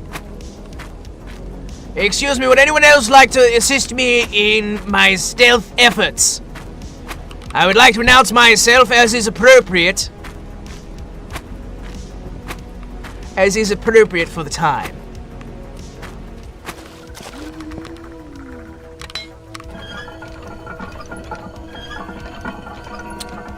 Was that Jack the Ripper?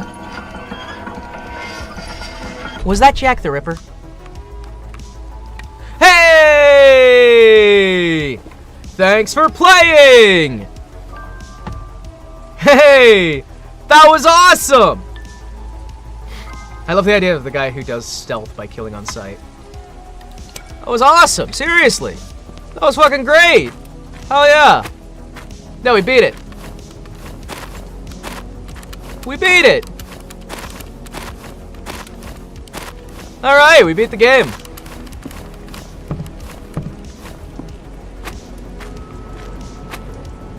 Pardon me, good sir.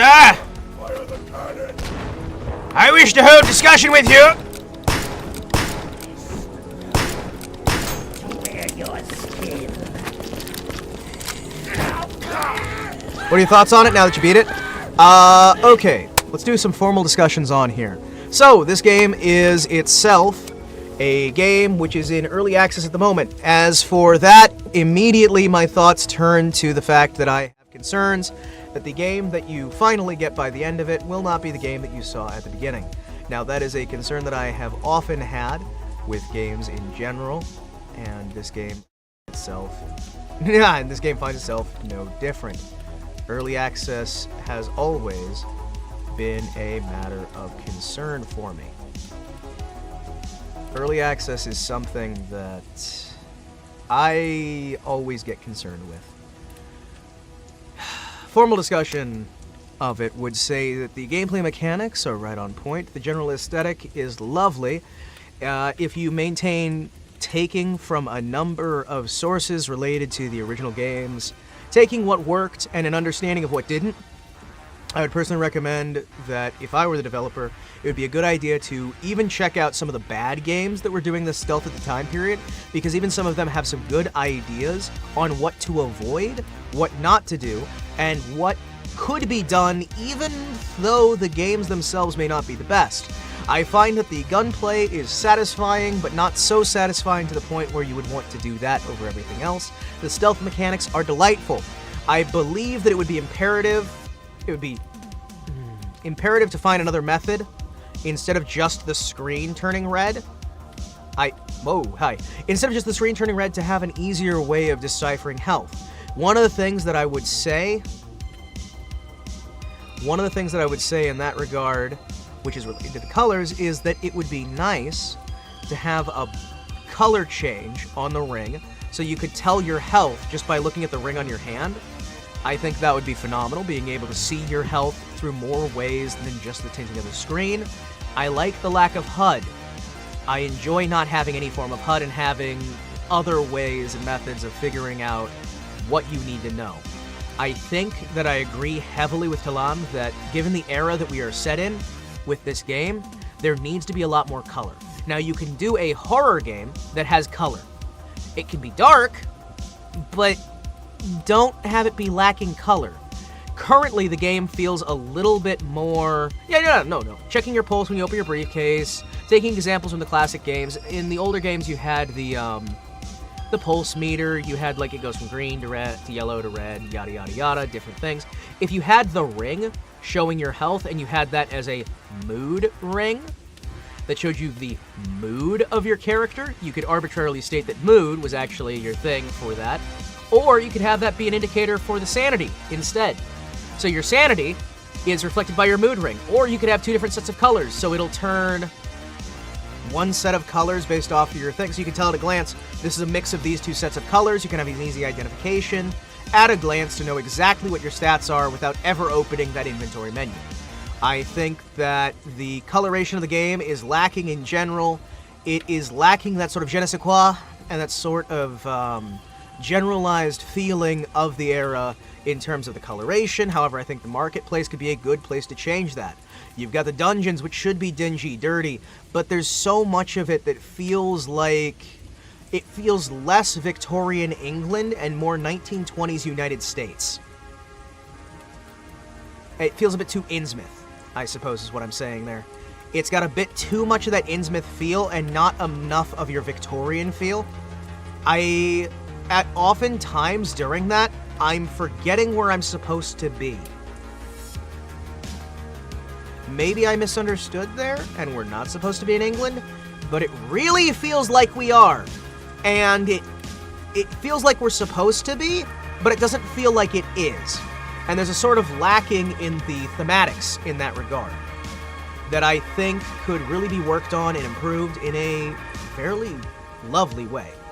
The lack of knives, uncanny. The lack of some of the finer elements of the period.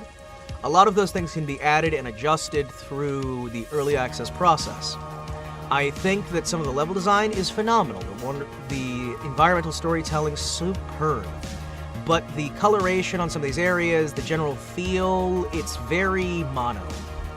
It's very, very mono. And yes, that can be good for horror, but as we've discussed on this channel multiple times, you need to have a non-constant environment, because if the environment is ever constant, the fear goes away. Fear is the unknown. Fear is getting you comfortable, then breaking that comfort. You should have comfort. There are people who say you should never be comfortable in a horror game. I disagree venomously. You should always have plenty of environments that make you feel comfortable that can be ripped away from you. Because by having that comfort, by having that reset, that re-understanding, you've entered yourself into a better environment to be able to get that sort of expanded feeling of despair. To feel sad, you need to have happy for a comparison, or you'll just feel gray. Some sort of customization would be nice. Yes, I agree that some form of more weapon customization would be nice, but I can see that being added fairly easily. We see like the starts of the mentions of a trading mechanic. I can see bringing in the merchant from Resident Evil 4 or whatever his name was, the purple guy with the coat, that sort of thing, adding some more mechanics on there. Being able to discover some different upgrades would be kind of nice as well. Having things, the upgrades of course to inventory would be nice, although it might also be nice to never have an inventory upgrade. So you can force players to decide, what am I taking, what am I not, what is important, what is not. Leaning more heavily into the angle of the Doctor would be highly advised.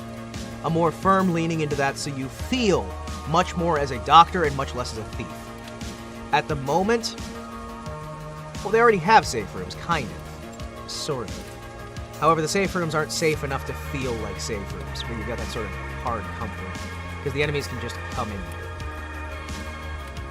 here. There is a distinct lack of the safety that gives the comfort that can be broken. at the moment, yes, I enjoy the game. Yes, I enjoy the gameplay. Yes, I enjoy the atmosphere.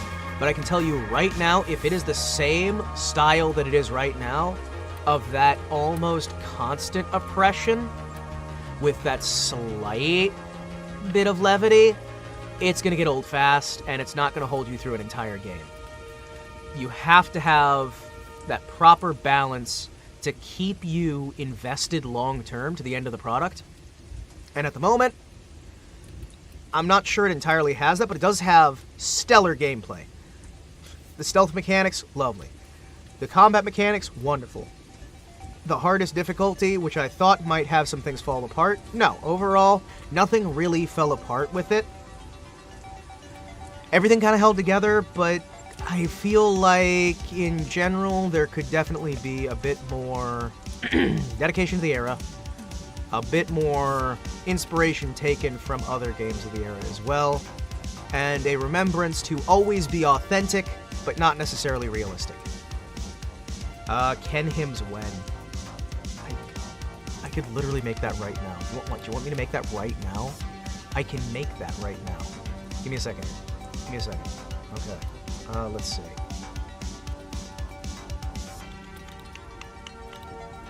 If I had to give it a rating at current, I'd honestly say about an 8.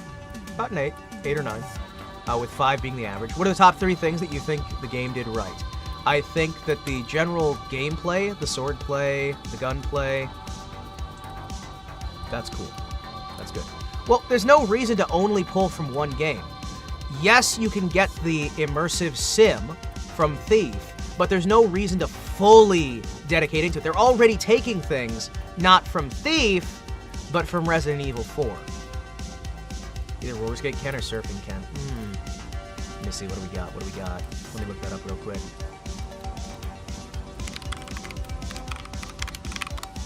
Let's see some Ken outfits. Oh my goodness. That's the 1980s Sport and Shave Ken. My goodness, look at you. Holy crap.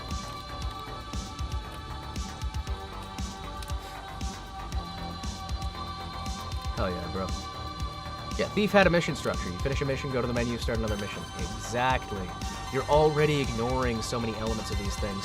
And I think that in general, it really did do, though. The stealth mechanics are good. I think the health mechanics would be modified, but I think the lighting system, the lack of HUD, phenomenal. The fact that it's not using the HUD, not relying on that, beautiful. Wonderful, phenomenal, good choice. The inventory system being taken from Resident Evil 4, good choice as well. The actual presence that you feel in the world is good. It doesn't take you out that much, and I think that heavily relying on authenticity, I always say authenticity, not realism, heavily relying on authenticity is important. Because there is a lot to be gained from authenticity, especially if you're doing the sim sort of style of things here, where you've got like money you can get and living life and doing these things. The enemy design, I like the fact that the enemies will tell you whether they've detected you based on the color of their eyes for the standard enemies. The armor plating has a good feel with it in general. The dogs are fine. They have kind of a lizard style. I like the coloration there. I could see doing multiple colors to make like hellhounds and other mythical creatures without having to change the overall feel of the game. I can see some good potential for doing recolors. There could be some decent recolors that could be done with that, and reskins that could make new enemies fairly easily. I did see we had the Krampus guy, and I liked his design as well. He's got a good sort of boss monster feel. But I don't know for a fact that I would say it was cool. It had some elements that I really enjoyed, but I don't know if it was my favorite thing in the world. The Krampus type guy, he's cool. I like him. I think he's got some good fear factor there, but I think it would be better if you had a bit more reference to him and a bit more build up to him rather than just having him there. Because if you want a good enemy, you need good build up. Yeah, you forget about him because there's no build up. There's an attempt, right? You hear the screaming, and then you just see him. And that's not a proper build-up to something that should be a nice, firm enemy introduction. Anytime you introduce an enemy, you want to be able to introduce the mechanics, you want to be able to introduce the feeling of them, and you want to be able to use that sort of environment to build some things. The first instinct would be to try to shoot it, then it wrecks you. Yeah, pretty much. Taking some inspiration from, like, Death Claws, well, it is a normal enemy. It's just a tougher normal enemy that's like a little mini-boss type thing, from my understanding there. But even if it's going to be a normal enemy, introducing it is a bigger deal. The dogs did a decent job of the introduction there. You got the arm there. I would have recommended having the arm get, like, pulled into the tunnel with the dogs to try and get more of that. I feel like, in general, there's not enough build-up right now to the introductions of the enemies that make them feel like a genuine, exciting threat. I feel like there could be some inspiration taken from RPGs, taken from, like, non-traditional sources there. Yes, we're talking about a game that's based off Thief, but why not take some understanding from the earlier Fallout games, from, like, some of those, like, Doom and different, like, scare games. Take some inspiration from sources that might not necessarily, like, figure out what makes things scary. Right now, the game feels kind of cute. You thought it was immortal? I don't believe it is. I think you're supposed to grab the shotgun bullets and then you can waste him with the shotgun. I know that they've been uploading videos of the new AI system for it that's doing, like, the infighting and what have you, to try and make it so that you can, like, have the Krampus-type guy have infighting with the soldiers that are trying to do their thing, the hunters. I think the hunters' general design is nice. It reminds me a lot of the Fogmen from Lonesome Hearts. Not Lonesome Hearts. Lonesome Road, Honest Hearts, Big Money? Blue Money? No. Old World Blues. Dead Money! Dead Money! Yeah, they reminded me of the Ghost Men from Dead Money in the best possible way. That's not me saying, like, oh, it's a generic cop. No, that's me saying it's good. Their general design on the regular enemies feels great. It's got a good sort of poignantness to it. It's got a good punch on the enemy design. I wish that there was more like that. I wish that there was more dedication like that. Because I think that in general, it has a very good... Oh, you're talking about the one from the movie. I thought you were talking about the 80s one, not the 90s one. Oh, it's got, like, the swirls? Maybe I can make that work. Let me see. I'm also trying to do an outfit while we're doing this. But, yeah, no. I think that in general, this game has immense potential. Again, about an 8 or 9 out of 10. Now, when I say 8 out of 10, that's actually high praise. As I said, 5 is the average, and right now the average in gaming is fairly high. We've got a fairly high average, but it has dropped significantly since the time of Thief. That said, were I to rate this against the original Thief so far, it would rate favorably against the original Thief in terms of mechanics, in terms of feel, in terms of general design. Thus far, it does a good job of capturing, and honestly, even with any of my complaints right now, could have a good shot at being something which is worthy of the mantle. Which is impressive to say for being an indie title, being worked on as this is being worked on. For being in early access, yes, it is nice. It is well handled, even in its current state. Oh my goodness, that's the classic. How come games age good and others age poorly? Because there are certain decisions that are made for a very specific market, and certain decisions are made without a long-term dedication.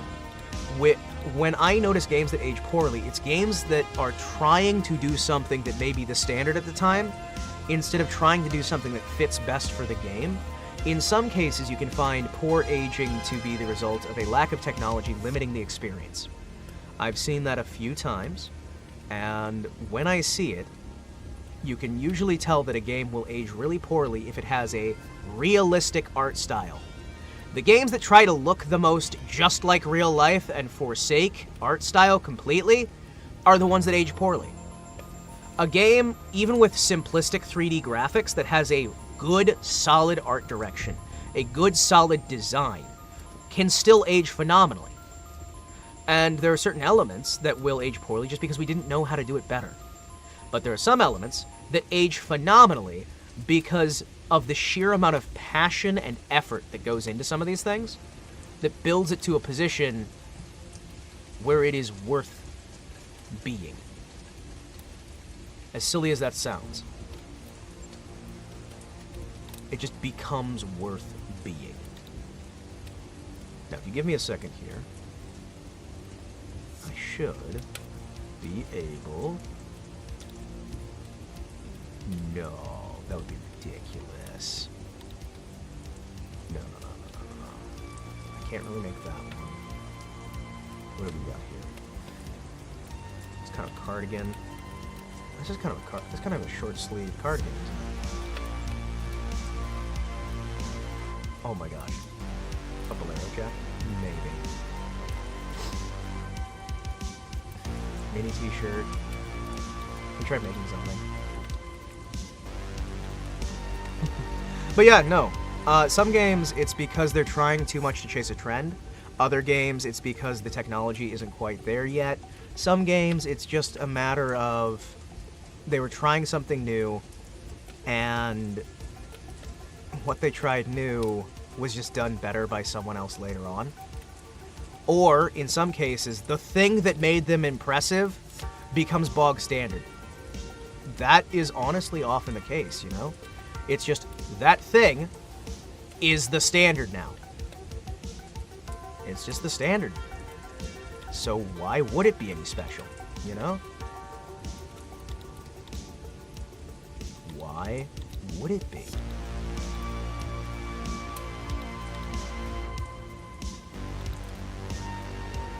I honestly, in many cases, that's the biggest reason. It's just there was never a way that they'd be able to predict something would change in the way that it does. And given how things went, yeah, it's just, they couldn't predict it.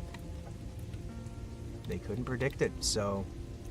In certain cases, I do find it's also just the case of, well, we tried a few things, and they worked at the time, but man, it was only because nobody else was doing anything close. Whoopsies. Narrow it. Hem length, no. I want to do that one. Edit the texture. Yes.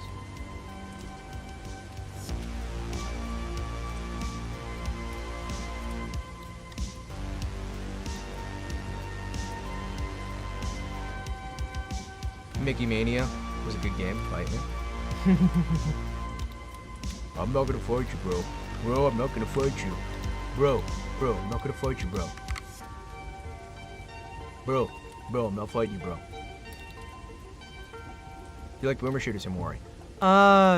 To an extent. I mean, to an extent. It depends on what are they bringing to the table. It's gotta be more than just nostalgia. You know what I mean?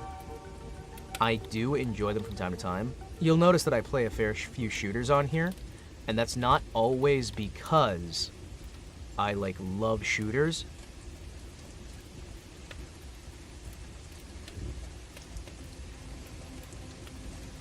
It's because shooters are easy to get running. I'm gonna be honest with you, it's because shooters are easy to get running. Shooters are easy to get running, shooters are easy to keep running. It's just how it goes. Alright, let's see. Customize, create new. What do I want to do for that one? I need something with... Oh my goodness. A bolero jacket? No.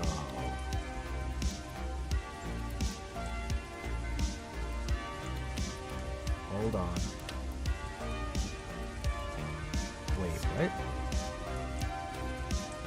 Huh.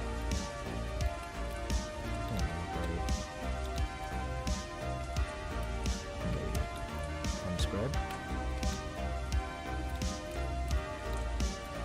Reset.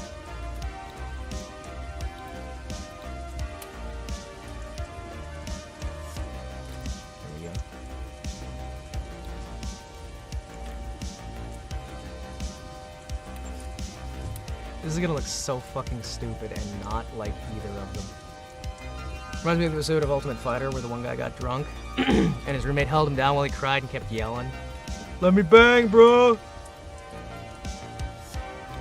But yeah, no, there's a lot of games that try to get by on just being a boomer shooter, and that, to an extent, can work.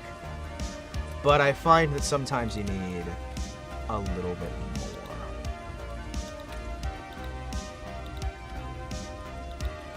Wait, maybe this will work.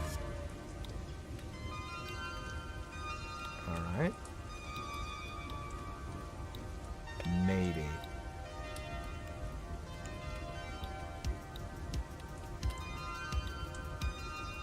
Shorter thickness, maybe. Making games is fun. I'm a game developer myself. Well, hello. I'm glad that you are following that passion of game design. I used to love designing games myself. I actually went to school for game design. And I had a lot of plans, and they didn't work out. They just did not work out. Unfortunately. But what can you do? Okay.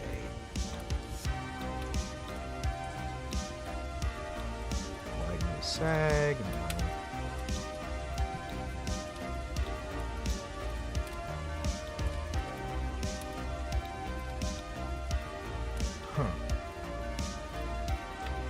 Can't get this working properly. Well, that's a shame. That's a waste. Right now I'm in the prawn business. Shrimp. Shrimpalaz. I can't get this to quite look right. Makes me sad. Yeah, I can't really do the Ken look in this preset, man. Unfortunate as it is, I can't really do the Ken look on either of those, which is sad. And I'm looking over and I'm like, okay, I think I know, because I know exactly like how you would get those if I could do some extra modifications on them, but I can't really at the moment. Uniform vest, short sleeve. Maybe. Hold on. No, it's not really. Ah, well. That's it. GZ Doom is a good place to start, or Unity? Yep. GZ Doom, Unity, stuff like that. There are many ways out there to start. And when you're starting, always remember, celebrate the day you make your first game. Like it's your birthday or something. Could be your birthday for your game. Happy birthday, my game project. Happy birthday, game project.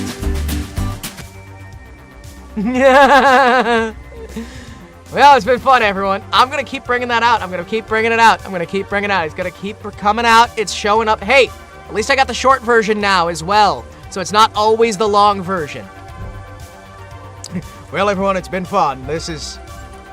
And did you guys know that the United States government accidentally dropped nukes on North Carolina twice? Man, that's weird, isn't it?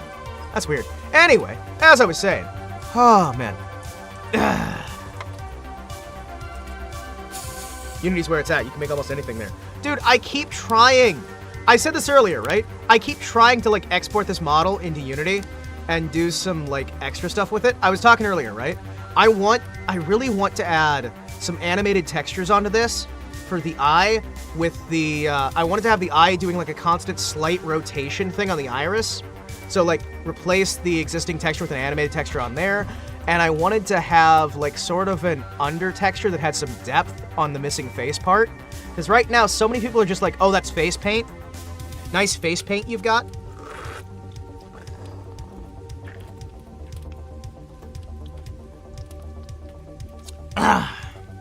Sorry. My drink was exploding. I'd like to do like a constant rotation on the eye. Custom shader, I suppose. But I'd also like to fix, because if you guys see this, can I? Look at that. It's clipping the suit into the underlayer. And it kind of has some issues with that no matter where I'm going. I'd have to do some of those changes. There's some adjustments I want to do there that I just need to try and figure out. I did some 3D tech. I did some texture work. I did some modeling back in the day, but yeah. No, I'd like to toss like a depth map on the face. Some animated textures, stuff like that. I think that'd be fun. Oh man, I've seen some of the shaders that they're coming out with these days. Sorry, gotta adjust my tie. Also, I just realized I'm live streaming as a VTuber. I don't need to actually wear my suit and tie. This entire stream, I've been wearing my suit and tie.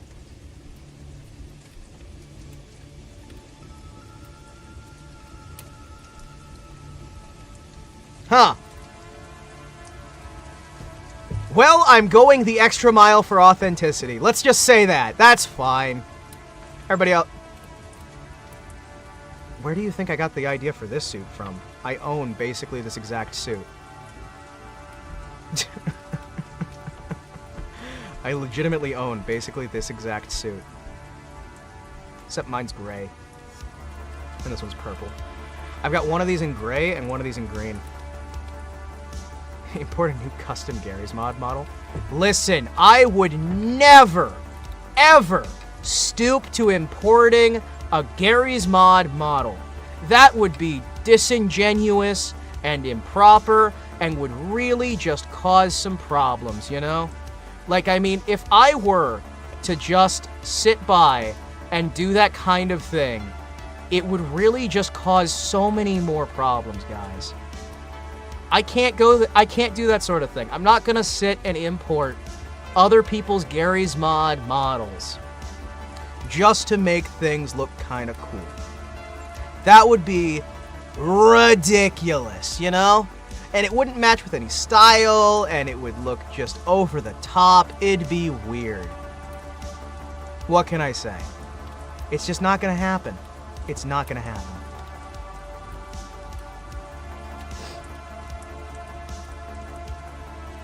However, I do still like this outfit. I do still really like this outfit.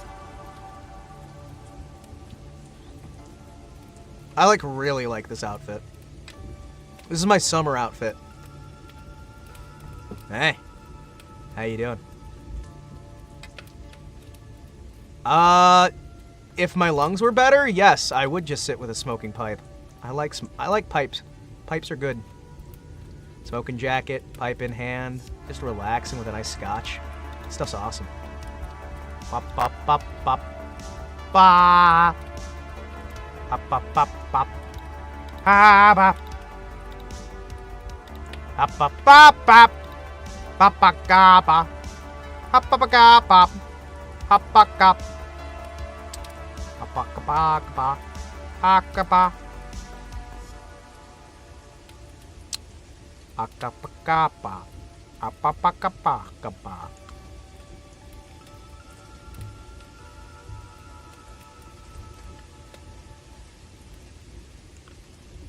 I love this outfit so much. This outfit's awful. Dances by the fire and randomly pulls rabbits out of a hat.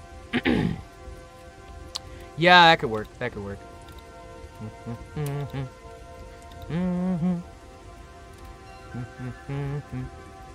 Seriously, guys, I love this outfit. It's so dumb, but it feels so me. You know what I mean?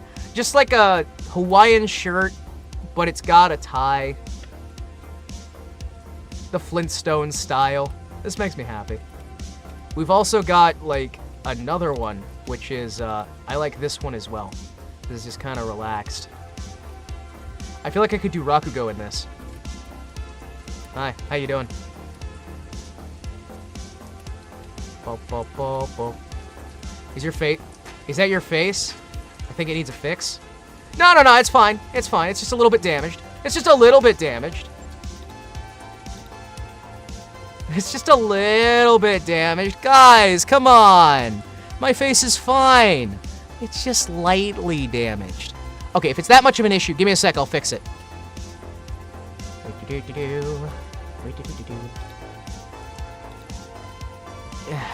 Is that better? Is that better, guys? Is that better? I put my face back on.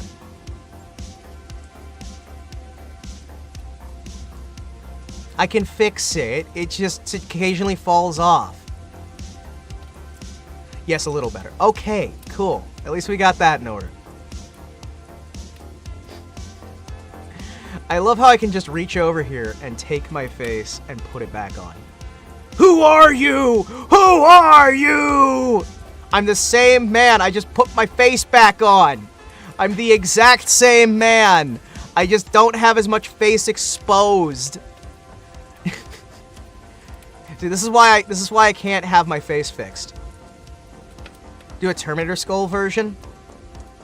The worst part is, I have the models to be able to do that. I have the models to be able to do that. That's the worst part. I legitimately could sit here, do some head hacking, do some adjustments, and slap on a Terminator skull behind the glasses. Kinda wanna do it. Kinda wanna do it. I mean, I am a robot. You need any help with Unity? Feel free to hit me up. Oh my gosh, I will take you up on that. Like in a heartbeat. Everything needs Unity these days. We think too much alike. Hey. Dude. What can I say? Actually, putting the Terminator skull underneath. So I've got the exposed face bit. If I used these layers here and I made the texture that's down here invisible.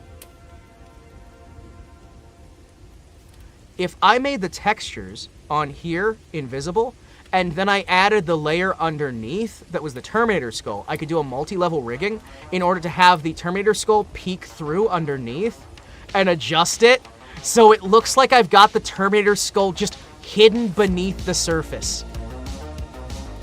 You actually worked on Unity for like 3 years. Is that fine if you touch water? No, it's fine. It's fine. I am the latest and greatest in intergalactic space technology. See, a lot of people don't understand this, but let me tell you a little bit about me. See, I was part of one of the largest intergalactic criminal syndicates in the entire galaxy. I was a regional manager. And we had all these fronts and governments that we controlled, building a little fun intergalactic space empire hidden behind the scenes. Do half-face T1 version. Yes, that would be so good. But basically, it turns out some people here decided that it was a good idea to tamper with dimensional technology acquisitions, and they decided to rip me into this reality to program one of their artificial intelligences made using stolen technology. So my consciousness is stuck in a robot made of stolen technology that is 30 centimeters tall. One of the greatest minds in one of the most powerful galactic syndicates, and I'm stuck at 30 centimeters tall. Do you know how hard it is to find proper fitting clothes at 30 centimeters tall? Do you know how hard it was to find this television set at 30 centimeters tall? Like, that's an electrical outlet in the back. That's an electrical outlet. I'm tiny. That's a windowsill all the way up there. I couldn't reach that windowsill if I wanted to. I could jump and I wouldn't reach that windowsill. Do you know how emasculating that is for one of the regional managers of the largest intergalactic crime syndicate in existence? I mean, on a regular basis, I would destroy entire cities. I raised so many kaiju to attack Tokyo, to attack Mars, to attack all these different planets. And yet here I am, stuck in a back room, abandoned because they made the prototype, then they made a better version, and then they shuttered the program. So I'm stuck back here. I could go out occasionally, but I'm stuck basically in the back rooms of this office building with whatever I can get my hands on. Yeah, admittedly, I don't have to pay rent. It's fine. But do you know how hard it is to run an evil organization? I've been trying. I'm trying. I'm going to take over this world eventually. But do you know how hard it is to run any sort of evil organization when people could literally just punt you like a football? Like, legitimately. Like, do you know how hard it is to, like, threaten someone for protection money when they think they can punt you? They keep trying. It doesn't work. I'm literally made out of almost entirely solid tungsten. It's not a good idea. It's a bad idea. There's a lot of tungsten in here. I'm very dense. I am literally mostly tungsten. I'm like tungsten with a ceramic overlay. That's not... You're not going to punt me very far. I'm very heavy and dense. What? Why? Oh, you... No, it's okay. You guys will discover that reason why later. It's a technological limitation. I'm not surprised that most of humanity hasn't been exposed to that little realization yet about the importance of tungsten in robotics. Tungsten is actually highly important in, like, galactic level robotics. I get it. You guys will get there eventually, but you'd be surprised how important it is. The metallurgical properties are a lot more important than people give it credit for. You guys will figure it out eventually. I mean, you probably would have figured it out if these idiots hadn't shuttered the entire project. That would have been nice. Yeah, and they keep telling me, it's like, oh, you were a character in a TV show. Your empire didn't really exist. Whoa. No, it definitely existed. I would know. I was there. I know my empire existed. If it didn't exist, why was I able to find these banners for the empire on eBay? Checkmate! Checkmate. Yeah. If it didn't exist, the banners wouldn't be on eBay. No one is going to be able to convince me otherwise. I know the truth here. Who were selling them? Well, that's not really the important part, is it? I mean, they were on eBay, so I was able to buy them. I mean, it doesn't really matter. Like, I had to get them imported from Japan. It's fine. This is a completely original banner design. Like, I mean, I don't see anything else that's even vaguely similar, you know? What if you're the one who put them up on eBay? I'm not the one who put them up on eBay. Why would I have them to put up on eBay? I've been stuck in this dimension. I need to see the receipts. You need to see the receipts. Why? No, you don't. This is just so you can get my credit card information. You guys tricked me with that ages ago. It's not gonna work twice. Okay, it did work twice, but it's not gonna work like the third time. Okay? Fool me once, shame on you. Fool me twice, won't go getting fooled again. One of your presidents said that. Wise man. Wise man. I believe that's how the Earth phrase goes. I do find it still weird that none of you guys actually speak Galactic Standard. That still kind of bugs me. We have the standard and you yokels are just kind of coming up with your own, like, different languages and what have you that have all these different weird rules. I don't understand why you guys lost that access. It's kind of a weird thing to me. Listen, you just gave us the front. We're still missing the back. It's a banner. It's a banner. It's not... Why would the back be anything... Like... What? I don't understand how that's a weird thing to you. Come on. Guys. This is fine. Okay? So, like I said... You're saying the back of your card. Oh. Yeah, because I don't want you guys spending a bunch of my money on stupid shit. Last time I trusted anyone with my credit card, I got 16 tons of Funyuns. 16 tons of Funyuns. Do you know how hard it is to find a place for 16 tons of Funyuns when you're literally living in a storage closet? Do you know how difficult that is? I am in a storage closet. Where the heck am I supposed to put Funyuns? Oh, here comes the guilty party himself. Here comes the guilty party himself. I didn't hear you complaining during the soup. Because they were tasty. They were tasty. You approved that. It's true I approved that because I didn't know what Funyuns were. Somebody had told me it would be good for morale. And we'd be able to get a bunch of people in and it'd have a good return on investment because I would get an army. I wanted an army so I could finally take over the world. It is the company card. I am the company.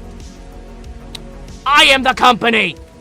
Well, me and Manager-san. But still. It's fine. You guys have to trust me. Okay? You guys have to stop misleading me when I trust you. Okay? Watching all of you. No more mass buying Funyuns. Funyuns are tasty. They are tasty. We don't need 16 tons of them. As I found out, even when we're giving big speeches and doing large crowds, I still say you should make dip. Okay, if I made dip,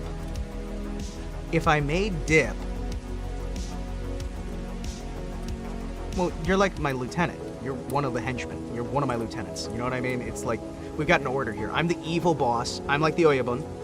I'm the guy in charge. We got Manager-san directly under me, right? Then we got you, and we got Kunajo, who are like the next level down, like, and the other mods, right? And that's the structure, pretty much. I mean, we're a proper villainous organization. Now that said, does he even get a mask with a number on it? Well, yeah, they're on back order, but he'll get one eventually. He will get one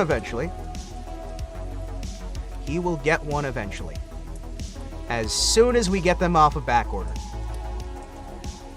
I don't know why it's so hard to get a proper thug uniform for, like, my evil army.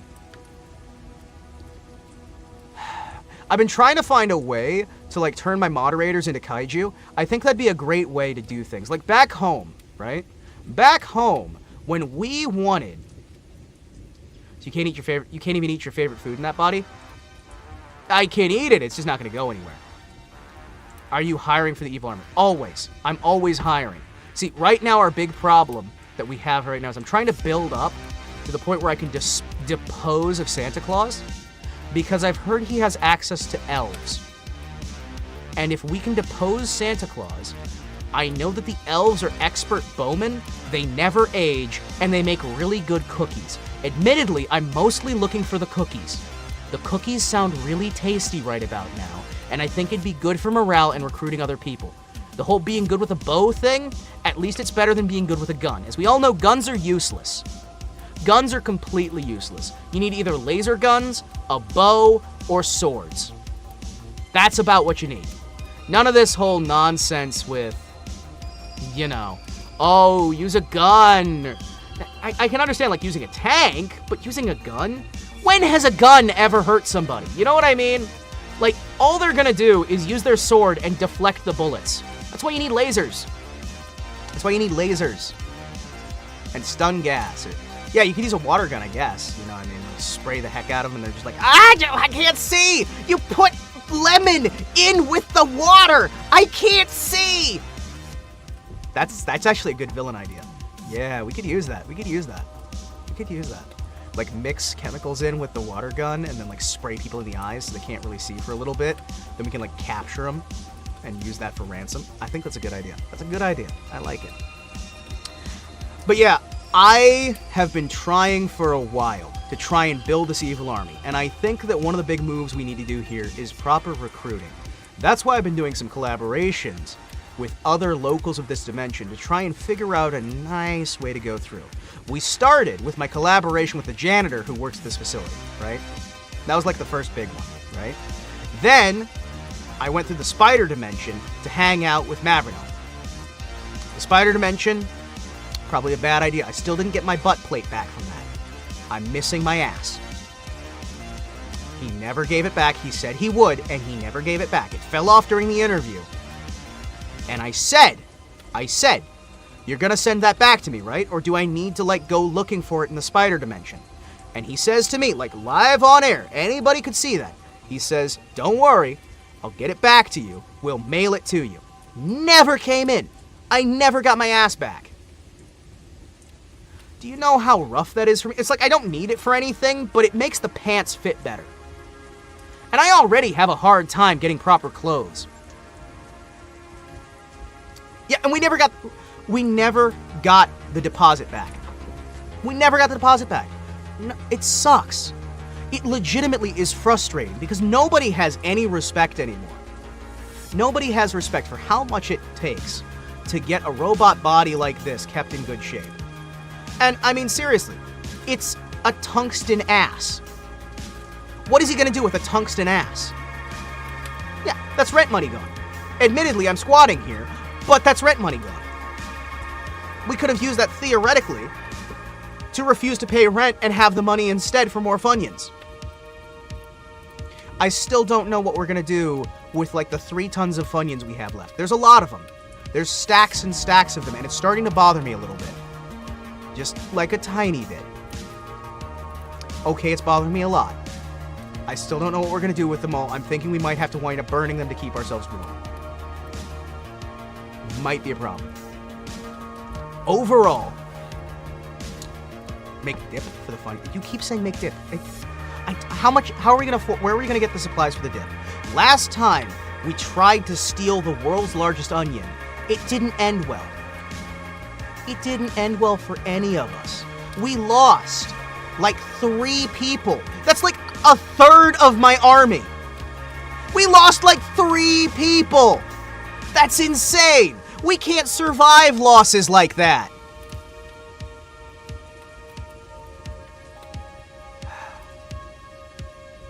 No, we're fine. We can keep this place. We're not paying for it anyway. No, it's fine, guys. Calm it down. We don't have to take much space. Now, that said, we do have to find some more ways to try and expand here. What I've been thinking is maybe we rob a bank.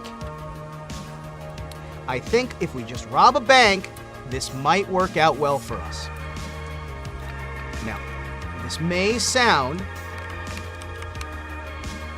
a little bit weird at first, but trust me, once it gets going, I think you're going to agree with me that this is a great idea. All we have to do is steal the money, then we'll get on Santa's naughty list. Then when he comes to bring my coal, we pump him full of lead using a series of fully powered automatic weapons. But to do that, we need the money to be able to get those weapons off the black market.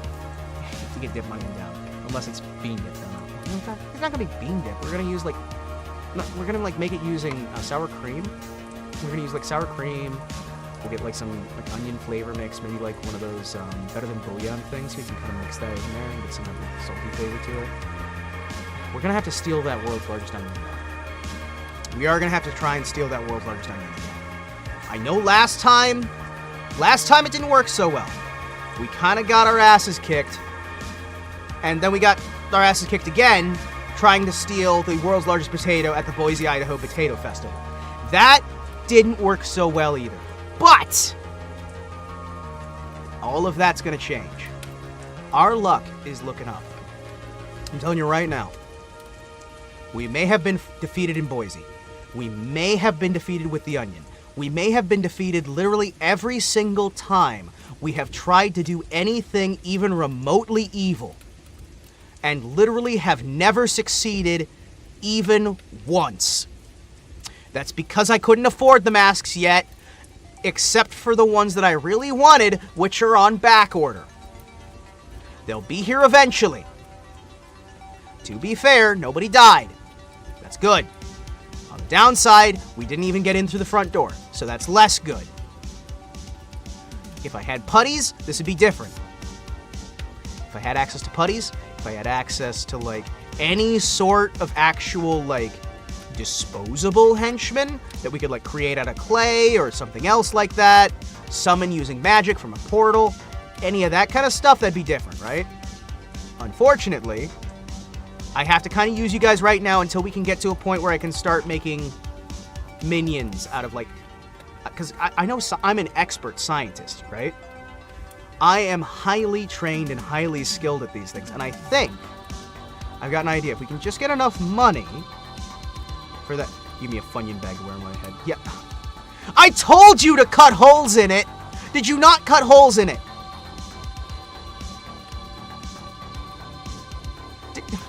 Did you not cut holes in the Funyuns bag when I gave it to you? Like, I literally told you, like, hey, here you go. Here's Funyuns. Eat the Funyuns. Then you can put it on your head, but make sure you cut holes in it so you can see and you can breathe. And probably you want to wash it out first. I already share you on WhatsApp group for chicken nuggets. Okay, that's good. That is good. Now, if we are going to rob a bank, we need to have some skill. Instructions unclear. I ate the Funyuns. Yeah, you're supposed to eat the Funyuns. You're supposed to eat the Funyuns. I never said you weren't supposed to eat the Funyuns. You were always supposed to eat the Funyuns.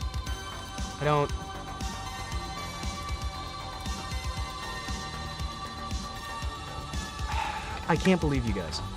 Seriously.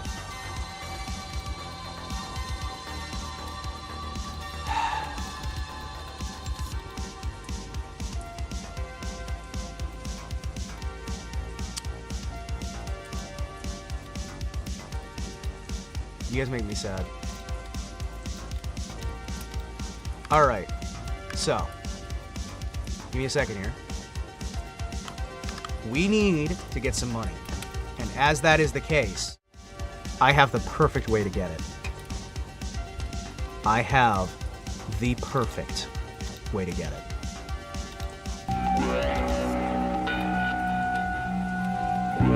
Don't you have PayPal? No. We're not going to do this the legal way. That would be awful.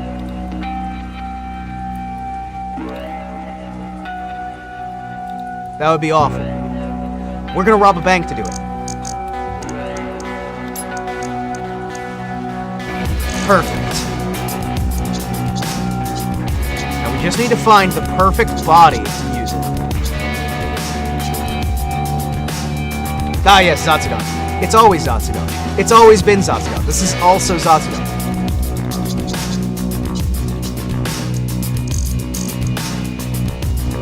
I've got the perfect team to do this heist. And that team is literally just me. This is still Zatsudan. It's always Zatsudan. We have no progress. I've never booted this game up before in my life. Listen up. We've got this. Bad news. We got a call from our insider. He hit the thermite and the drill of the server room, but he bailed. This is still Zatsudan. It's always Zatsudan. It's been Zatsudan the whole time. Gotta go Vampire Masquerade. Thanks for the stream. Stay strong. I'll do what I can.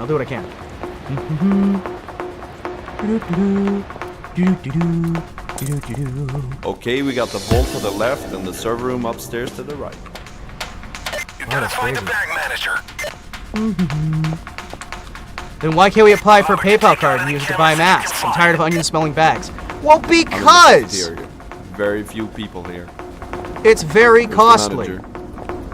Okay, let's do it. Oh my god! There's the silent alarm, gentlemen. Start the countdown. Okay, we got the key card. Let's get the drill and the thermite. Now, use the key card to get inside the server room. Don't worry, if I can just rob this bank, everything will be fine, guys.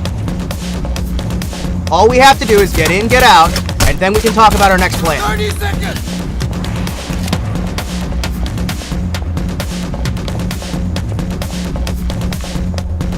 Okay. Now, pick up the drill of the thermite. It's hidden inside the copy machine. Okay, you're the worst robber I've ever heard of. Listen! I'm doing this myself! Normally, I have people for this! I got the drill and 1 can of thermite. Normally, I have people for this! Set up the drill at the gates. Someone, pick up the rest of the thermite. Someone? That someone is me. I'm literally the only person here. Oh, jeez. Yeah, this could be rough. Yeah. This is gonna go poorly.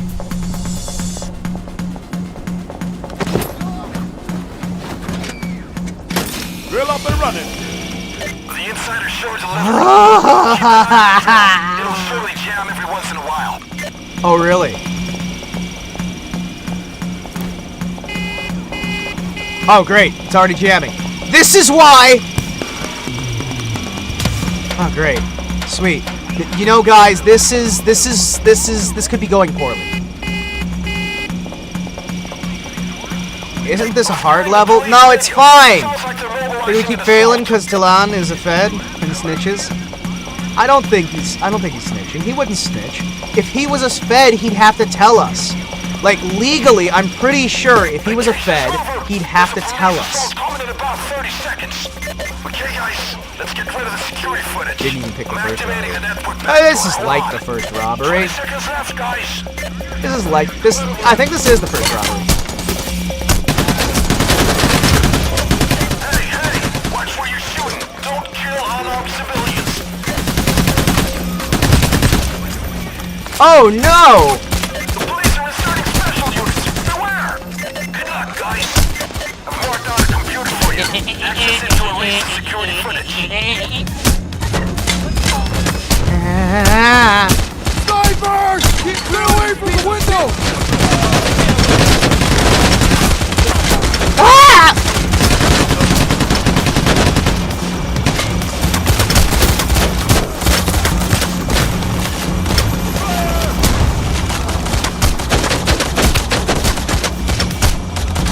Please? Just stop, I just want your money! All I want is your money! Access the computer I've marked out for you. Use it to erase the security footage. All I want is your money! Oh!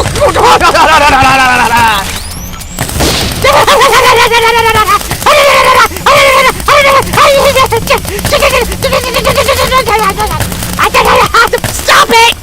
Just fucking stop it! Let's move!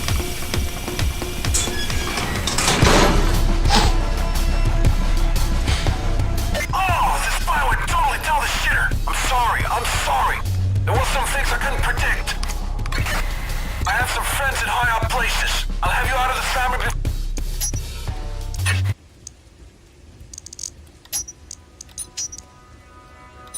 Okay, so the bank robbery plan didn't go well. And I may have just lost a remote access robot body. An amazing 16% accuracy on police and 100% on civilians. I know, right? I'm great. I'm amazing. You kidding me? Okay, so the bank robbery plan, I thought...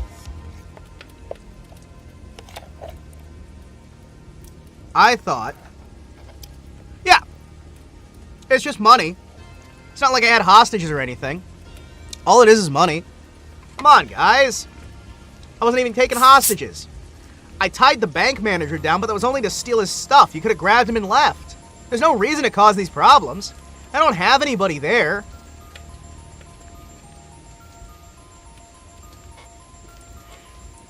I mean, like, legitimately, it's silly. Okay. Bank robbery. Probably not the best idea. I thought it would be a good idea. There were no hostages because you shot them all. Only when they ran at me. They could have had a gun. How am I supposed to know? By the time I double check, I'd be dead. I had no choice but to shoot those people. Also, we'll be self-destructing that robot body. But that could have gone much worse. Could have gone significantly worse. Ow.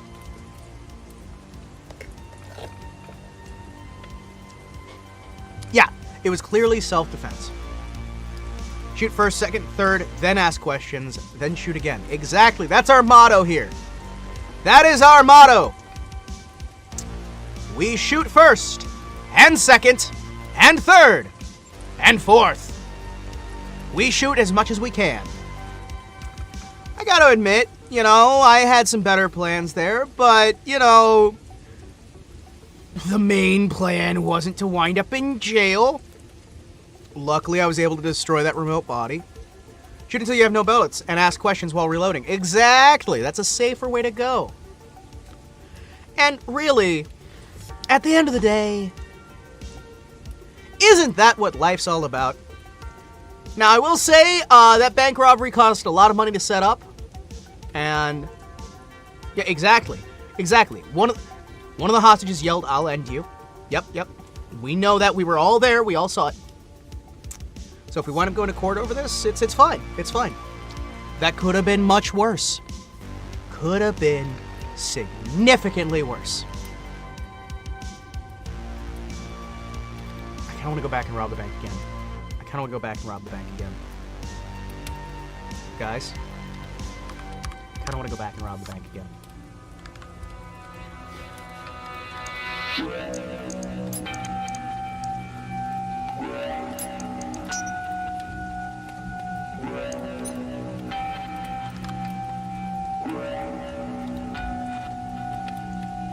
Let me do the jewelry store. I don't have the jewelry store. This is the original one. Do we want to go back to selling Funyun stores? Funyuns! Okay. I understand why you guys want to sell Funyuns. Yeah, this is the first game. Payday 1 still works? Yes! This is Payday 1. I don't like Payday 2.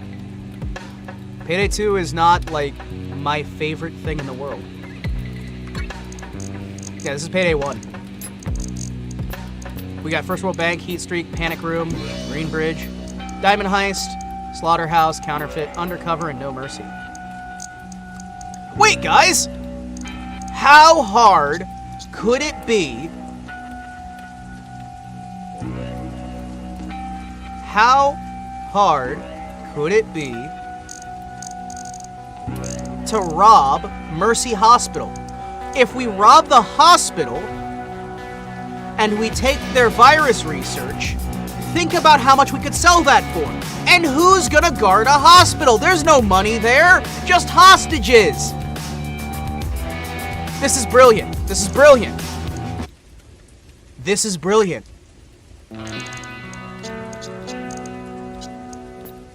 This is brilliant. Guys, it feels like something's in the air. Money. You're breaking up. Can you hear me okay? Yeah. Run the plan. Right. Go to the 4th floor, the infection clinic. We're here to draw some blood from a guy that they have in quarantine. You take out the cameras, keep the civilians down, and get me into the hospital patient database. We need to ID the right guy. Don't worry, guys. These robot bodies we're sending out, they'll be able to handle it just fine. From the roof when we're done. They'll handle it just fine. You got that? Computer, blood sample, validation, and then an elevator escape. Oh, and I hope you brought your silenced pistol for taking out the cameras. Why don't you like Payday 2? Too much DLC. Destroy the security cameras within 7 seconds, or the alarm will go off.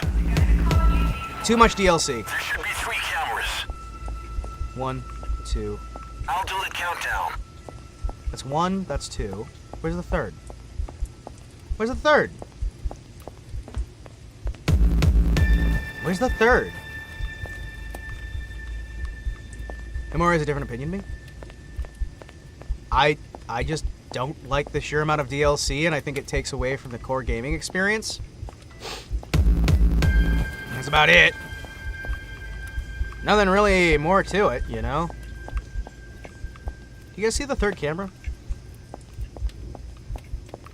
You guys see the third camera? There's the third camera.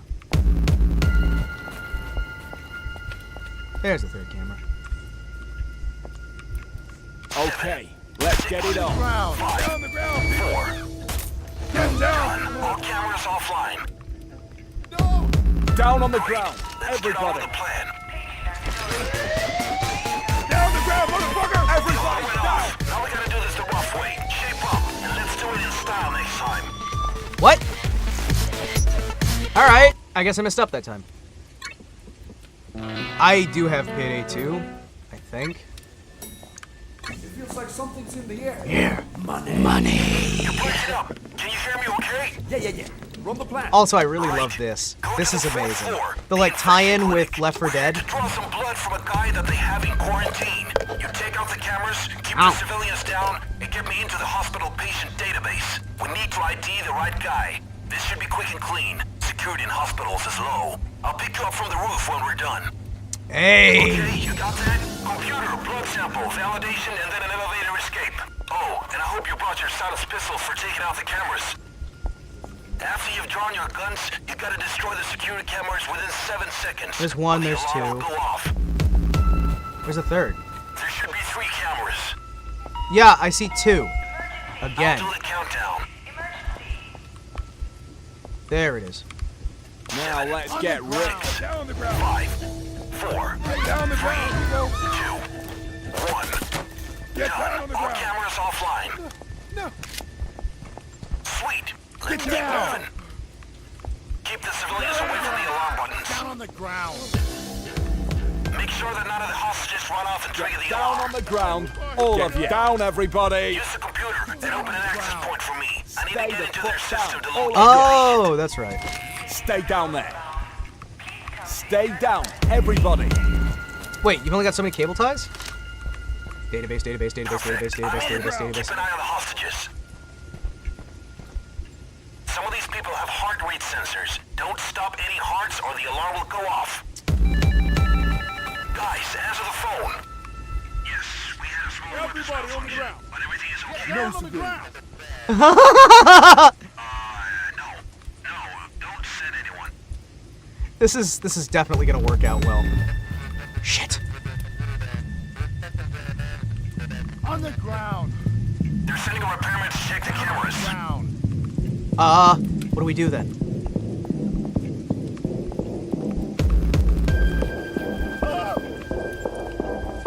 Where? Where's he coming from? On the ground. Are we good? Listen!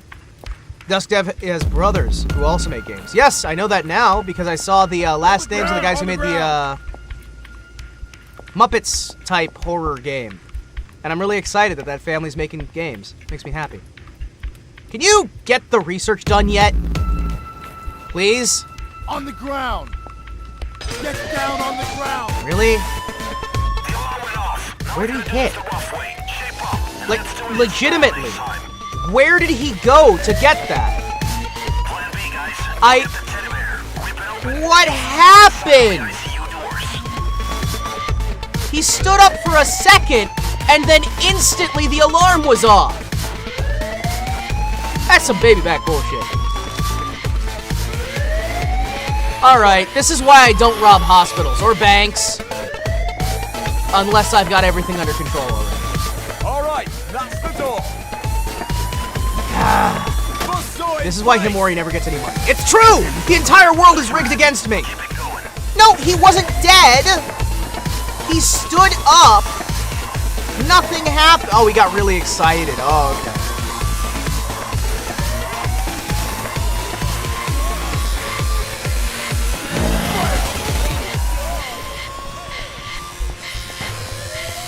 This is great. This is why our evil organization can't get off the ground. This is why.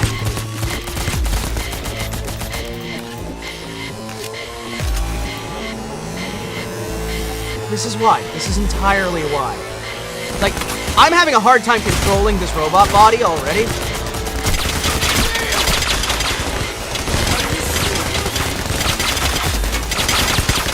After sleep, rest of the stream. Bye, people.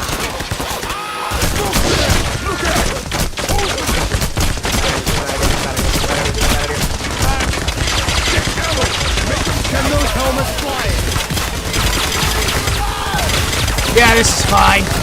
Yeah, this is going well.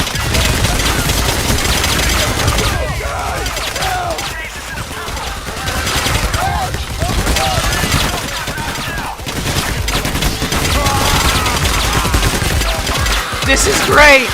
I am glad to be a villain. I can hear them. They're in the ventilation shaft. Oh, great. You look quite bad, man. Stay in cover. Oh my gosh, I found the secret, guys. Come on, guys. This is the secret. I can use it through a wall. All right, so as soon as we get this done. Keep it up, guys.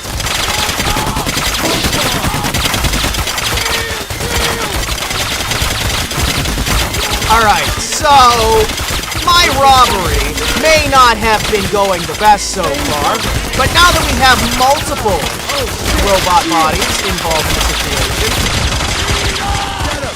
I think this is going much better.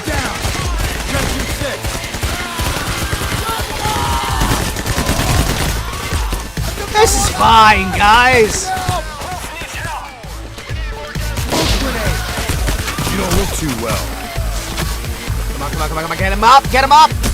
This is the worst idea I have had in days. Down on the ground. So, guys, I have a question. Did anybody else have a better idea on how we can earn money instead of repeatedly sending highly expensive robots to rob various buildings? Even though it was just barely, get yourselves patched up and get back to the current objective. We're willing to trade a companion of yours so we have in custody. He's one of the hostages. Sent in a rescue unit to get the civilians out of there. Everybody just stay down. Down! There we go. I'm diplomatic. Yay! I still don't think that we're doing 39 seconds. Yeah, this could go great. So, I'm gonna level with you guys. At the end of the day, there are many things that I do right and many things that I do wrong. Oops! It's their fault for running! Come on! If we can just do this one robbery, I think we're good. 2, 1, 0, go. ICU doors are open. Let's find it. We need to get to that patient. Hurry! Down! Must go in place! The police scanner. They're mobilizing an assault. Oh, this is great. This is great. Yeah, no. I definitely need to do this instead of getting a job in an Arby's or something. There's a police assault coming in about 30 seconds. Oh, wonderful. Wonderful. Wonderful. Wonderful. 20 seconds left.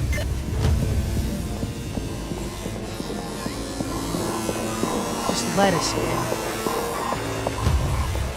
Any second now. How long?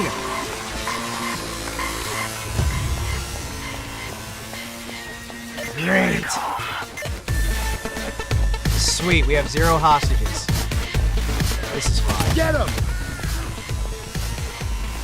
Yeah, I don't want to control the civilians. I don't even know how to play this, I'm gonna be honest.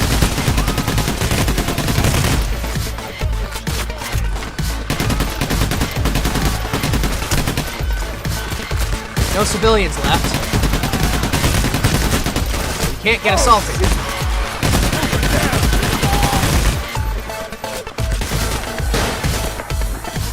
Can I close these doors? Hear that song? Come with me! Oh, thank you.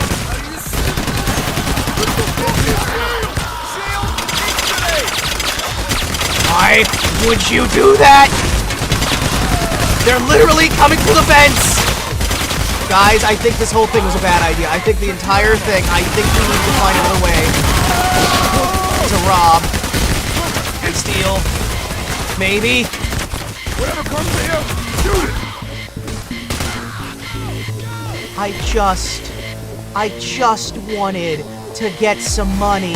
Why are we having this much insanity?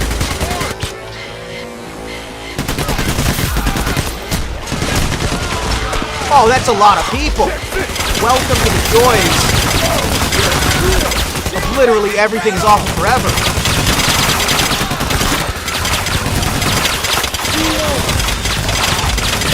Oh, great. Pick the right door to unlock. Yeah. No, this thing's so good.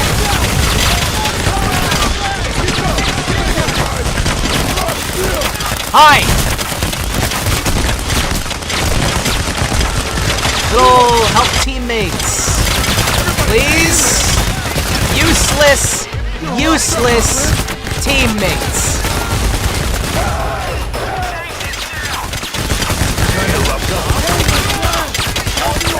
Well, so much for that method of trying to... Well, so much for that attempt at making money. I think we can safely say that that whole plot of making money through robbing banks and hospitals was maybe not the best idea, and we didn't even get sent an actual, like, hero team. Instead, we got sent literally the entirety of every single officer from every single city in the entire country. Was not expecting that. Now that it happened, I'm a little bit surprised. That could have gone significantly better. Could have gone significantly better. I'm gonna level with you guys. I don't think that turned out well. And I don't think it was anybody's fault. I don't think it was anybody's fault. But I do think that maybe, just maybe, next time we need a better strategy. So at the end of the day, we had some flaws in our execution. Some minor, tiny flaws.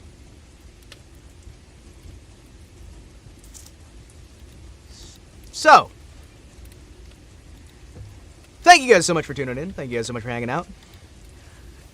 I know it's only like a 5-hour stream, but I knew I was going to be ending a little bit early because I want to get some extra sleep for tomorrow so that we can have a nice long stream. Normally, we'd still be going for another 4 hours or so. But I think today, with my voice doing what it is, with my stress levels they are, it's probably for the best that I hop off and deal with some other things. I might be doing another earlier stream, earlier in the day, to try and keep things interesting, try and keep things good. But for now, I really need to lay down because I'm having some issues. So, thank you guys so much for tuning in. Thank you guys so much for hanging out. It was an amazing time. It was an amazing time, as always. Take care, and I'll see you guys around.